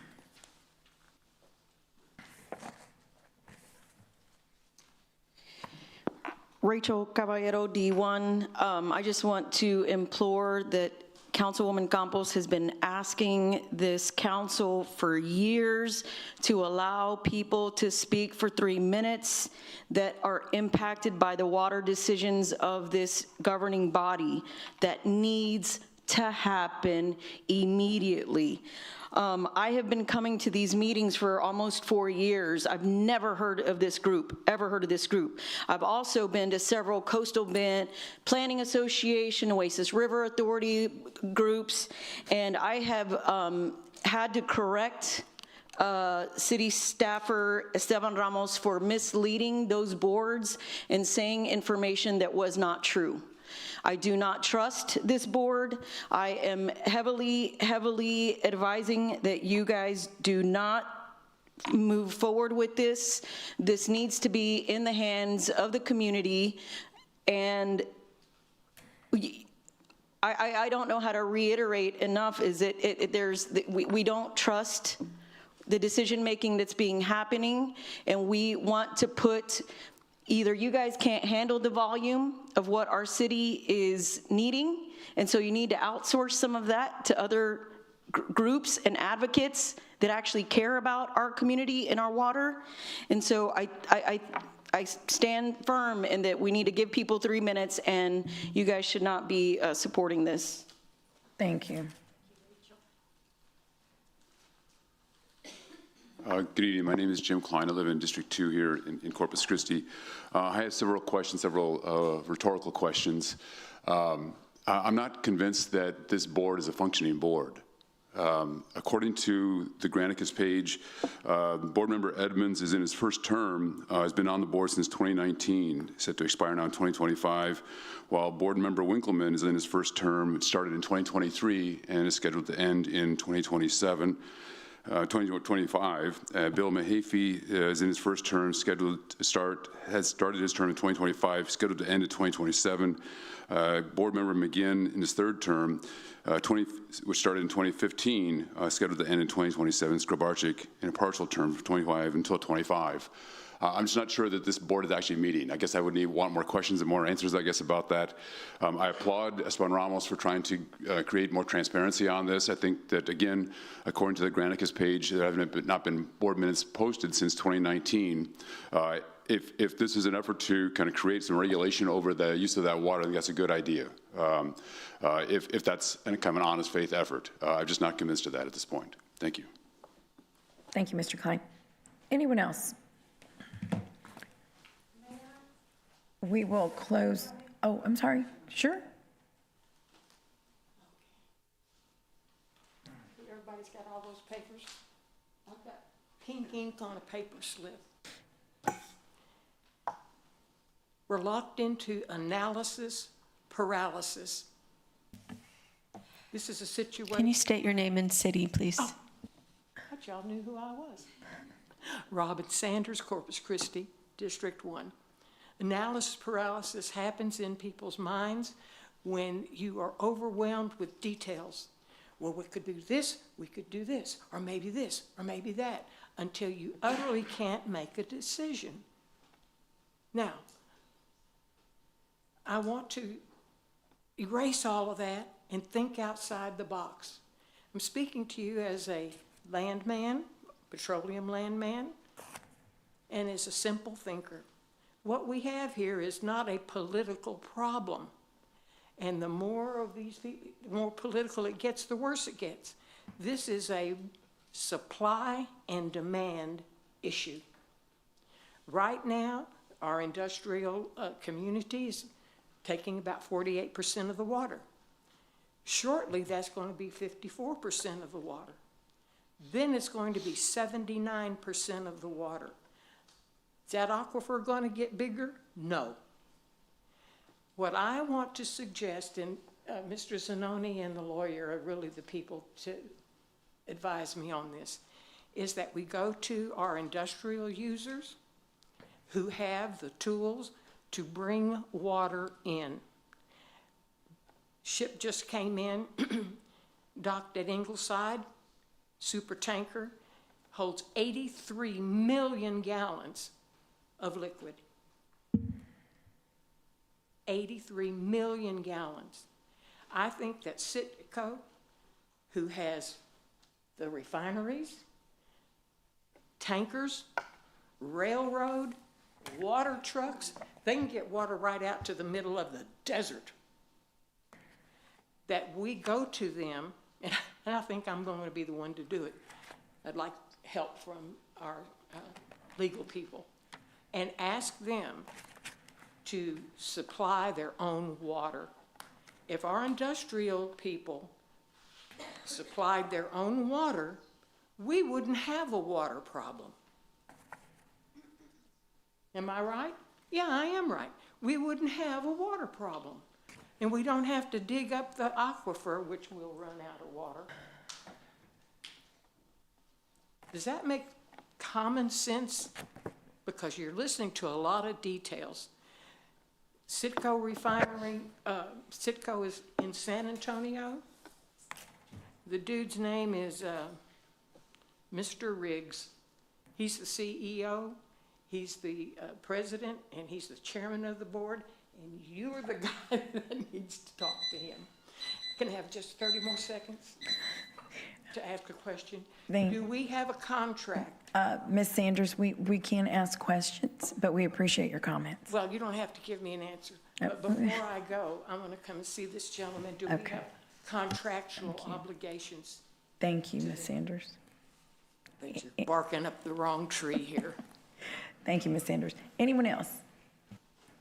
Okay, we're going to close public comment on item number 22. And I believe we have who do we have? Councilwoman Paxson, do you have a comment? Thank you, Mayor. If we were to go through process to add, to change the composition of the board, do you know roughly what that process would look like time-wise? I wouldn't want to guess right now, but it's something we will bring back to council for adding. I think the question was to add more members. So we'll work with our legal staff to determine the proper procedures. I don't want to lead you down the improper procedure path at this time, but it's something that we can look at, and if there's the ability to change, we will. Okay.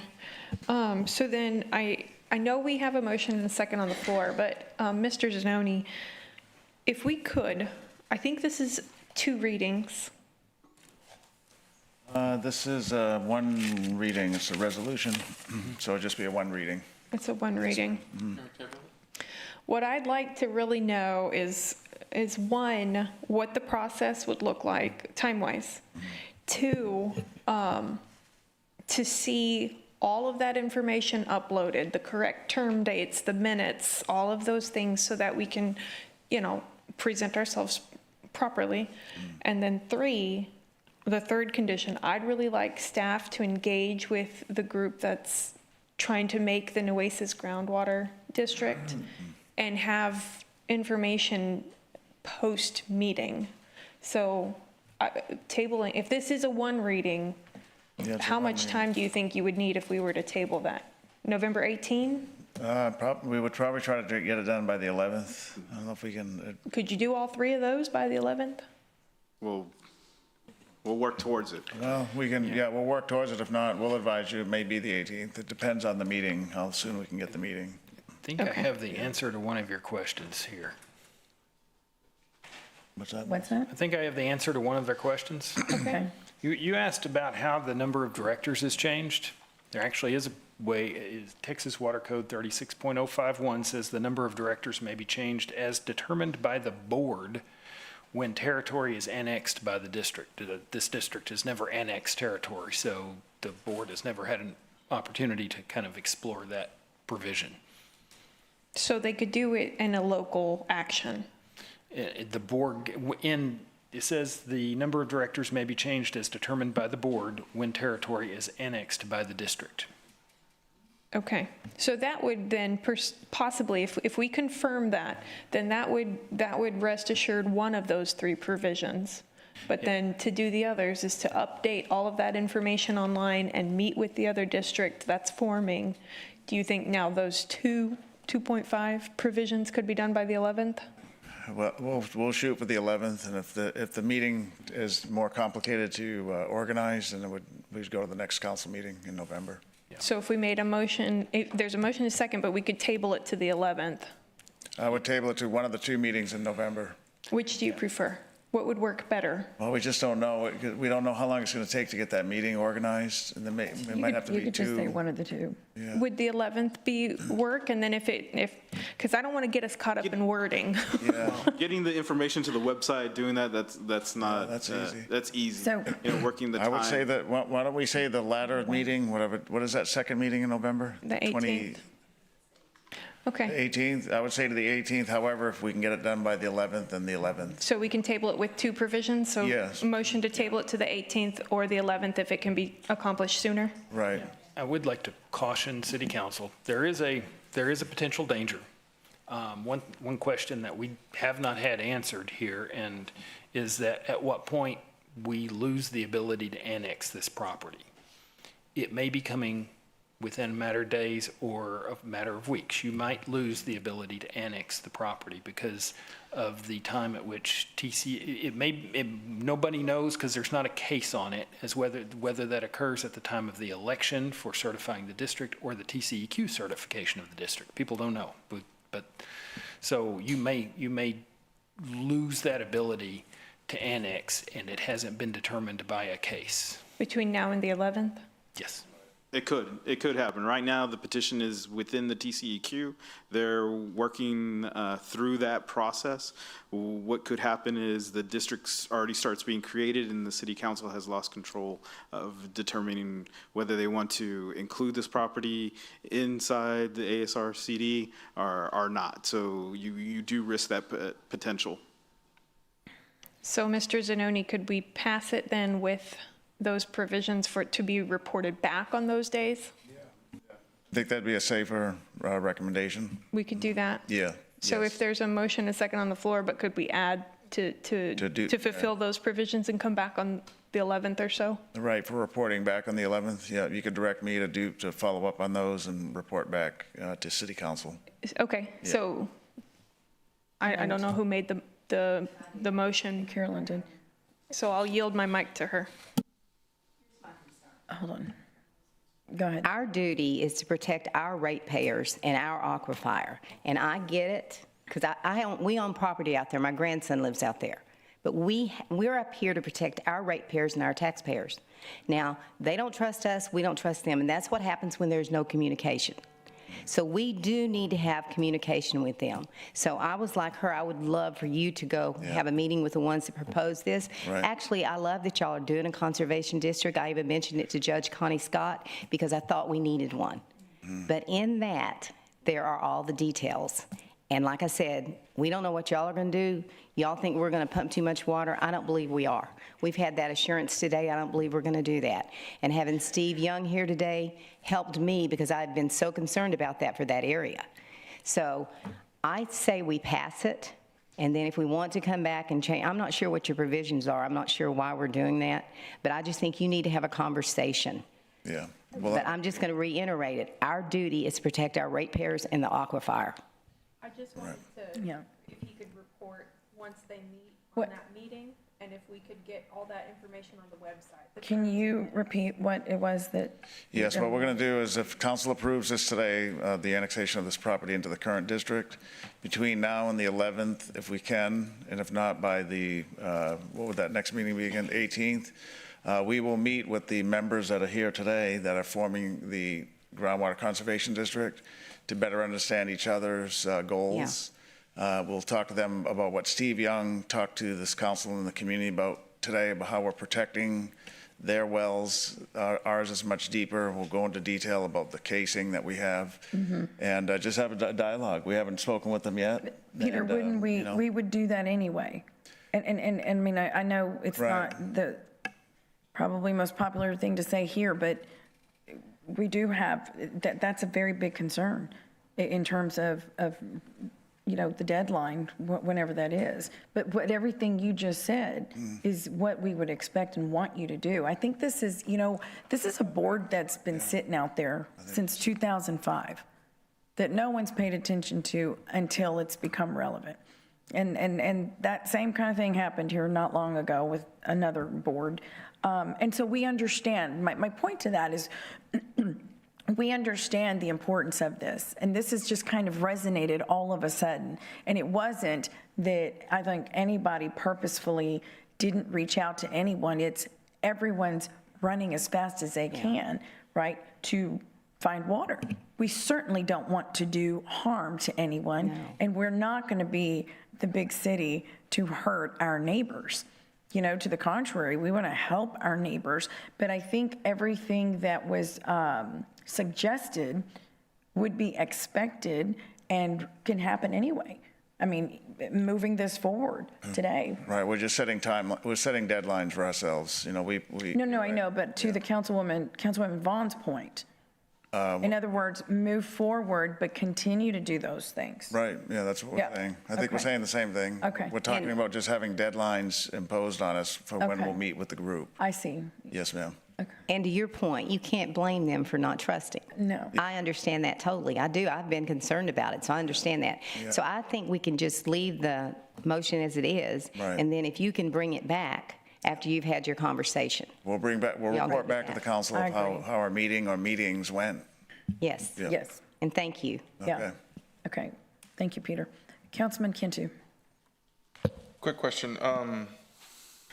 There's a couple board members their term's about to expire. How many are they? Two. Two? Two. And we can get an outsider, right? We don't need to get city employees on that board? To my knowledge, yes. Because I don't think we could add any extra. Oh, outsider, and we clarify. The public. Outside of the district boundaries? Yes. I will have to We check need to that follow up with. on that one, yeah. I couldn't tell you yes or Well, no. I'd outside have of to city do some staff. research. more- Outside city yeah. staff, yes. I just want to be clear because we're Yeah. throwing that around. I just want to be clear. Outside city staff, yes. Okay, and then what I read up right now, I don't think we could add any more than 5. So we're not going to table it. We're going to approve it. It's only one reading. Correct. Yeah, it's a resolution Do only. you have a council meeting next week? We do next The week. 11th. Yeah, we do not, no. I mean, TCAQ takes forever and everything. I don't know. Okay. I just want to make sure that we can appoint someone else but city staff. I just want to hear that, make that promise. Like, I don't want all city staffers on there. Yeah, we've heard that loud and clear, and one of the speakers said it right. And we appoint them, or you guys appoint them in the board? It's like any board we would recommend and you Okay. would approve if, we would have conversations, of who could be, who you wish to be a part of it. I mean, that could be discussed. All right, sounds good. Thank you. Councilman Hernandez. Okay, this kind of goes back to the questions I had to Steve Young, right? And that we don't have any real numbers or what we're supposed to have or regulations into this because, there's all sorts of requirements here, right? The desired future conditions, the actual modeled available groundwater, which was not what I expect. His answer was not what I expected. I was expecting that there was some model done by some hydrologist that said, okay, this is available groundwater, but that wasn't the case. Okay, so, and looking at what we have for the modeled available groundwater per the Texas Water Development's website, and it has two sections here, but roughly 6,700 and close to 800 acre feet of water per year. Okay, we're taking more than that, right? Is that the case? Yes, the city of Corpus Christi has wells, you've heard, eastern and western totaling approximately 28 MGD. So as Steve Young described the process of redoing the mags, the city of Corpus Christi has already started that process to discuss with the GMA and providing the GMA with the proper information for that request. You remember how Steve Young also said it was about knowledge and what you were requesting, who usage within that area to come up with those, with the mags. And we're in that process because, again, all this stuff has happened recently. We're developing that. We're talking with the GMA 16 so that we can update those, the mag, then that would be approved by the Texas Water Development Board. Okay, has it been approved? No, we're in the process right now. Okay, but it's in an area that is not regulated. So if we get this in the ASR, what regulations are in place? The rules and regulations within the district. Which are what? Which are spacing, sizing, purpose of use. Outside of a district, there is no, like Steve Young said, it's I up understand to the law of the largest pump. The reason I say this is because I was on an HOA that we drilled a well in order to fill up one of the, nice lakes there to have, and there was a whole process you had to go through to get a permit for that within the ASR district, right? Mm-hmm. Okay, I know that's all in place, but I don't know what those regulations are. What are the limitations? Are we going to, by doing this, are we going to limit ourselves? What's happening? Again, that is the conversation with how the city of Corpus Christi, with its new 2 wells, would then petition in the, ask for a variance from the. So we're going to ask for a variance from ourselves? The city of Corpus Christi is asking the district. Yes, we kind of say that they're the same entity, but they're not the same entity. They're 2 different groups. Okay, and, to that point, the last minutes that were posted were from 2019, so okay. There's a lot of homework that I need to do with the ASR district, and, we got a lot on our plate as council members, and I get it, I wish I was more prepared for it. But I'm just, I don't know what we're doing. I don't know what, our MAG, there's a whole lot of unanswered questions associated with this, and we're going to try and figure this out on our own with, and regulate ourselves. I understand it's a separate board, but it's us. Is that the way we're looking at it? No, we're 2 separate entities. There's the city of Corpus Christi. There's the CCASRCD. Yes, it is made up of board members that are also employees of the city, but there is rules and regulations through the Texas Water Code that the ASR district follows. In this particular situation, the city has wells that exist outside the district. The city wishes to petition the district to include those lands inside the district. With that, when they come to the board, they would also submit a petition, or excuse me, an application for a variance for those wells. Simultaneously, the city of Corpus Christi is already in discussions with the GMA to update the MAG. We've been working with HDR and also Steve Young on that. So there's multiple things happening, so we have everything in place. Okay, so I understand that. And then, when I was asking that question to Steve Young, I didn't really get an answer as to, okay, what are our limitations on these wells, considering the MAG is only 6,800 acre feet per year? So right now, because there isn't a district, if there wasn't a petition out there to create a new district, the city didn't, it would just be up to, there is no rules. But if you annex it, you create the rules that are already in existence in our ASR. That is right.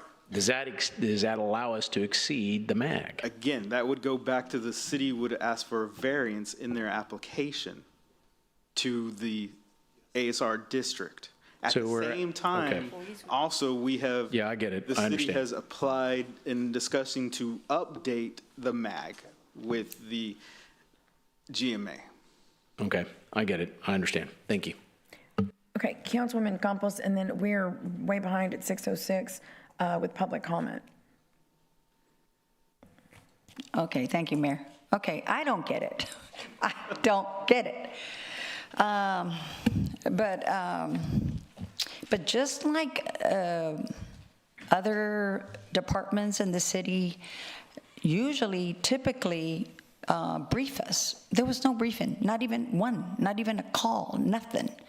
I mean, we were just, this was posted and that was it. I mean, there was a lot, you know, of course, there's always a lot on our plate, but again, this is just pretty important, and that's why I even right before we took up this agenda item, I pleaded with the mayor and said, let's allow the 3 minutes, because again, I've been, you know, saying this, you know, since I've been on the dais. When we're making water decisions for the area, and it is affecting them personally, yeah, I think we need to allow the full 3 minutes. So I know this is not directed to you, and I'm still, I'm probably going to abstain because I don't have enough information, so. Councilman Pereira. Here, I would thank you, Mayor. Put me on? Okay. Well, first off, there's several boards of which we police ourselves. I mean, there's the Housing and Finance Corporation. There's a couple of them that we do. I mean, I understand, once again, the reluctance. And I'm really sorry. I do believe in property owners' rights 100%. I really do. The challenge is that we put ourselves into a desperate situation. And I don't believe it's past councils. I believe it's this council. We put ourselves into a desperate situation. And if we don't do this, then we're going to fall into curtailment. The only thing that I ask, I mean, because I'm doing this reluctantly, I mean, I'm going to support it, and I don't want to, you know, and I hate talking about both sides of my mouth, but I'm just telling you right now that if we don't do this, then we will go into curtailment. And I say that with all sincerity. But I think we do need to look at the approach as to where, you know, whatever we come up with, that we need to make sure that we have somebody from Cal Allen, or at least 2 votes from Cal Allen on this one, because they're going to be much closer to those individuals that are going to be in that area. So that way we need to jump on that right away, very quickly, so that way those people feel like they're being represented, and those people in the community. And I think the other thing I want to ask is that I know Scott Barraza, because he's been in my office, and I know his uncle real well, and what is a good guy. But I think he has property within the city limits of Corpus Christi. So hopefully we can look into that, because he owns property, his family owns property within the city limits of Corpus Christi, right down by the airport. So I think if we can look into that, that way these people feel that they're being represented. Okay, thank you very much.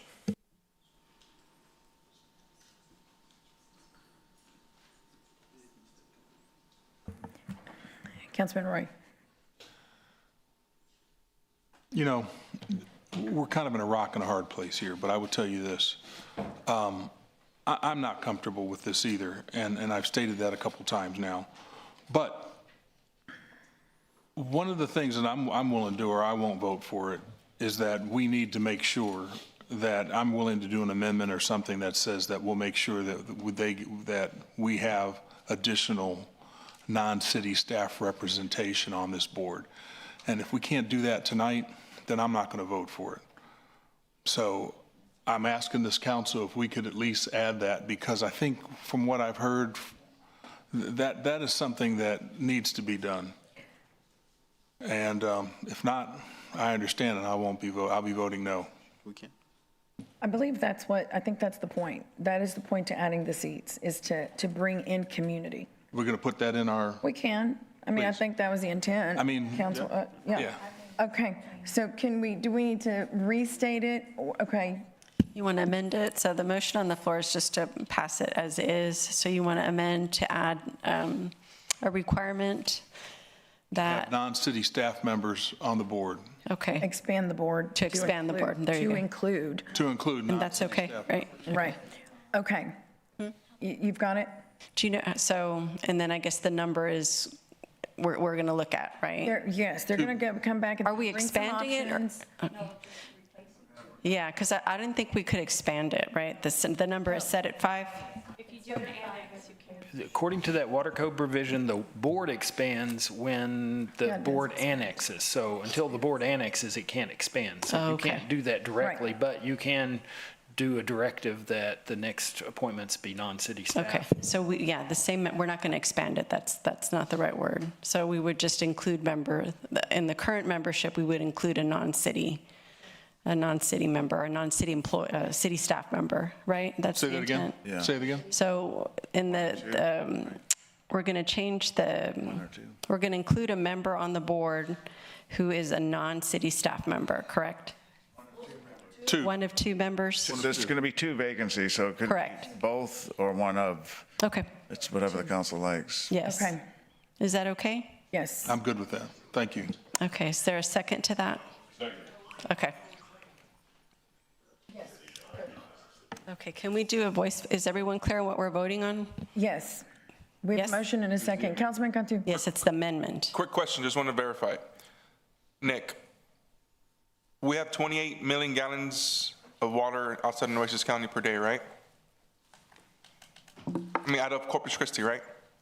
So the Steve Young, the sustainable pumping is 11 MGD from the eastern well fields, 17 MGD. Not in the city limits. From those 2 well fields are outside the city limits. So at any given time, Nueces groundwater could limit us to only 3 million gallons a day, correct? Those are assets we need and that are important for us to avoid. But they could limit any us, issues. correct? Potentially, yes, sir. That's all I'm asking. Potentially. Thank you. Thank you. All right, we have a motion and a second. Please submit your vote. On that one, on the amendment, can we do it verbal, please? Oh, yes, verbal. All in favor, say aye. Aye. Any opposed, say no. The motion carries. Okay, and then we can pass it as amended. As amended, I'll entertain a motion. Okay. I move for approval as amended. All right. Thank you. Please submit your vote.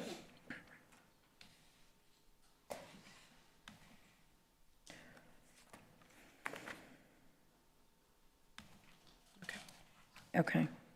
The motion carries. Okay, so we're going to break for public comment. And let's see. We handle significant matters concerning taxpayer dollars, making it imperative that we uphold the highest standards of decorum and adherence to our policies.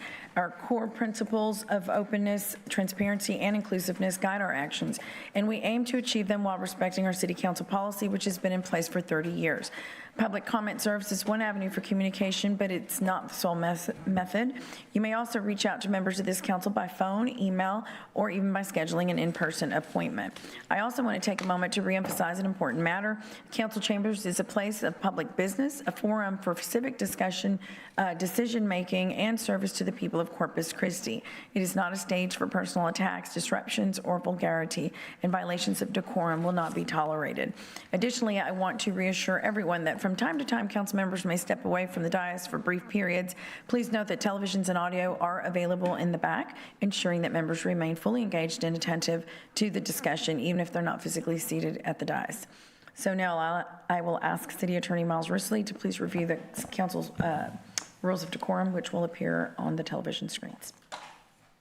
All citizens must be courteous, polite, and respectful of one another, including the city council and city staff. The mayor and council members shall be referred to by title and/or title surname.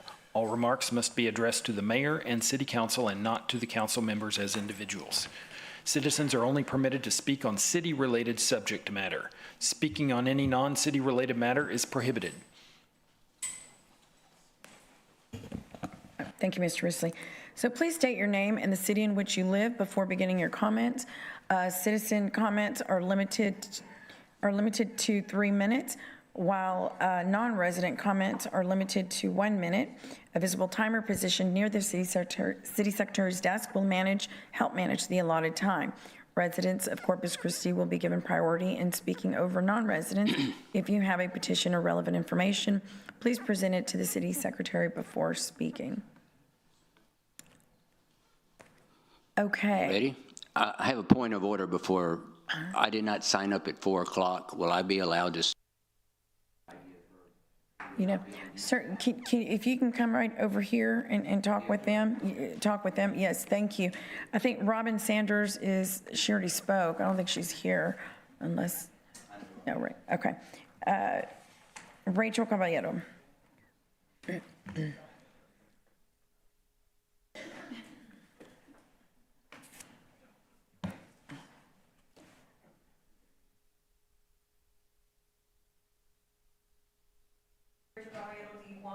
I've already spoken on the things that I've spoken about, so I'd like to Give over my time to the gentleman that has some valid concerns about the hostile takeover of our council. Please let it happen. Mayor, you can't, transferring time is not permitted. Okay, thank you. All righty. Henry Magnum.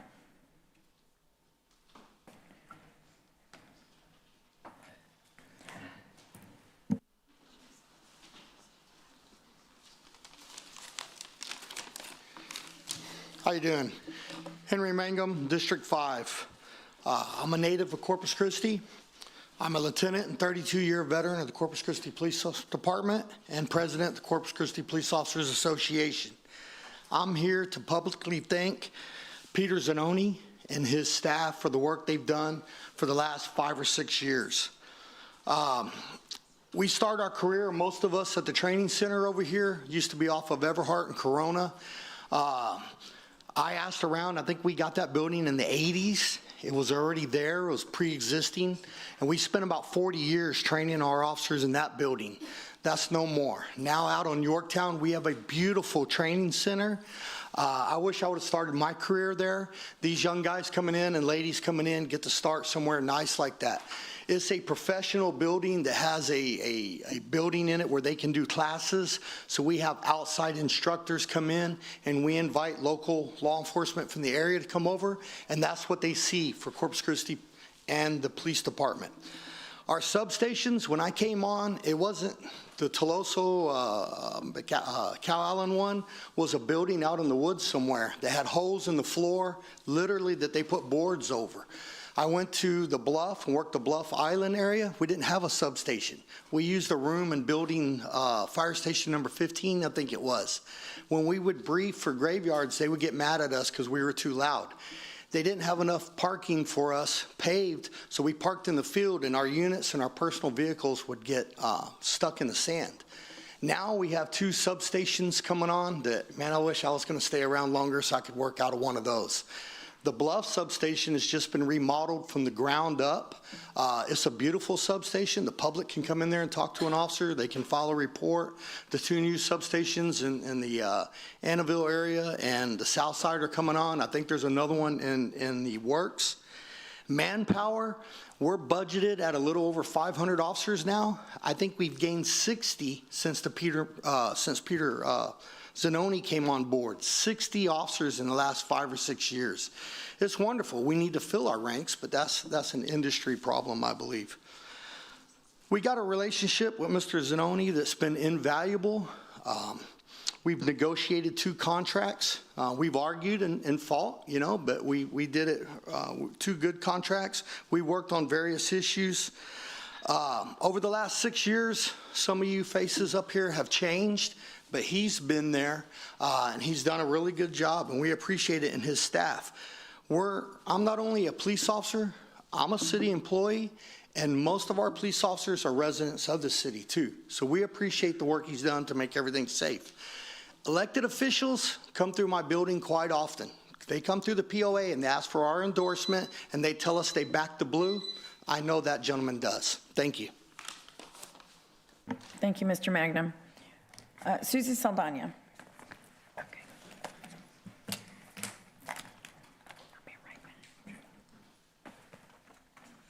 Susie Saldana, Corpus Christi, Texas. You know, I've asked you before that you guys need to go back to the basics of what it is to follow the charter of this city. Some of you are really good at it, some of you have not done it, and I see that coming from you. You need to remember that your job is to make policy. This city is a city manager-run city, not a mayor-run city, not a council-run city, a city manager-run city. And you need to remember that. It seems that somehow you've forgotten, and those of you that have been here the longest have totally forgotten about it, because you feel that you can tell the city manager how to implement policy. That is not your role. Your role is to make the policy, give the direction, and let him run with it. If he can do it, he'll tell you, and if he can't, he'll tell you. Because he's done a good job with mixed messages that he gets from you all. He's actually done a very good job. So it's time for you guys to wake up, look at what your duties are, to make policy. You do not run the city. The city manager does that. He does a darn good job. So I think it's time you changed your attitudes. Thank you. Thank you, Ms. Saldana. Eric Von Wade.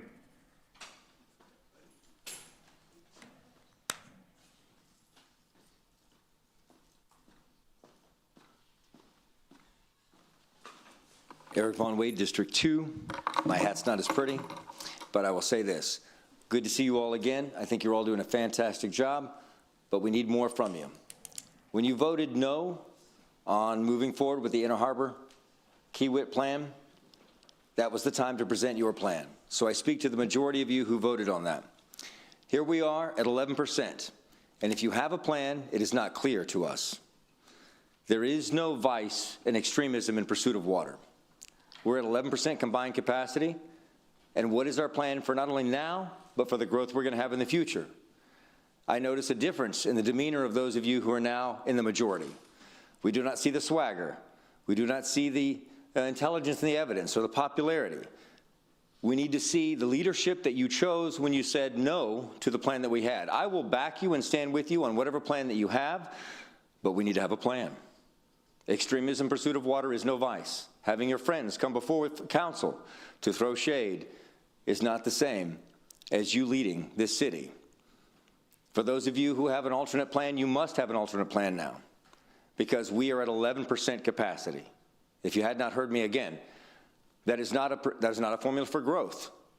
It is one thing to sit behind the hedge and throw water balloons at the marathon runners until the police show up and then play good. But now you must stand before the people behind the hedge and defend your plan. What is your plan? The time is gone. We are already going to go into stage 4, and if we go into stage 4 and you do not have a plan that you're willing to stand before and take the slings and arrows that you have given, the moniker of failure will be at your feet, and your advisors, your campaign managers, the people who call you are not going to be there with their name branded to this situation. It will be you. And I will stand with you at whatever plan you come forward with, but the citizens do not see a concerted plan from you. You are the majority, the 6 of you that voted against it. I want to see a plan with desalination involved in it and something that's going to meet something similar to 2028 at the earliest. If you do not have that, you have only been critics outside the ring and not the men in the ring or the women in the ring taking the hits. I hope and I know that you will see what I see. You are the council we need, and the council we need is the council we have. But you must stand forward and lead. And that means no more sitting on the sidelines in safety, because the desk will not grow, those seats will not shrink, because they both require water for wood to grow and leather to shrink. And we do not have enough water to meet our growth, much less guaranteed what we have. Evangeline, these other programs, they're not guaranteed. What is fully permitted? Pick up the ball, cross the finish line, and win for the citizens of Corpus Christi, because there is a time where we can find common ground. If you wanted to pump it out into the ocean, find a way to do that. But let's move forward. Thank you very much. Thank you, Mr. Von Wade. No, let's wait till afterward. Quick point of information. And can we just do that afterward? Can we make a quick? I'd rather we do that afterward. Ron Graven? Can I make a motion? He is. Ron Graven? We have a motion. We have a motion on the table, Roland. Rebecca? I understood that the mayor had asked the council to save points of order and comments till the after public comment, so that he's just enforcing her, that's all he was doing, enforcing her. There's no motions that can be made on an item that's not on the agenda. Ron Graven? May I make a point of information? After we're done. There's not that much. Sharon Sedgwick is not in. Mr. Jim Klein. Thank you. That's also, so we've talked about decorum, right? And so that's, I know, but I'm just reminding you, we did talk about that decorum. Mr. Klein, thank you. Good evening. My name is Jim Klein. Again, I live in District 2. I want to talk about a different subject tonight, although it is related back to water once again. This is a suggestion, and you can make of it what you will. I believe that the city of Corpus Christi needs to create a water commission, similar to the planning commission that the city already has right now. This would be a volunteer commission, members of the citizens that would be, we would be tasked with, amongst other things, determining whether we decide to bring in large volume water users. And you could decide how you define that as 100,000 gallons or something, some other number as well to determine that. I think that this would ensure transparency and bringing new large volume water customers into the city. It would help to restore the public trust in this process. Trust right now, I think, seems to be at a low point. This time I heard that earlier tonight already, and this is an opportunity to improve that. The public should be involved, I think, since the new large volume customers could possibly necessitate new water sources and/or infrastructure that will drive up water rates now or in the future. As this has already happened in the last 10 years. I believe the creation of a water commission would improve transparency and public trust in the city decision-making process of adding a new large volume water users. Please take this under consideration. Thank you. Thank you, Dr. Klein. Marilena Garza. Bless you. Marilena Garza, District 1.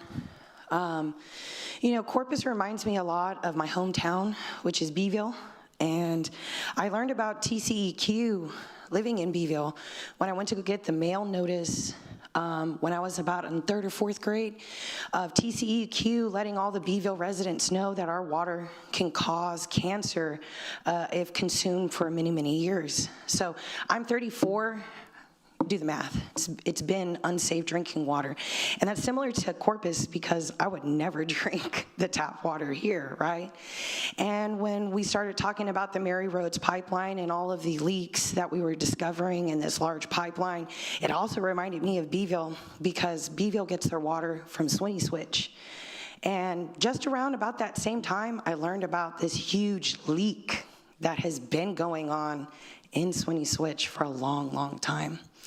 So bad, you know, like private citizens were rallying their money up together to pay for it because B County is broke, kind of like Nueces County is broke, right?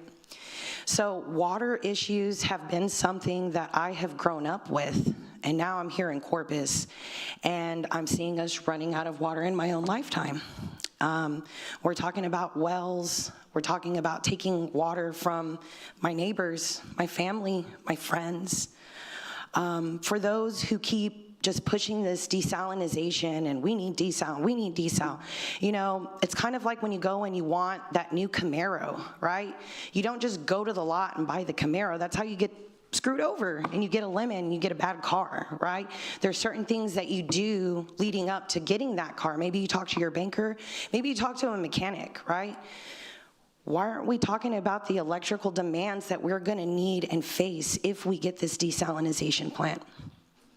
We're gonna get bent over, not just on our water bills, down our electric bills. Isn't that going to be great? And during Winter Storm Uri, you know, being a lifelong Coastal Bend resident, I had never seen us go without electricity longer than a day. And during Winter Storm Uri, we went without electricity for several days. So that tells me that our electrical infrastructure here is poor. And the past 2 Texas legislative sessions, when it came to getting money allocated for weatherizing our electrical grid, our state politicians said, no thanks. So if you want this desal plant, what are we doing to meet the electrical demands? I haven't heard anybody talk about that. And that is going to affect people like me, people like you guys, people who are thinking about moving here. So if you want desal so bad, do the damn homework. Thank you, Ms. Garza. Elena Martinez.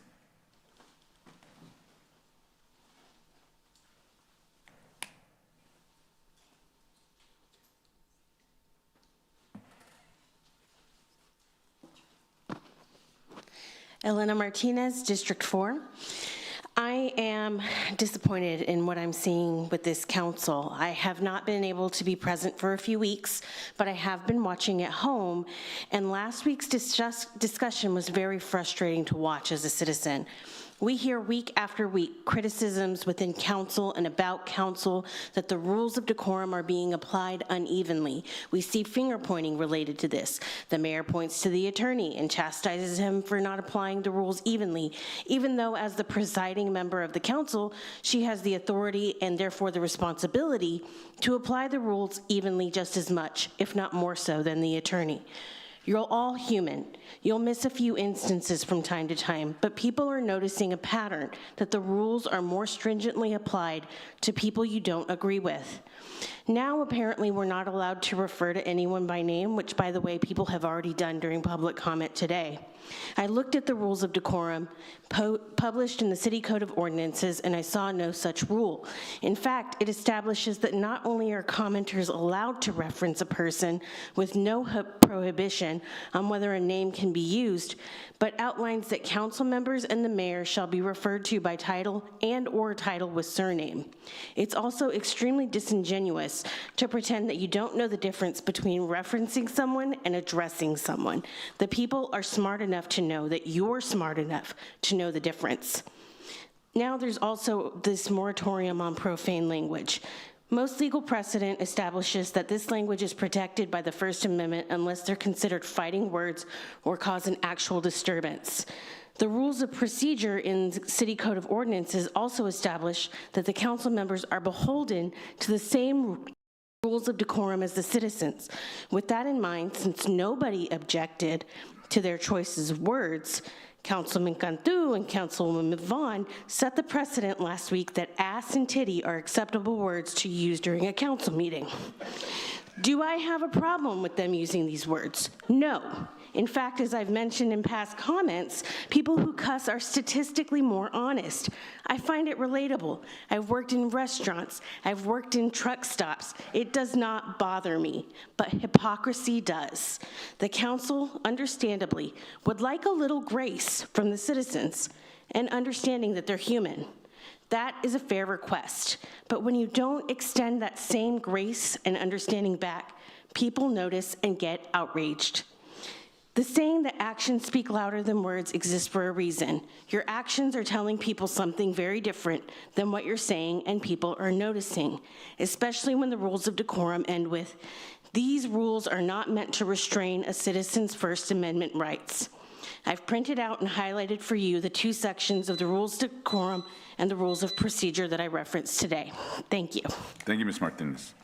Brandon Garris.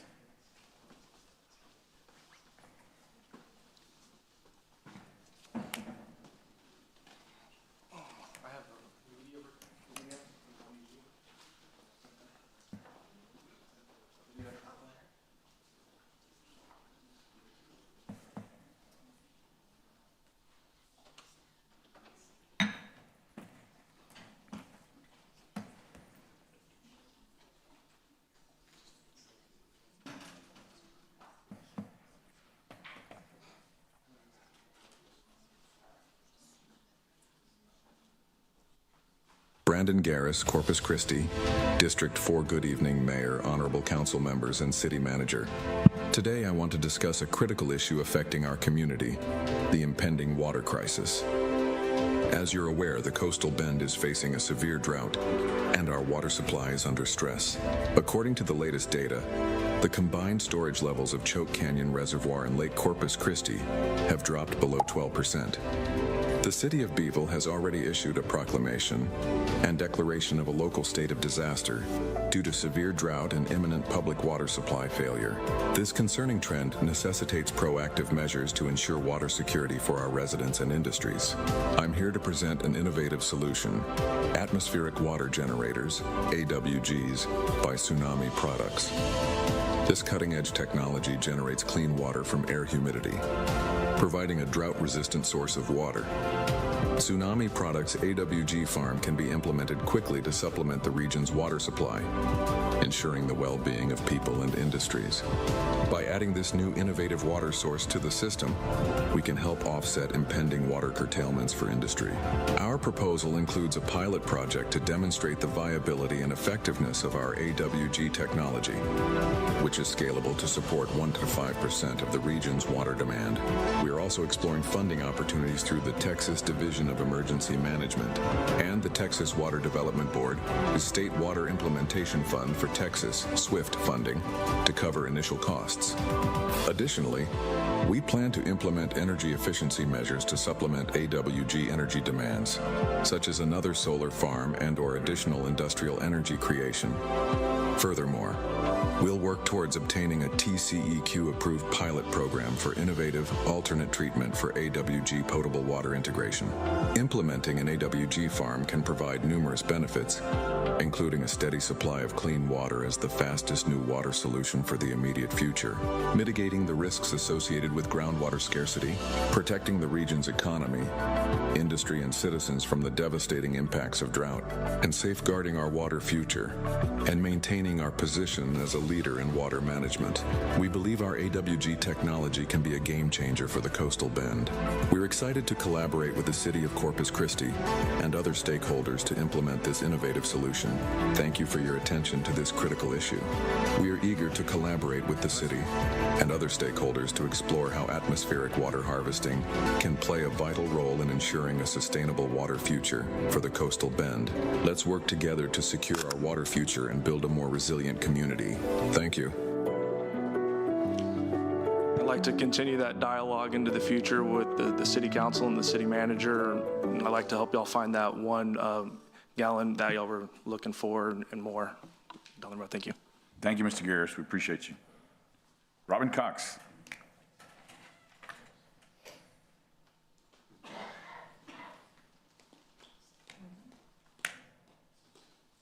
Hi, I'm Robin Cox, District 3, and I know the lady earlier today was saying she didn't like living in District 3. I love living in District 3. I have a wonderful council member that I can always guarantee will call me back, as well as my at-large. And I don't know how many of you up here right now, this is kind of feeling right now when that, since we can use the word now, that titty baby gets to be the hall monitor and gets to call out people. So when that one kid gets in charge. As far as the water problem, that's what I came to speak about.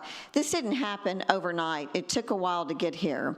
And I know during the campaign trail, some people weren't talking about the water problem. They were talking about anything but water problem. We actually didn't even know it was happening. We were busy doing important things like having a Barry Manilow Day named, which I don't know what y'all did on Barry Manilow Day. I didn't do anything on Barry Manilow Day. But we have a serious water problem here, and most of us take our days off to come here and speak. We're not getting paid. We come here and we're hoping you're listening. But I'm going to play something for you, because sometimes they're not listening and they don't take advice. This will play. He showed you the evidence. He showed what he believed to be the evidence. Okay. Again, our council, myself and my council members, rely not on public comment, but on our staff to advise us. So right there, we don't rely on public comment. which is to me saying some of you aren't listening to public comment. And we come here to talk. I can see which one of you are listening, which one of you aren't. I would love to give a quick quiz afterwards and ask, what did someone just say? I had this particular, and since we can't use names, it was one of the voices here said, we don't take advice from public comment. Well, you may not, but we vote. And we tell other people. There may only be a few of us here, but if you look at the YouTube, there are thousands of people tuning in. There are more people turning into this than are turning into Loving the Spectrum. So we've got people tuning in, listening, and they're calling me and they're saying, what is going on there? They're not even listening. They can count the ones that are listening. And someone got up here earlier and said they can see the 6 of you that they don't think you have swagger. I've been around y'all. Y'all definitely have swagger. He just can't see it. The rest of us can. And also last time, I want to point out something. A certain person up here said that the governor was going to have to come down. Don't call the governor down here to bully us around. I voted for Governor Abbott. I campaigned for Governor Abbott, but I'll be the first one to call him and say, you don't live here, you don't use the water here, don't use name dropping to bully us around. We don't take it too lightly. We've got some women up here that I know are pretty strong, and let me tell you about some women. We don't like to be bullied around. Thank you. Thank you, Ms. Cox. Christina English.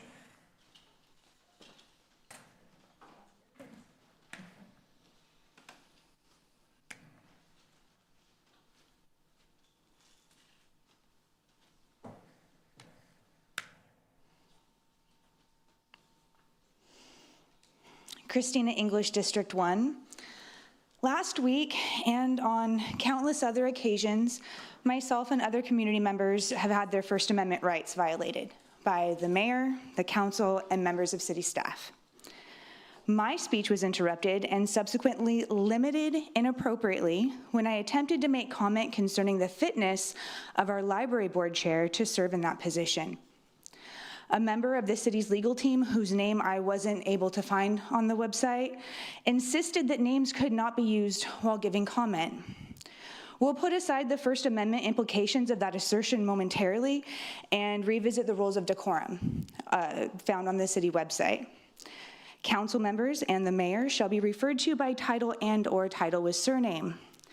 This can't be the problem, because I made reference to the chair of the library board and not the mayor or any member of council. And even if we extended this rule beyond its actual language to cover the chair, I would still have been within bounds on this rule. All remarks shall be addressed to the mayor and city council and not to council members as individuals. This is also not a problem. I was addressing the mayor and council and did not speak directly to anyone. It's written the same way in the city charter, only there I learned that it's possible to fine members of council for their breaches of decorum, making me wonder how much of a revenue stream we've missed out on, even just based on the mayor. That same day, at least 2 other community members used names in their comments, but were thankfully not interrupted, today as well, demonstrating both the fairness and effectiveness of inventing rules on the fly. I don't know why the city's legal department feels protective about our library board chair to the point that they're willing to violate my rights while being recorded and live streamed. I'd remind this entire body that a violation of anyone's rights makes us all less free. This mayor and council also look weak and petty when they spend more time arguing about a comment's relation to city business than the 3-minute comment would have taken if left uninterrupted. I have personally sat in these chambers and listened to comments about people's mothers, personal religious beliefs, and outright hate speech, all uninterrupted. The rule requiring a comment to be about city business is subjective, inefficient, and unevenly applied.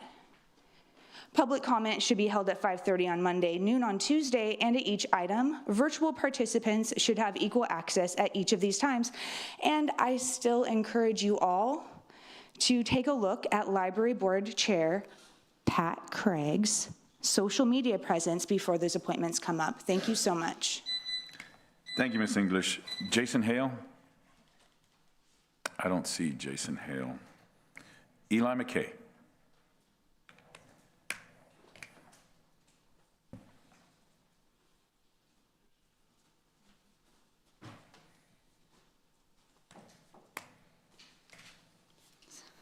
Sorry, I threw my back out. Struggling. I wasn't going to come today, but here I am. My name is Eli McKay, and I live in beautiful uptown Corpus Christi, District 1. So today I came to talk about transparency. It's something that the city, didn't mean to say that, the city should strive for, and something that the people crave. The meaning of the word can change by the perception of the person using it and also those hearing it. One thing that is clear, and some of you may not know, some who are not in this room, sadly, is that all of you on this dais are transparent because you show us your true colors every single day. For some of you, that is a good thing. You show empathy, understanding of issues, and a focus on the decisions that you make for all of us. Others show us a self-serving path, solely ego-driven. And something that I always say is that ego is the enemy of the people. The time has come for anyone in a position of power to put their ego aside, to look beyond their greed, and to be realistic of the situation we are in. Stand up, be brave, speak out against division, fear-mongering, and lies. Do not allow investments we have made to beautify our city be caught in the crossfires of hate being spewed by our governor.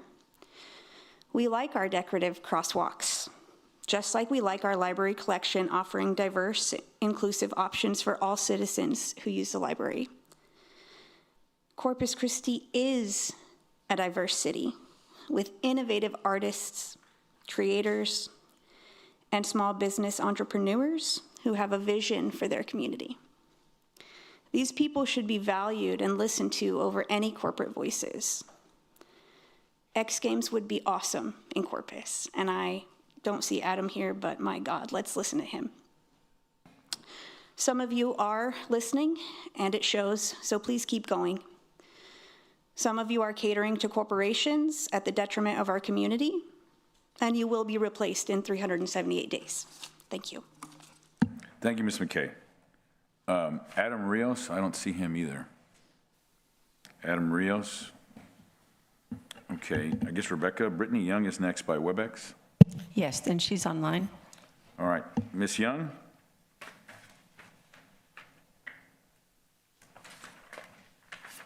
Ms. Young? She was online. Okay, well, maybe we'll come back to her. Okay. Okay, next we have Amanda Guerra. Is she on the phone? I was told she was, but. All right, we'll give her an opportunity to come back. Alberto Zertucci. He was also online. Okay, we're running out of time. Jimmy Vinson. I'm here. Oh. Okay, who's that, Albert? Yes, sir. Okay, Mr. Zertucci, proceed. My name is Albert Sartucci. I'm District 3. I'm also a veteran-owned business, Hard Life Bait and Tackle. I own a YouTube channel called Team Hard Life, Team Hard Life with 200,000 subscribers and growing. I want to thank all those who listened to us and voted against the Inner Harbor desal plant and stood against all those who try to levy their weight against you in our city. We are watching and we got your backs. We will continue to share the knowledge of what is going on. We know and understand we need water, but at the same time, not at the detriment of losing our natural resources. I am pro-growth. I want to see everyone raise up with blessed paths for each.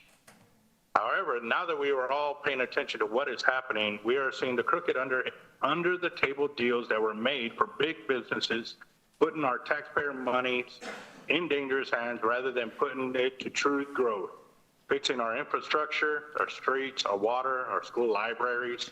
And this is important for all taxpayers now and for the future taxpayers who are tuning in after the city council meetings have finished. We are all paying attention to the fear-mongering and false narratives that are being told. We need more growth in the amount of water that is available. However, doing it the right way and protecting our natural resources is more important than we can all truly fathom. We've got a certain amount of years on this planet, and by doing what we are doing to destroy those natural resources will last decades after our deaths. We need to ensure that everything that we are doing is in order to protect our city's future for not just us, our kids, their kids, and their kids after that. Growth is a positive thing. Growth is always good if it's done in the right way, where everybody works hand in hand to make sure that they're not pushing somebody down. Basically like swimming. You know, if you can swim together, everybody moves, but if somebody is trying to push somebody underwater, that's not the right way to survive. I don't know how many times we got to say this, guys, but y'all are paying attention, and they nailed it earlier. A lot more people are starting to tune in to what y'all are doing, how y'all are doing it. We are not stupid. We are catching up. We may be a little slow because we have never been in this deal, but we are catching up, and we are learning fast, guys. So we wish y'all the best. Make the right decisions, because we are watching, and votes are coming up very soon.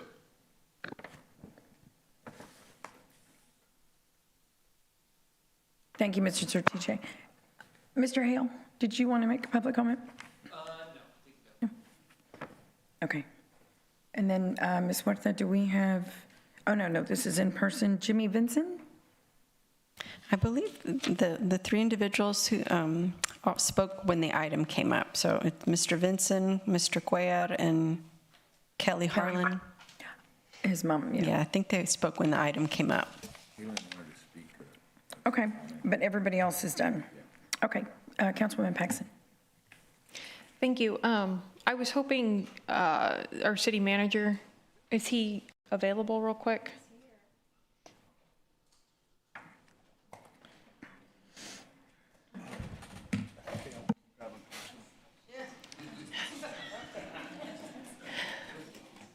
Thank you, Peter. I just was asking for help and I wanted to go to the source. We had someone comment earlier.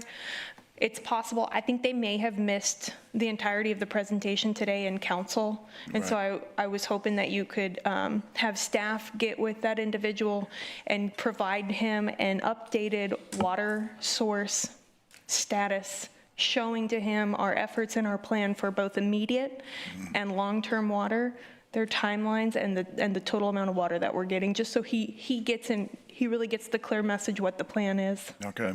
Thank you. We can do that. Councilwoman Vaughn. I want to apologize for using titty baby, and I'm sorry if that offended you. I really don't think it's an ugly word. It's just something that I used when my kids were growing up. Don't be a titty baby. So I apologize. It will not, I don't think it'll happen again. Thank you.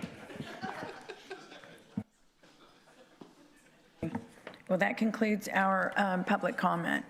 And so now we will go back to our meeting agenda and pick up where we left off, which is item number 23. And that is a motion authorizing a short-term non-refundable option for potable water reservation and diversion contract with the Nueces River Authority to reserve 57,007 acre feet per year from the Harbor Island Seawater Desalination Plant. Make a motion to approve. Second. Okay, do we have any staff that wants to say anything? Everybody's MIA. I don't know. Nick, did you have anything to say on this one? We have a motion and a second. No, I'm just standing by for questions, Mayor. Okay, great. Councilwoman Paxson? Thank you, Mayor. It's been a long road getting to this point. I have always been a huge proponent for this. I would like to take a quick moment just to clarify that this is a Gulf desalination project. This is planned out to utilize water well out into the Gulf. This isn't something that's using closed water system resources. I know that's been a huge topic of interest and concern, so I want to say that right out of the gate. There's some confusion, I think, circling around some people use the term desalination to represent one project, when desalination is a technology. So this is Gulf desalination. So I wanted to start by saying that.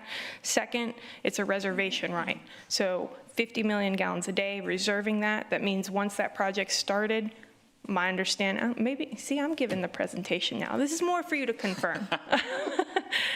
Once we get to that point where we're actually signing a water contract, we can reevaluate. But to me, it's important to take as much water as possible into reservation because we have more to work with. Whereas once we get the project online, if we determined we needed more, it may or may not be available. So that's why I'm a proponent for the full amount. And Peter, really quickly, I know what our book says, but just for public reference, your recommendation is the 50. Right, yeah, my recommendation is for the 50 million gallon reservation. We began with 40 because that's what was contemplated with the La Quinta permits. The city, was in the process of permitting 2 locations for desal. The La Quinta site and the La Quinta ship channel was 40 million gallons, and that was for another potential large volume user, and then there would be some excess. So we thought, given the conditions that we're seeing in the western reservoirs, which used to generate about 70 million gallons, we're assuming what Councilman Hernandez and I talked about some time ago, which is that assume that those may never come back to full strength. So 50 doesn't even replace the western reservoirs. So it gives us a chance to have the water we need and potentially bring on some additional customers as well. Thank you. To me, this is the second part. We spoke at length earlier about wanting to be a good partner with our other groundwater authorities and our other landowners that rely on groundwater. We said this is going to be an intermittent supply. The project here that we're voting on helps us put that in action. This gives us an option to be able to make that intermittent. So thank you for confirming. Councilwoman Vaughn.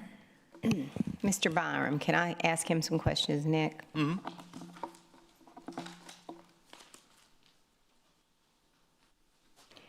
We've probably gone over some of the questions I'm going to ask, but I just want to clarify. First off, I want to ask you, can you tell us some of the big projects that Nueces River Authority has been involved in? Yes, John Byram, Executive Director of the Nueces River Authority. Many times I've been here, I guess you guys know me by now, but yes, we have been involved with Choke Canyon, the construction of Choke Canyon Reservoir. We participated in that and still own 20% of that. We lease those rights to the city of Victoria. I used to work in Victoria, to the city of Corpus Christi annually, and we've had a long-term relationship with that. We've also been involved in the Mary Rose Pipeline. We worked in a triangle there with the Port of Corpus Christi, the city of Corpus Christi, and the Nueces River Authority in constructing that. We constructed a $30 million wastewater system up in Riel County for Lakey and Twin Forks Reservoir. We've got the last part of that. It's been in operation for 5 years, but the last part of the funding to connect the last 91 houses is fixing to be sent our way, and we will finish that project just about the first quarter of 2026. So those are the few. We have also been in the water planning business since 1999, planning water, and now in the flood planning business, planning for flood in the Nueces Basin. Okay, I just wanted the public to hear, because y'all have done some substantial projects. Mary Road's been one of the biggest ones where y'all partnered with the port and the city to do that. And so to me, that gives me confidence that y'all can get this done. You are a state agency. I saw the list today of your customers, very impressive, that's good. So how much needs to be reserved before you get started? Well, if you guys reserve the 50, then we will have enough. We'll certainly have enough, because we'll almost be sold out. And in fact, we'll be telling people no as of tomorrow or the next day. I mean, I'll have to do the math on that to make sure. But tonight, in separate places, we have over 12 million gallons being contemplated to be sold too. So, it's a first pay, first get kind of thing, So as soon as we get that check, then that reservation goes in. We plan Well, tomorrow at 3 o'clock, there will be a mass exodus on our mass incoming on our facility in Uvalde, because we will be taking responses from the designers on the conveyance system. We had over 60 people pull plans on that. We expect 12, 14 responses to that. Then we will be putting out our RFQ for the P3 partner. I talked with the contractor that's doing that for us, and he will have that ready to go, if not by the end of October, by the first week of November. So that will be out on the street too. When January rolls around, we will have our application in for the Texas Water Development Board to get funding for the design of both the plant portion of it. You know, we have to come up with an off-ramp, some off-ramp money there. If the P3 contractor and NRA cannot reach a pricing agreement, then we would have an off-ramp there. And we also need money to design the conveyance system. Okay, and what was the cost estimate you think it's going to be? For the cost to do the desal? The entire project is going to be between $5.5 and $6 billion. That's what I thought you said. That includes the treatment, which we won't be funding. You know, the P3 partner will be funding the treatment portion of it. So let's take 1.5, 1/6 of that out, and the rest of that will be conveyance. Okay, and can you kind of give me an idea of how you came up with your cost estimate? Do you have an engineer that's got other contractors you're talking to, and they're saying, we think this is going to cost this, the pipe, whatever? Did y'all do that? We had a Class 5 estimate performed. That's the highest class. In other words, that's the one that's got most contingency and most estimated cost in it, performed by Black & Veatch. Okay, that's what I was going to ask you. And that's a lot of what this reservation fee is for, is to reimburse us for paying for Black & Veatch. Okay, gotcha. Okay. How are you going to allocate the cost per city that puts a reservation fee in, such as if you're sending water up north, which I see that you will be doing that, the city of Corpus shouldn't have to take on any of that cost, right? You know, there's several different ways to work a water rate, and we're going to get some people that are a lot smarter than I am, and that's not hard to find, by the way. You can find people that are smarter than I am everywhere you look, but we're going to get some people that are a lot smarter than I am to go in and design that rate package for us, okay? And there's different ways you can do that. Peter and I have talked. Here you do cost of service, which is acceptable, and that's a good way to do it. And if we do cost of service, then you would be pulling water off of our main before it got to the second and the third pump station, and even further if it has to go that far. And your rate would be less than those people upstream. Now, what could figure into this, though, is if we get the state participation loan, and we've been told they're very excited about us applying for that. The Texas Water Development Board is. So if we get a state participation loan and it works as an oversizing agreement, in other words, they help us defer the cost of the oversized main that we're going to run, so we just have to run the main once, then that could actually be a detriment to you at that point in time, because the state could be deferring that for 10 years, that cost for 10 years. So it might be better at that point that everybody gets the same rate.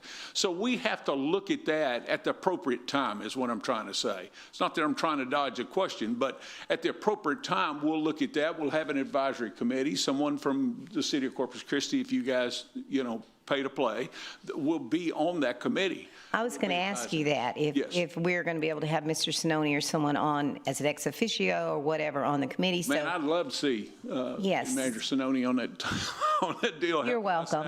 You bet. As if you needed something else to do. I'd be glad to be on there. Yeah. Okay. Well, that's a concern for me, because to me, that's going to be your cost when you're going to have to go up north, other than... You're exactly right. Yeah. And the only way that would be a detriment to you is if we got a lot of state money to offset running that water main. So we'll just have to see what that looks like. Okay, let's hope that's not. Okay, what if one of your customers drops out? Who's going to shoulder your part? Listen, it's fixing to break loose from what we're hearing up north. Okay. We've got a customer that we are talking to tonight. Travis is there tonight. We've got John at another place tonight. We've got everybody spread out, but they are north of where we've pushed so far.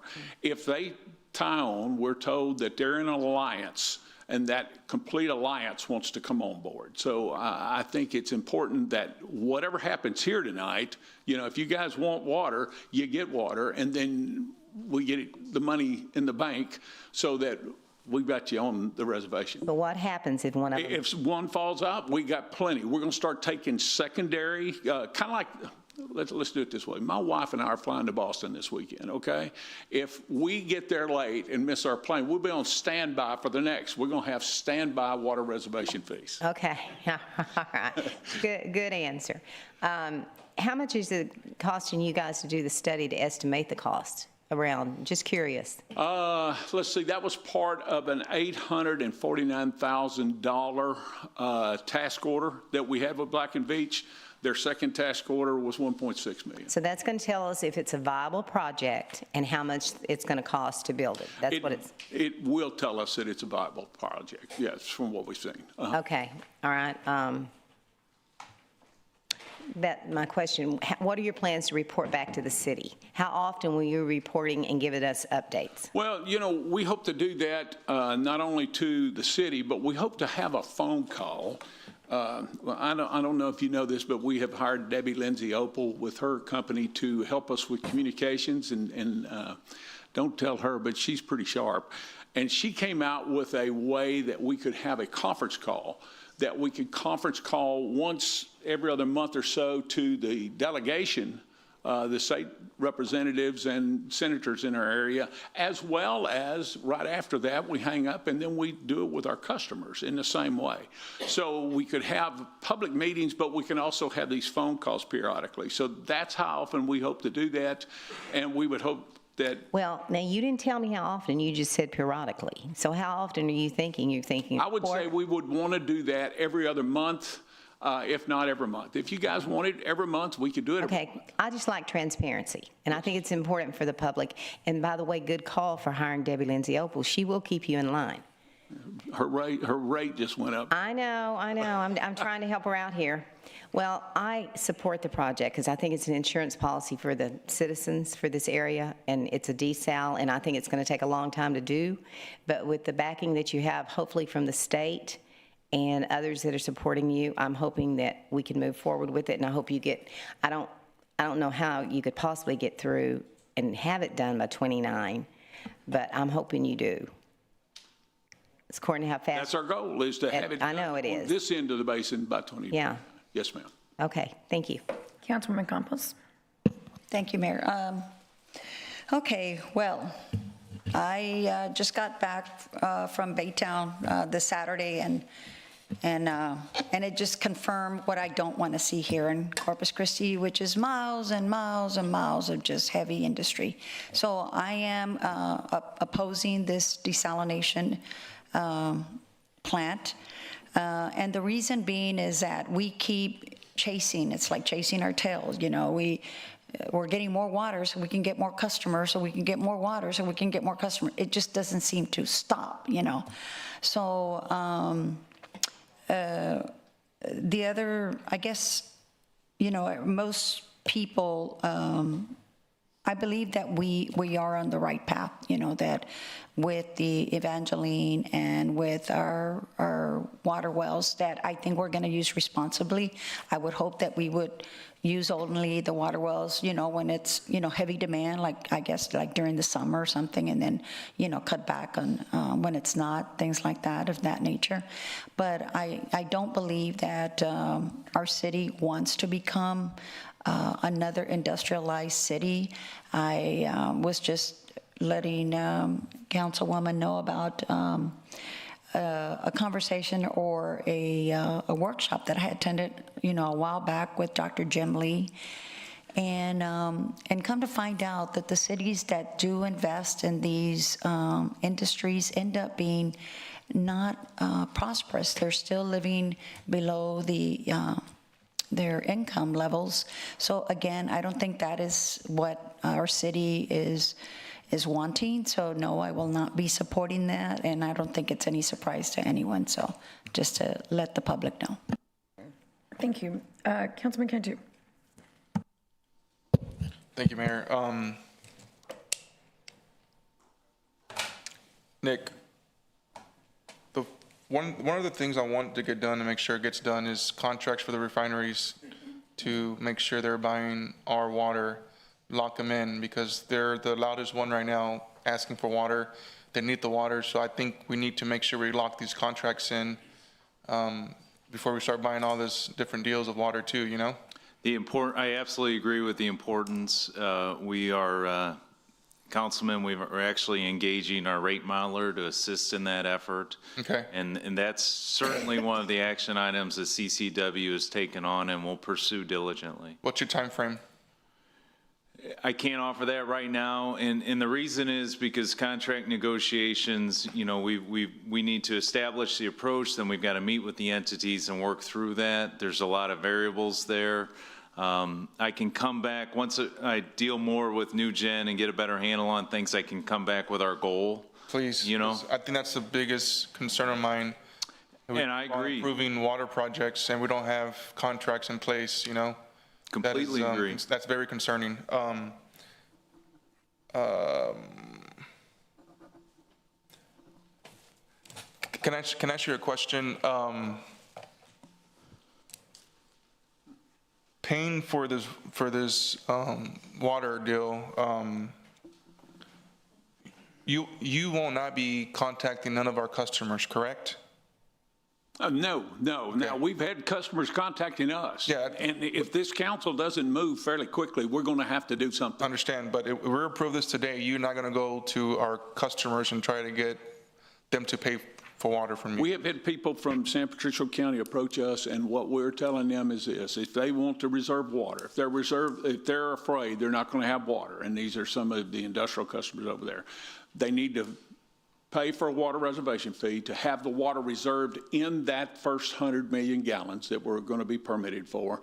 But we can't tell them who will be sending them the water bill. In other words, we'll work with the city of Corpus Christi, or city of Corpus Christi can work with San Pat, whatever, and that's the way that will be billed at that point in time with those industrial people over there. But they can't go to you directly and buy water. Well, they have. We have got one since the time because my concern is we're going to get all just 500,000 gallons, but yeah, my concern is we're going to reserve all this water from you guys, and then these customers are going to go buy water directly from you and say, hey, City of Corpus Christi, we don't need your water, we're going to do something different. Well, what you use with your customers is your business, you know, and not my business.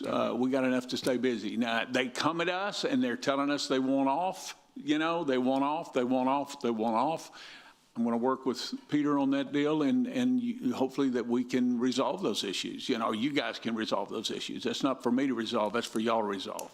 But at the end of the day, they need water. You know, we got some people that need water. No, I understand. I just remember. But I'm not openly soliciting them. No, we do have a contract that we are administering in San Patricio County and Aransas County, and it deals with wastewater assessments, wastewater treatment plant assessments, and when we walk in there, the elephant in the room shows up. You know, what are we going to do for water? What are we going to do for water? So we're in a spot there, you know. Yeah.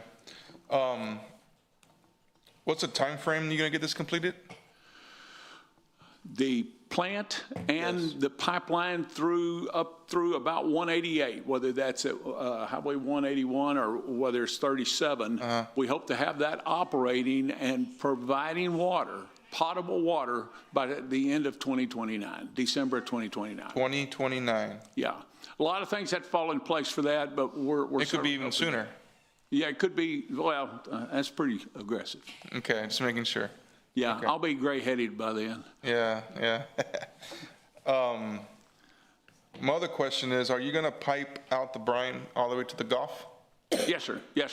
Now, one of the statements I made in here, I've been here so many times I can't remember, but one of the statements I made in here was a little bit misleading. I said it was 3.2 miles. The tunnel is 3.2 miles from Harbor Island, but there's another island in between Harbor Island and where the discharge point is, and it's 1.6 miles into the Gulf from that island, and that's where the shelf falls out. It's in 37 foot of water. 1.6 miles? 1.6 miles from the island that separates us from the discharge. Yes, sir. Got it. That sounds good. Okay. And then Peter, you're recommending how many gallons? I'm recommending 50 million gallon reservation fee.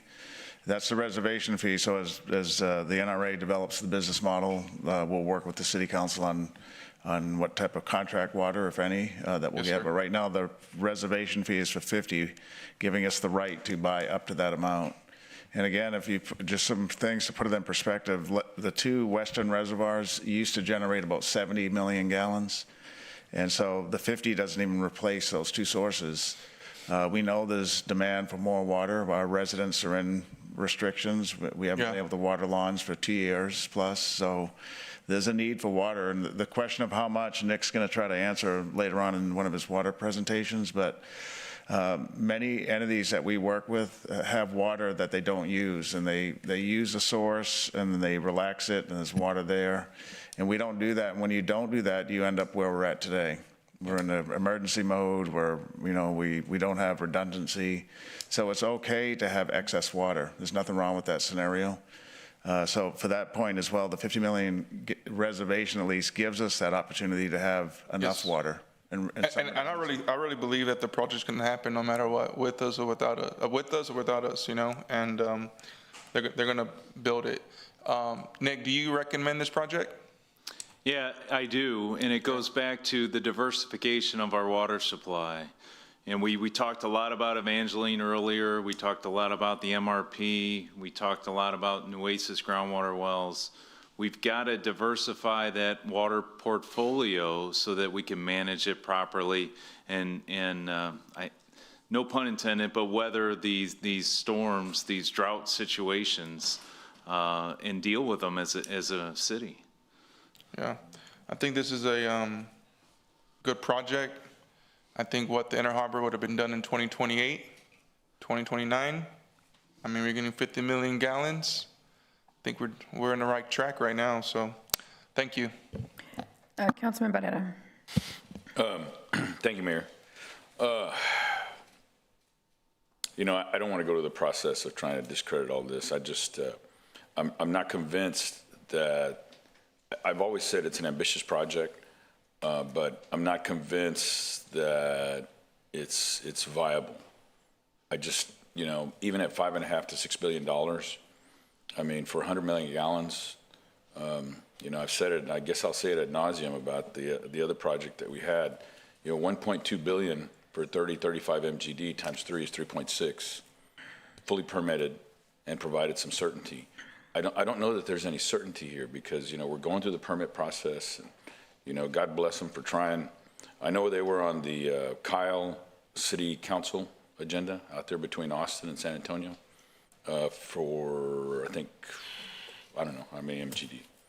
But I just have a hard time. And, you know, I'm with you guys, you know, probably 99% of the time, you know.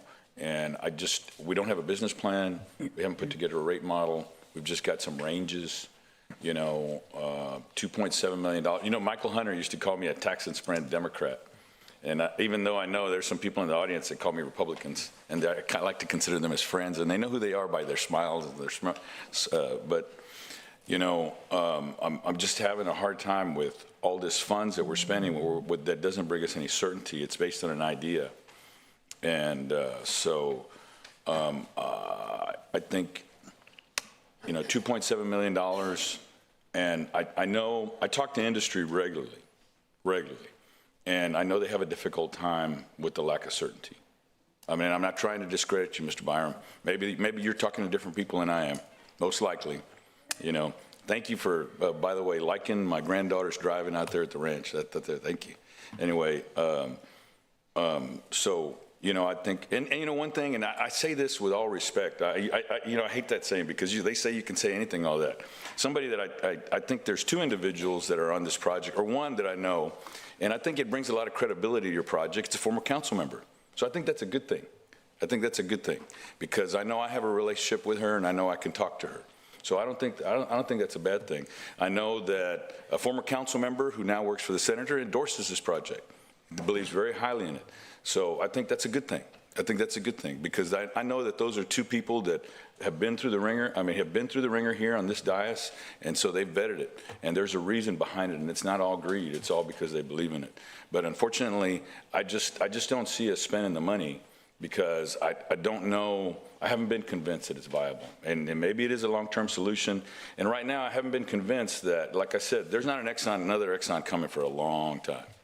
And I know there's at least 3 data centers that I've been told by people in real estate that they were kicking the tires, and once they found out we didn't have any water today, they don't feel that we're going to have any water in 5 years, because that's when they need it. I know some people will be happy to hear that those hydrogen facilities that were looking for opportunities, now they didn't need the water for 5 years, and they're not convinced that basically because we don't have any certainty. So I really don't see, based on all these other initiatives that we have, I hope Evangeline makes it. I hope it does. I think with that, and then with the Western well fields, which we supported today, obviously with creating the other water control district, I just don't see putting more money into, and I think there's other projects that we could do. I know La Quinta is considered, I think if we were going to endeavor into a project of that magnitude, then Barney Davis makes a lot more sense, because the electricity is already out there. It's already out there towards the Gulf. I would probably say that if we had some type of fee for that to do engineering to proceed on Barney Davis, I think that makes more sense on this. So with that, I just want, obviously, no, I'm voting no. I just don't see us spending the money on, and I think we have other initiatives that have more certainty. This Councilwoman Campos. Thank you, Mayor. I just wanted to also confirm that even with this project, that still would not get us out of our drought restrictions, right? Because we're tied to the reservoirs. How do we fix that? Yeah, so that's something we've talked to several council members about, including Councilwoman Paxson. So that is part of a TCEQ and city contract, if you will. And we are going to hire a consultant to help us look into what happens if we open that contract up. Right now, it says, it's not so prescriptive, but it says if the lake levels get to a certain point, then the city must enact some form of water restrictions. And we're the ones, the city council, through our drought contingency plans, has these stages that have been enacted. But it is tied to the western reservoir levels. When NRA helped build the Choke Canyon Dam, that compromised the natural river flow, again, the Nueces River. So that agreed order says that we try to mimic the river as best we can, that allowed us to build the dam, the Choke Canyon Dam. But it's 1980 something, 1990. When was it approved? 2001. So it's been 25 years or so. So it bears review. We were cautious because we don't want it to be a more strict on us, and that could happen. TCEQ could say, you know what, we're going to go the other way. You have to do this, that, and the other, which makes it even more strict. We're not for sure. So what we're going to do is hire a professional that'll help us, give us advice, and then we'll talk to the council about that as well. Okay. And it's it's not really so I guess this item, but it's something to consider. It's part of what we inherited here, in the community, not we, the city manager per se, but it's part of running the business, which is that we built 2 dams that compromise original flow of the river, natural flow of the river. And so that was a compromise to say you follow these conditions then to try to mimic some of that natural flow, essentially is what it is. So it's a contract between us and TCEQ. Doesn't mean we can't re-review it. Right. So that's the commitment I made to some council members with the full council support, is that we'll hire somebody to help us, to advise us how do you navigate through a review with potential changes. Well, it hadn't even occurred to me that they could go the other way. I mean, wow. Yeah. And what about to the suggestion that Councilwoman Vaughn said about getting another reservoir? I mean, what's the potential of that? Because that was. I know, right? We heard when I was talking to the city leaders in Rockport last week, there was a gentleman there from Port Arthur, I think is what it was. So I asked him, because this concept of another reservoir came from East Texas, where there was an Exxon plant cited to be, built.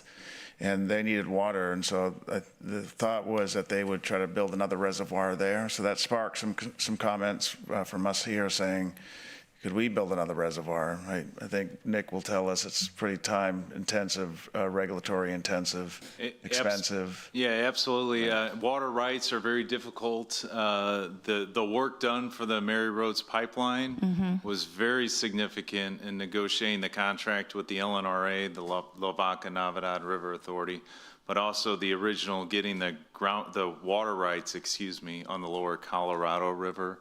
And then there was an interbasin transfer of water that had to occur as well. It's extremely, and it's there's not much water in Texas. I think we all know that, and there's just not an influx out there. Well, it seems like Lake Navidad has more. I mean, so they're pretty full. I mean, even though they're small, I mean, that's where I was thinking. They are small. It fills quick and it goes down quick as well. And in fact, earlier this calendar year, we were very concerned. We were very concerned we weren't going to get the interruptible water portion of our contract. And actually, they offered that to us later in the year than ever before. So that was a real distinct possibility. So at that point, we're really thankful for the Formosa contract. So they're watching their water supply very, very closely. Okay. Yeah, and we'll be meeting with, we're going to go to the board meeting at LNRA in November as well, just to continue that communication. Okay. Yeah. All right. That's all I had. Thanks. Councilman Roy. Mr. Bynum, I think about recent conversations, and you've spent a lot of time here with us, and I look back on when we first engaged, at least what I can remember. One of the things, and based on our conversation last week, one of the things I had to remember, and I would like you to share, because I forgot this, but your organization, it's a government entity, correct? That is correct. So really, in terms of how you operate, you're not out there operating for profit, is that correct? That is correct. I think that's important. I think that's really important. I think part of the disappointment that I've had, and some of the other council members, if I can speak on their behalf, is that on some of the other projects that we were looking at, we would get a price and we'd feel good about that price. And before things changed, then the price went up again, and then the price went up again, and then we're looking at all the waste, because during this process, we're trying to figure out how do you pay for it, right? What are the mechanisms that you can pay for it? And then at the end of the day, we're short. And that's a terrible feeling, because you're trying to do the right thing. You're trying to go out there and make sure that we can have water to be able to supply for everyone. And that was tough. And because at any given time, that company that was going to build that facility for us, they're for profit. They can change their mind. They can do whatever they want, because their business plan is that they want to maximize their profit. I think that's pretty common. So I've asked you a lot of questions. You've answered them. You've been great. I appreciate you bearing with me and just talking. I think I look forward. I think it is a partnership. I think it's important that we maintain a partnership in the future. I think the state is watching us, whether you. Everyone's watching us, because we're not the only ones dealing with this water crisis, and I don't think it's going to get better. One of the things that it's taught us, though, and I mentioned this earlier, we used to rely a lot on surface water. I mean, even though we did a great job and city staff did a great job in making sure we had multiple sources of surface water, but that wasn't bulletproof. We were vulnerable. And it's taught us to really not rely on that. And I think there's a lot of good that has come out of this. And I look at this council, and I look at the things that we've accomplished. There's a lot of times this council does not seem in sync. But when I take a look at the achievements and the things that this council has achieved, some of the really hard things that we've taken under our belt, I'm proud of this council. And I look forward to a partnership. And I like the diversity. I like the fact that there's some diversity here in terms of what your group is going to be leading the helm, and we're involved in other things. I don't think we can do everything for everyone. I know that city staff spends an inordinate amount of time trying to do everything. You guys are out there, and every time we come up with a suggestion, oh, I heard we can do this. I heard that, if we, whatever, then we can get some water. And a lot of those projects, you guys are out there and you're looking at them and you're trying to evaluate what's important, and then that's a tough thing to do. And we ask a lot of city staff and the city manager. And so I am glad that we are really looking at other options and we have to put our trust in other people. I really do think that at the end of the day. So, I look forward to a long partnership. And sometimes, I remember I ran on this platform, but I have to remember it sometimes that you just got to listen, stop talking and listen. So thank you. Thank you, sir. Councilman Hernandez. Okay, thank you, Mayor. There's quite a few questions on this one. Does a P3 take into account the discharge and the intake, or is that going to be done separately? The discharge and intake is part of the treatment plant project. Okay, so that's included in the P3. Okay, the conveyance, there's obviously a constitutional amendment that's going to be voted on here. It's actually, if you haven't early voted, I suggest you go early vote. But there's $1 billion that it's going to be assigned to or be voted on during this election. I'm assuming it's going to pass, but you never know. There's an aggressive timeline. I guess you had said 2029. However, there's some leeway there to 31. Is that correct? So what we do know is that the NRA has stated that they would be able to provide water in December of 2029. However, and I can let John elaborate on this, their lease agreement for the port requires them to produce water. And John, I'll let you just, your lease agreement with the port, what's the date you have to provide water by? I don't know the exact date, but it is further out than the 2029. But what's driving the boat? Can you speak in the microphone? Thank you. Sorry. What's driving the boat here is people need water. The Texas miracle is going to come to a halt just like we're sitting here discussing tonight if they don't get water. So we've got to act expediently to make sure that we can provide that water supply to those people, not only in the coastal bend, but up and further into the basin. Okay, hopefully you can get it down to around 3 billion instead of 5, but I'm a little concerned about CPI versus cost of service. We normally do cost of service versus a CPI based on, what the consumer price index is. I don't know if you haven't signed a contract with a P3 partner yet, so you may still have some options there. I know that we have to be a part of this. I'm not sure this is successful without us being there, because I'm to build that conveyance, it's going to take time. And if you have a customer that's closer by, you can make revenue while you're building out your conveyance system. And I'm hoping the state participates aggressively to make sure that water gets sent up further into the interior part of Texas. And I guess there is a question here, is that, we're going to vote on reserving 50 million gallons a day, but if another city wants to reserve some time, can we convey those to that city further up north, if need be?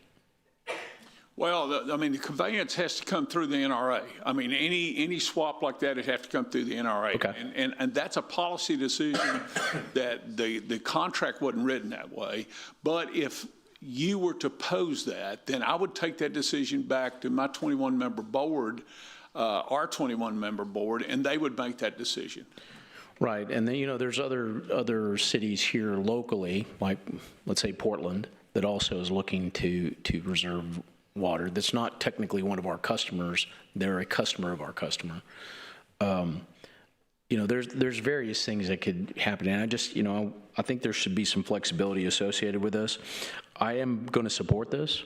I'm just, you know, there's a lot of questions, and I'm still a little perturbed that we're not doing this because the MOU with the port failed on our part.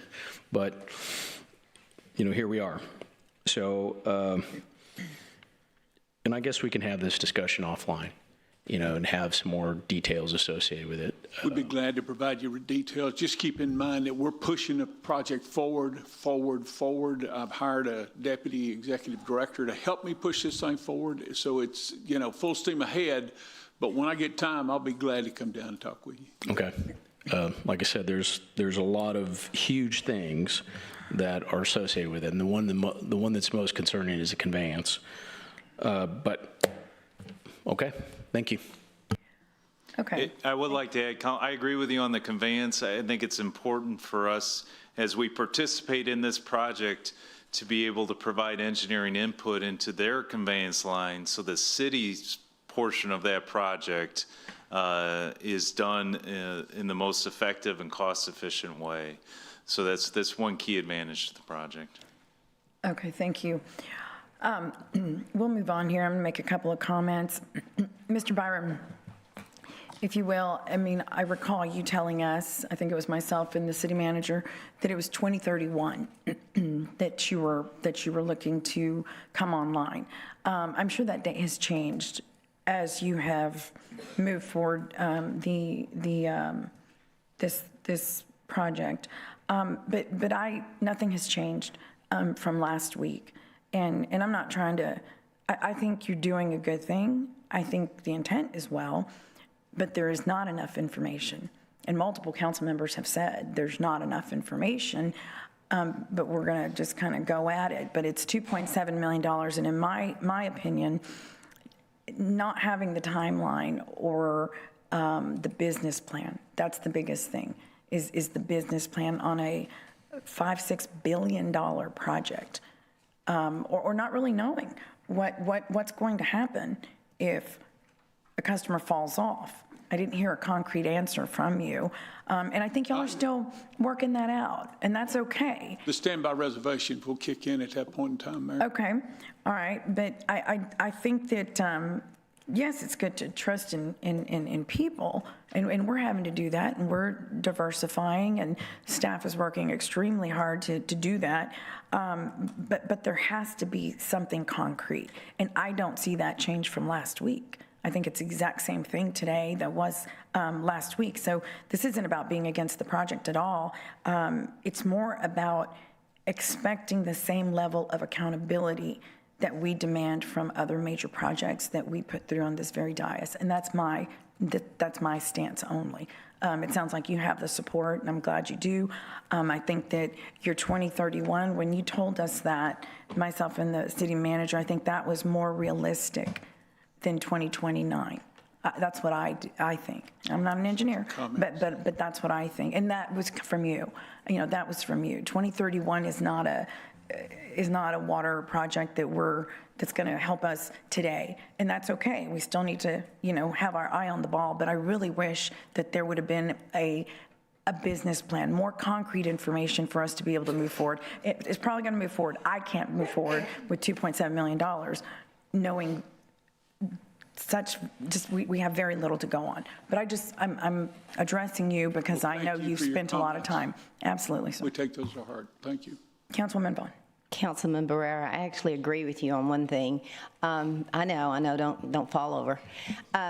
Barney Davis, I think the mayor has met with him, you've met with him, several council members have talked to them, so I'm hoping that you will bring that back to council. Yes, we plan to do that.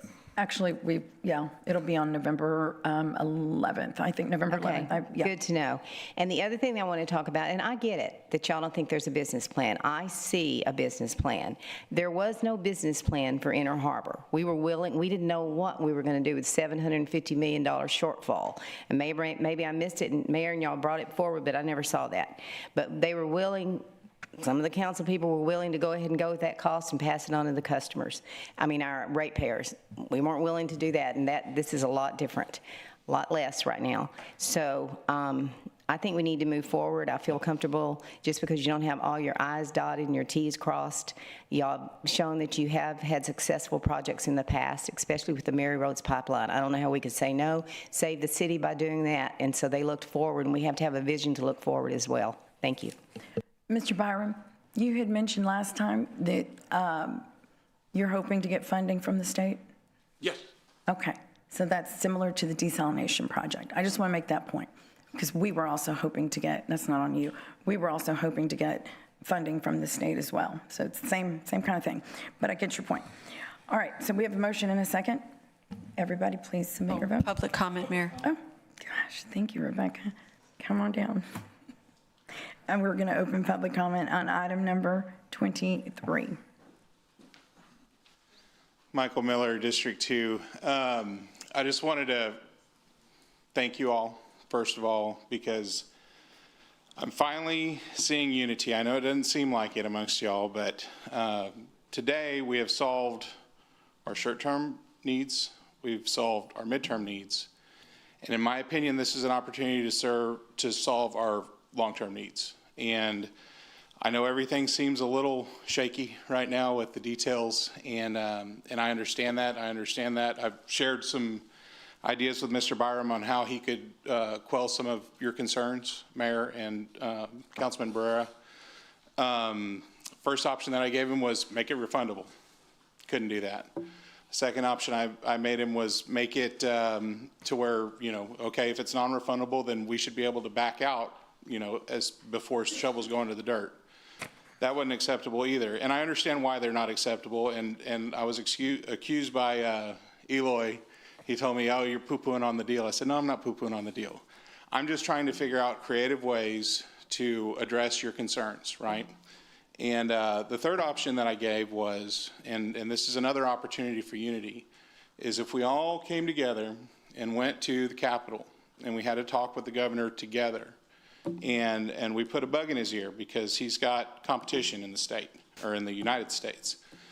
He's a very proud holder of 14 years straight of the Governor's Cup, right? And if you tell the governor, Ron DeSantis, a friendly competitor over there to the east, has a 24 million gallon per day plant, and Governor Gavin Newsom over to the west has a 50 million gallon per day plant, and you have the opportunity to engage in a 100 million gallon per day plant with the expansion up to 450 million gallon per day plant. We have a very proud governor, and that's something that he would jump all over. So, but we need unity. And the other part of this thing is I'm a general contractor, and I don't build anything. I manage risk. And one of my biggest issues since the get-go with the Inner Harbor was not all of our customers, but just the city of Corpus Christi is the ones taking all the risk. And we can talk about, if it's an $11 increase or a $15 increase till we're blue in the face, but the bottom line is the citizens of Corpus Christi are taking on all the risk. And should something go wrong, should the plant not perform, should the plant, only produce 10 million gallons a day versus 30, all of that cost gets eaten by the citizens, not by all of our customers. This is an opportunity to share that risk with our neighbors, with other cities throughout the state, and with a political subdivision of the state of Texas behind it. So I think it's a good idea. I know everything isn't all ironed out, but I think it's worthy of $2.7 million. Thank you. Thank you.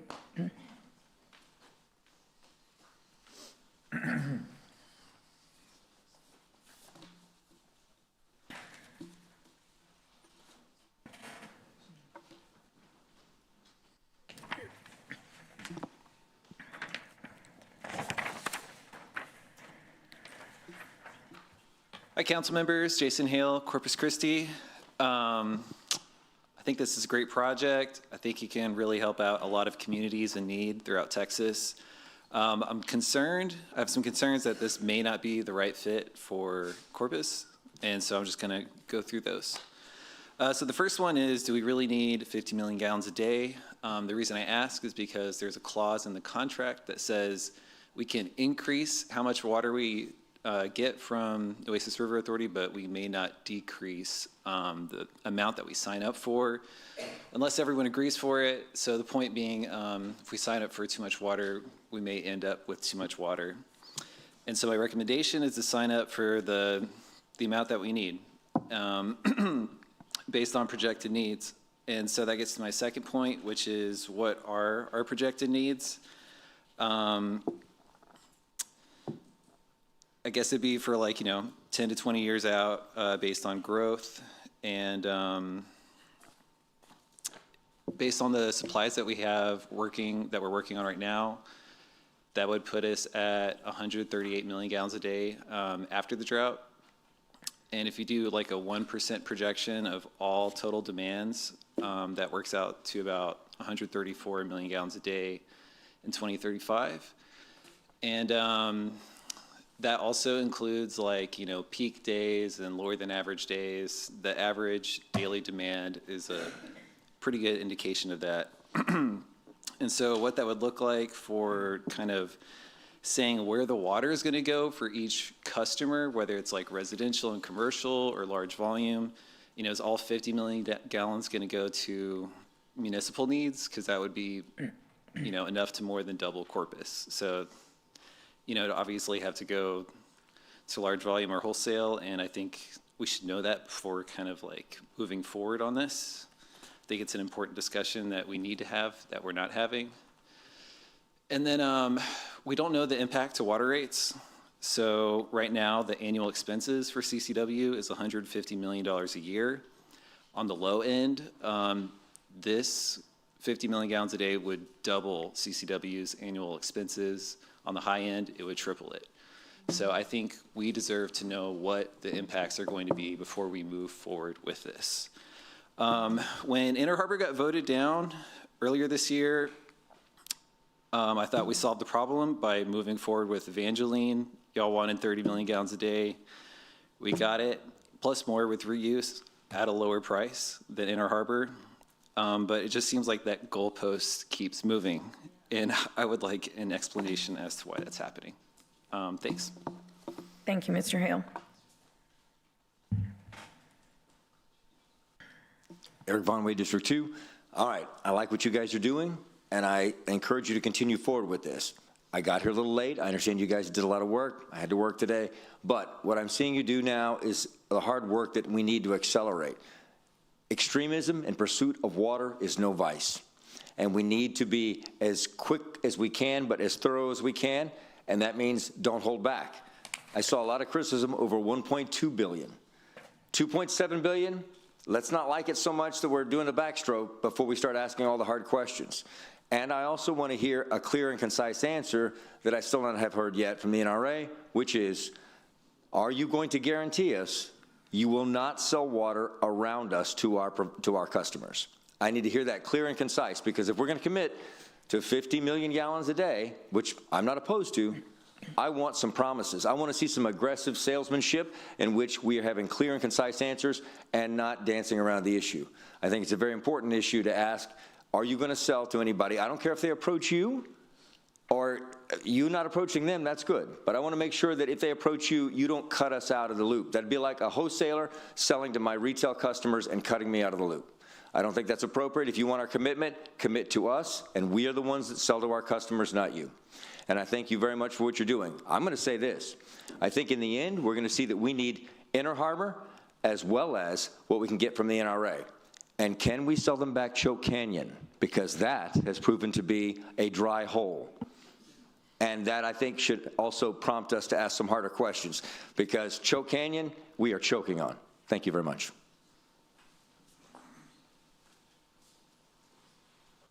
Mr. Byram, to clarify that, would you please, the question about selling water to...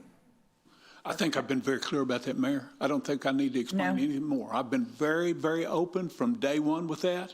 You're not going to sell any water then? I'm not bringing it up to them, but everywhere we go, They tell us No, I they understand need that, water. but- And we got to deal with the elephant in the room. We serve everybody in the basin, ma'am. And in fact, we are enabled to serve everybody in the state of Texas. And if they ask us, we're going to discuss it with them. So the answer is possibly. The answer I've been clear about, and that has not changed. What is it? I have told you that I do not want to sell water in the coastal bend. I've told you that more than once. You don't want to. Yeah. All right, listen, I'm not supporting this, but my colleagues are. So this is extremely important, and Peter and legal, and this could be for later. You know, I don't know. That's your call. But I'm just addressing what the gentleman in public comment just asked. And so the question is not, the answer has not been no. It's I don't want to. So I hope y'all are taking note of that for if and when that matters, because it does matter. It would matter if I was voting for it. Thank you, sir. Councilwoman Paxson. Thank you. I think that perhaps it seems like we were addressing public comment. I think it may be more in order if we hear questions and then formulate our own questions based on those so that we're not directly answering public comment. I think that's more in alignment with our decorum. But I do think that Mr. Byram has made it clear that he's here today waiting on Corpus Christi to take leadership in the project we've asked him to bring to us. And then Peter Zanoni has said from there, we will work together to ensure that Corpus's interests are protected in the nature of our customer sales. If we have the water for them to purchase and we can provide it, then they have no incentive to leave because we can blend those rates. So I do believe that Mr. Byram has answered that question. Thank you. And for the record, I was asking the question. You brought it up, Mr. Von Wade, but I was asking myself. So, and thank you, Mr. Byram. Mr. Hernandez. Yes, the question I had was specifically on, and I forgot to mention this, but I did mention it to the city manager, was on the reservation fee that we could get credit on it on our water purchases over time. It doesn't have to be, all at once or anything like that, but that's how I'd seen reservation fees in the past. And that's fine. We can work out the details in negotiation. I don't have to, I just wanted to make that comment out there. That's good, Councilman. The other thing I wanted to mention is that, honestly, I don't have an issue if they sell to, some of our customers, and I don't think they would go for that because we can blend it with our other water sources. They would not necessarily be able to do that. I'm hard pressed to imagine why a small city would want to have that high a cost of water that is not blended with other sources to reduce it, or socialize the cost, or a blended rate. It doesn't make any sense to me. So, but if they want to go ahead and take on that additional cost and free up water for us, I don't necessarily think that's an entirely a bad thing. But I just don't see it happening because by us taking that water, we blend it with our other water sources and it makes it less expensive. So I just don't see that happening realistically. So I understand the concern that Mr. Von Wade had presented, but the reality of it is it would just be too expensive for them to take on directly. So thank you. Councilman Vaughn. I think the mayor's question was legitimate. I understood it. I thought it was a good question because that's a question that I ask. And because whenever someone tells me something, I take them at the word. And it's my understanding that is what you said you would not sell to our customers. I remember that from the beginning, and that has stuck in my mind. So I'm trusting that that's, to me, that's what you said. You're not going to do that. They're going to approach you. Mr. Sononi, you're going to be the one that's going to be dealing with all this, so how are you taking this? Right, just that. So John Byram and I have a good working relationship, and his deputy chief that he just hired, I know him as well from a prior work experience. So we have agreed to collaborate with each other, and it's going to be collaboration, communication, consensus building. He's not going to do anything without our input, and that's why this reservation fee is important because it kind of seals that commitment that we have with each other to work together. That his business, as we said, is not quite, the business plan isn't quite developed, and so that gives us opportunity to work with each other and work with changing conditions. Okay, I just want to make sure, though, is it Right. your understanding that they are not going to sell to other customers? Yeah. We don't want to have an overabundance of water that we Right. can't sell. Yeah, correct. That's my Making understanding.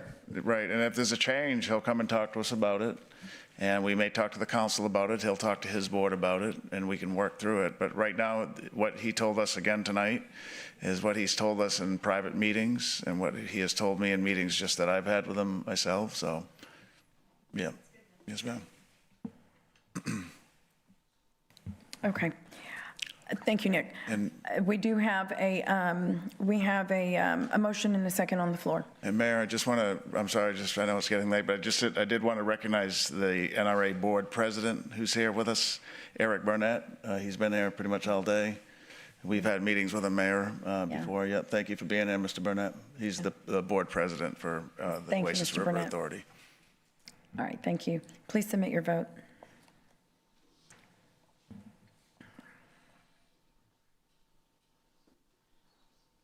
Okay, the motion carries. Our next item is a resolution casting votes for candidates for the Nueces County Appraisal District Board of Directors. Okay, Mayor and Council, Rebecca Huerta, City Secretary. So on September the 23rd, the City Council nominated Devin Bodka and Gabrielle Hilpold as candidates for the 2 open seats on the Nueces County Appraisal District Board of Directors. So NCAD delivered the ballot on October the 9th, and it included all the candidates nominated by the taxing entities. And then today, the council will determine how to allocate the city's 436 vote entitlement among the candidates. And there are 2 candidates on the ballot, and as luck would have it, it is Devin Bodka and Gabrielle Hilpold. And the council may allocate votes to one or both candidates on the ballot. And once NCAD receives resolutions from all the entities, they'll do that by November the 24th. They're going to tabulate the votes, and then the top 5 vote getters will become, the top 2 vote getters will become the appointed directors. So that's what we're going to do today is determine that allocation between those one or both of the candidates. And there's a resolution before you. You've got the names there. So what we're needing to know is how you want to allocate those votes.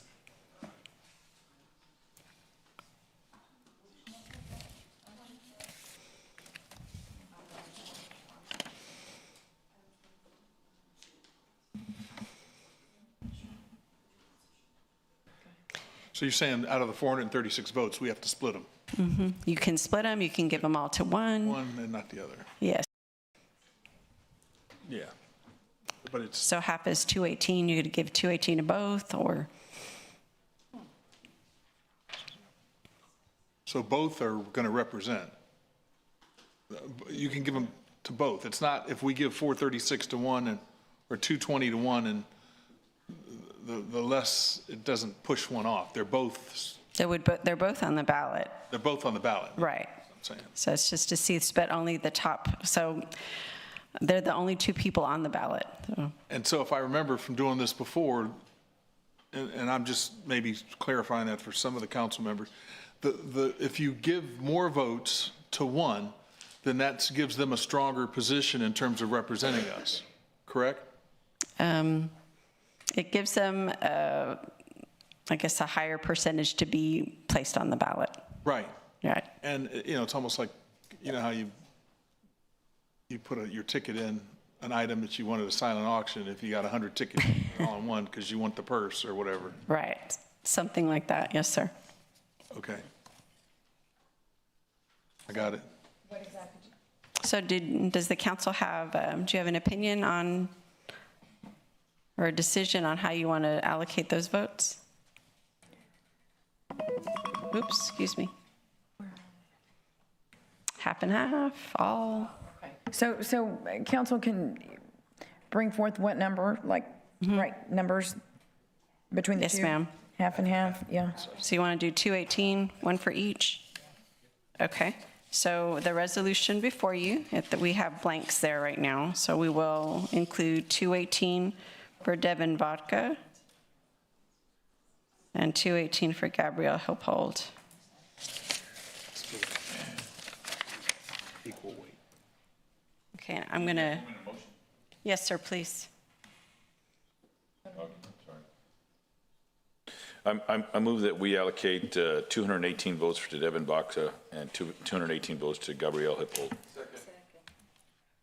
Okay, we have a motion and a second. Please submit your vote. Sorry, typing that real quick.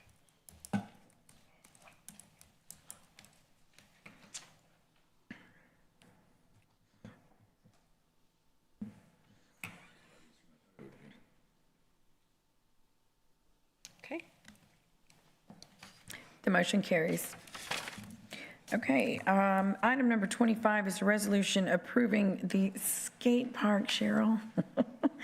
The skate park for Village Park CIP tax increment reinvestment zone number 2, or TERS 2 project in an amount not to exceed $850,000. Move to approve. Second.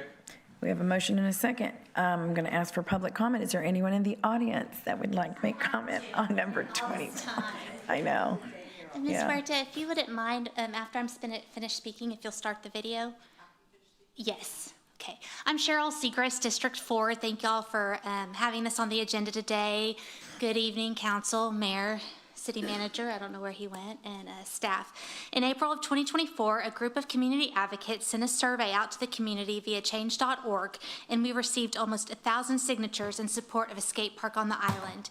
With the help of city and county leadership and ISAC and Parks and Rec committee members, funding was identified and recommended for the skate park through de-scoped TERS 2 projects that are not yet shovel-ready, in addition to FEMA funds that will be put back into the TERS 2 budget.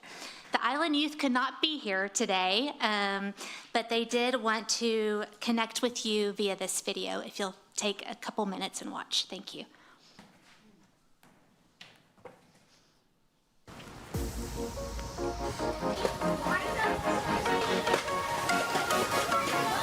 Hi, my name is Cole Seagrass. I'm 14 and I live on North Padre Island.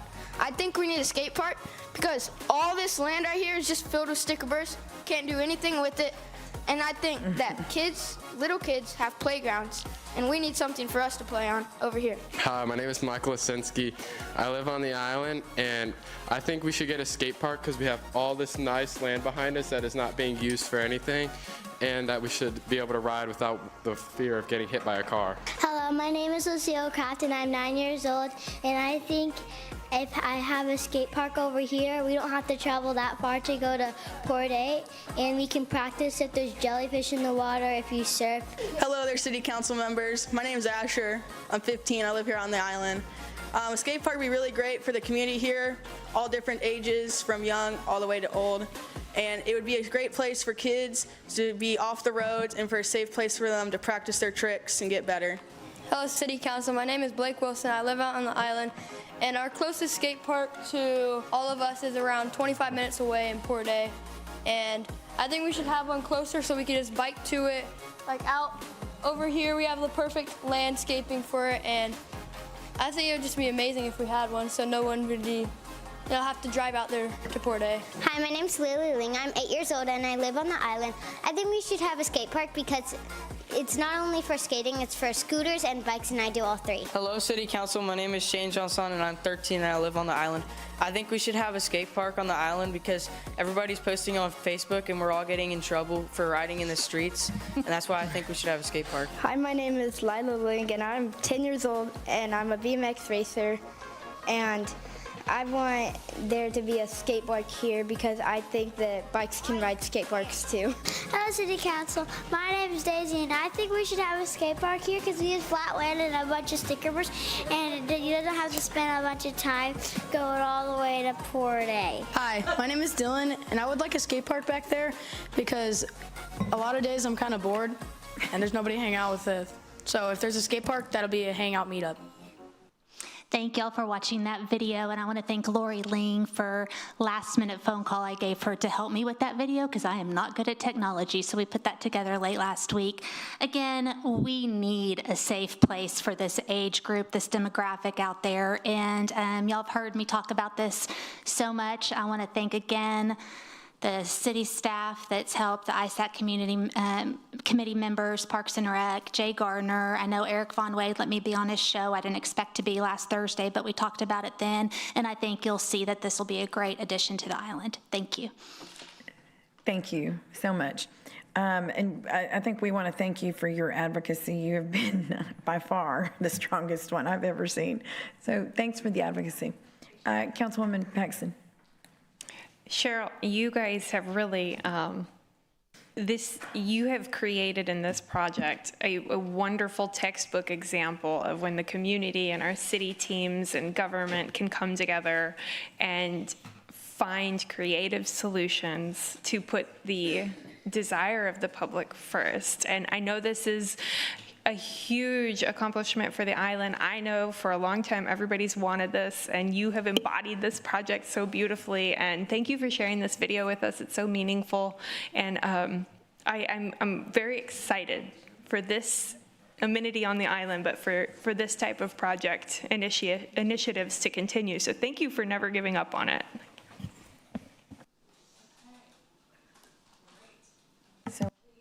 We have a motion and a second. Would anyone like to make public comment on our last item here, item number 25? Okay, there being no one, we'll close public comment. Please submit your vote.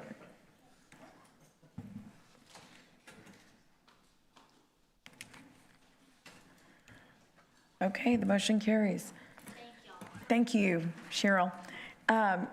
Peter, were we gonna, can we move that to the next? We can move the water update till the next meeting, yes. We still send out the memos each Friday, so we'll. Okay. Thank you. It's so late, yes. So there being no further business, this meeting is adjourned.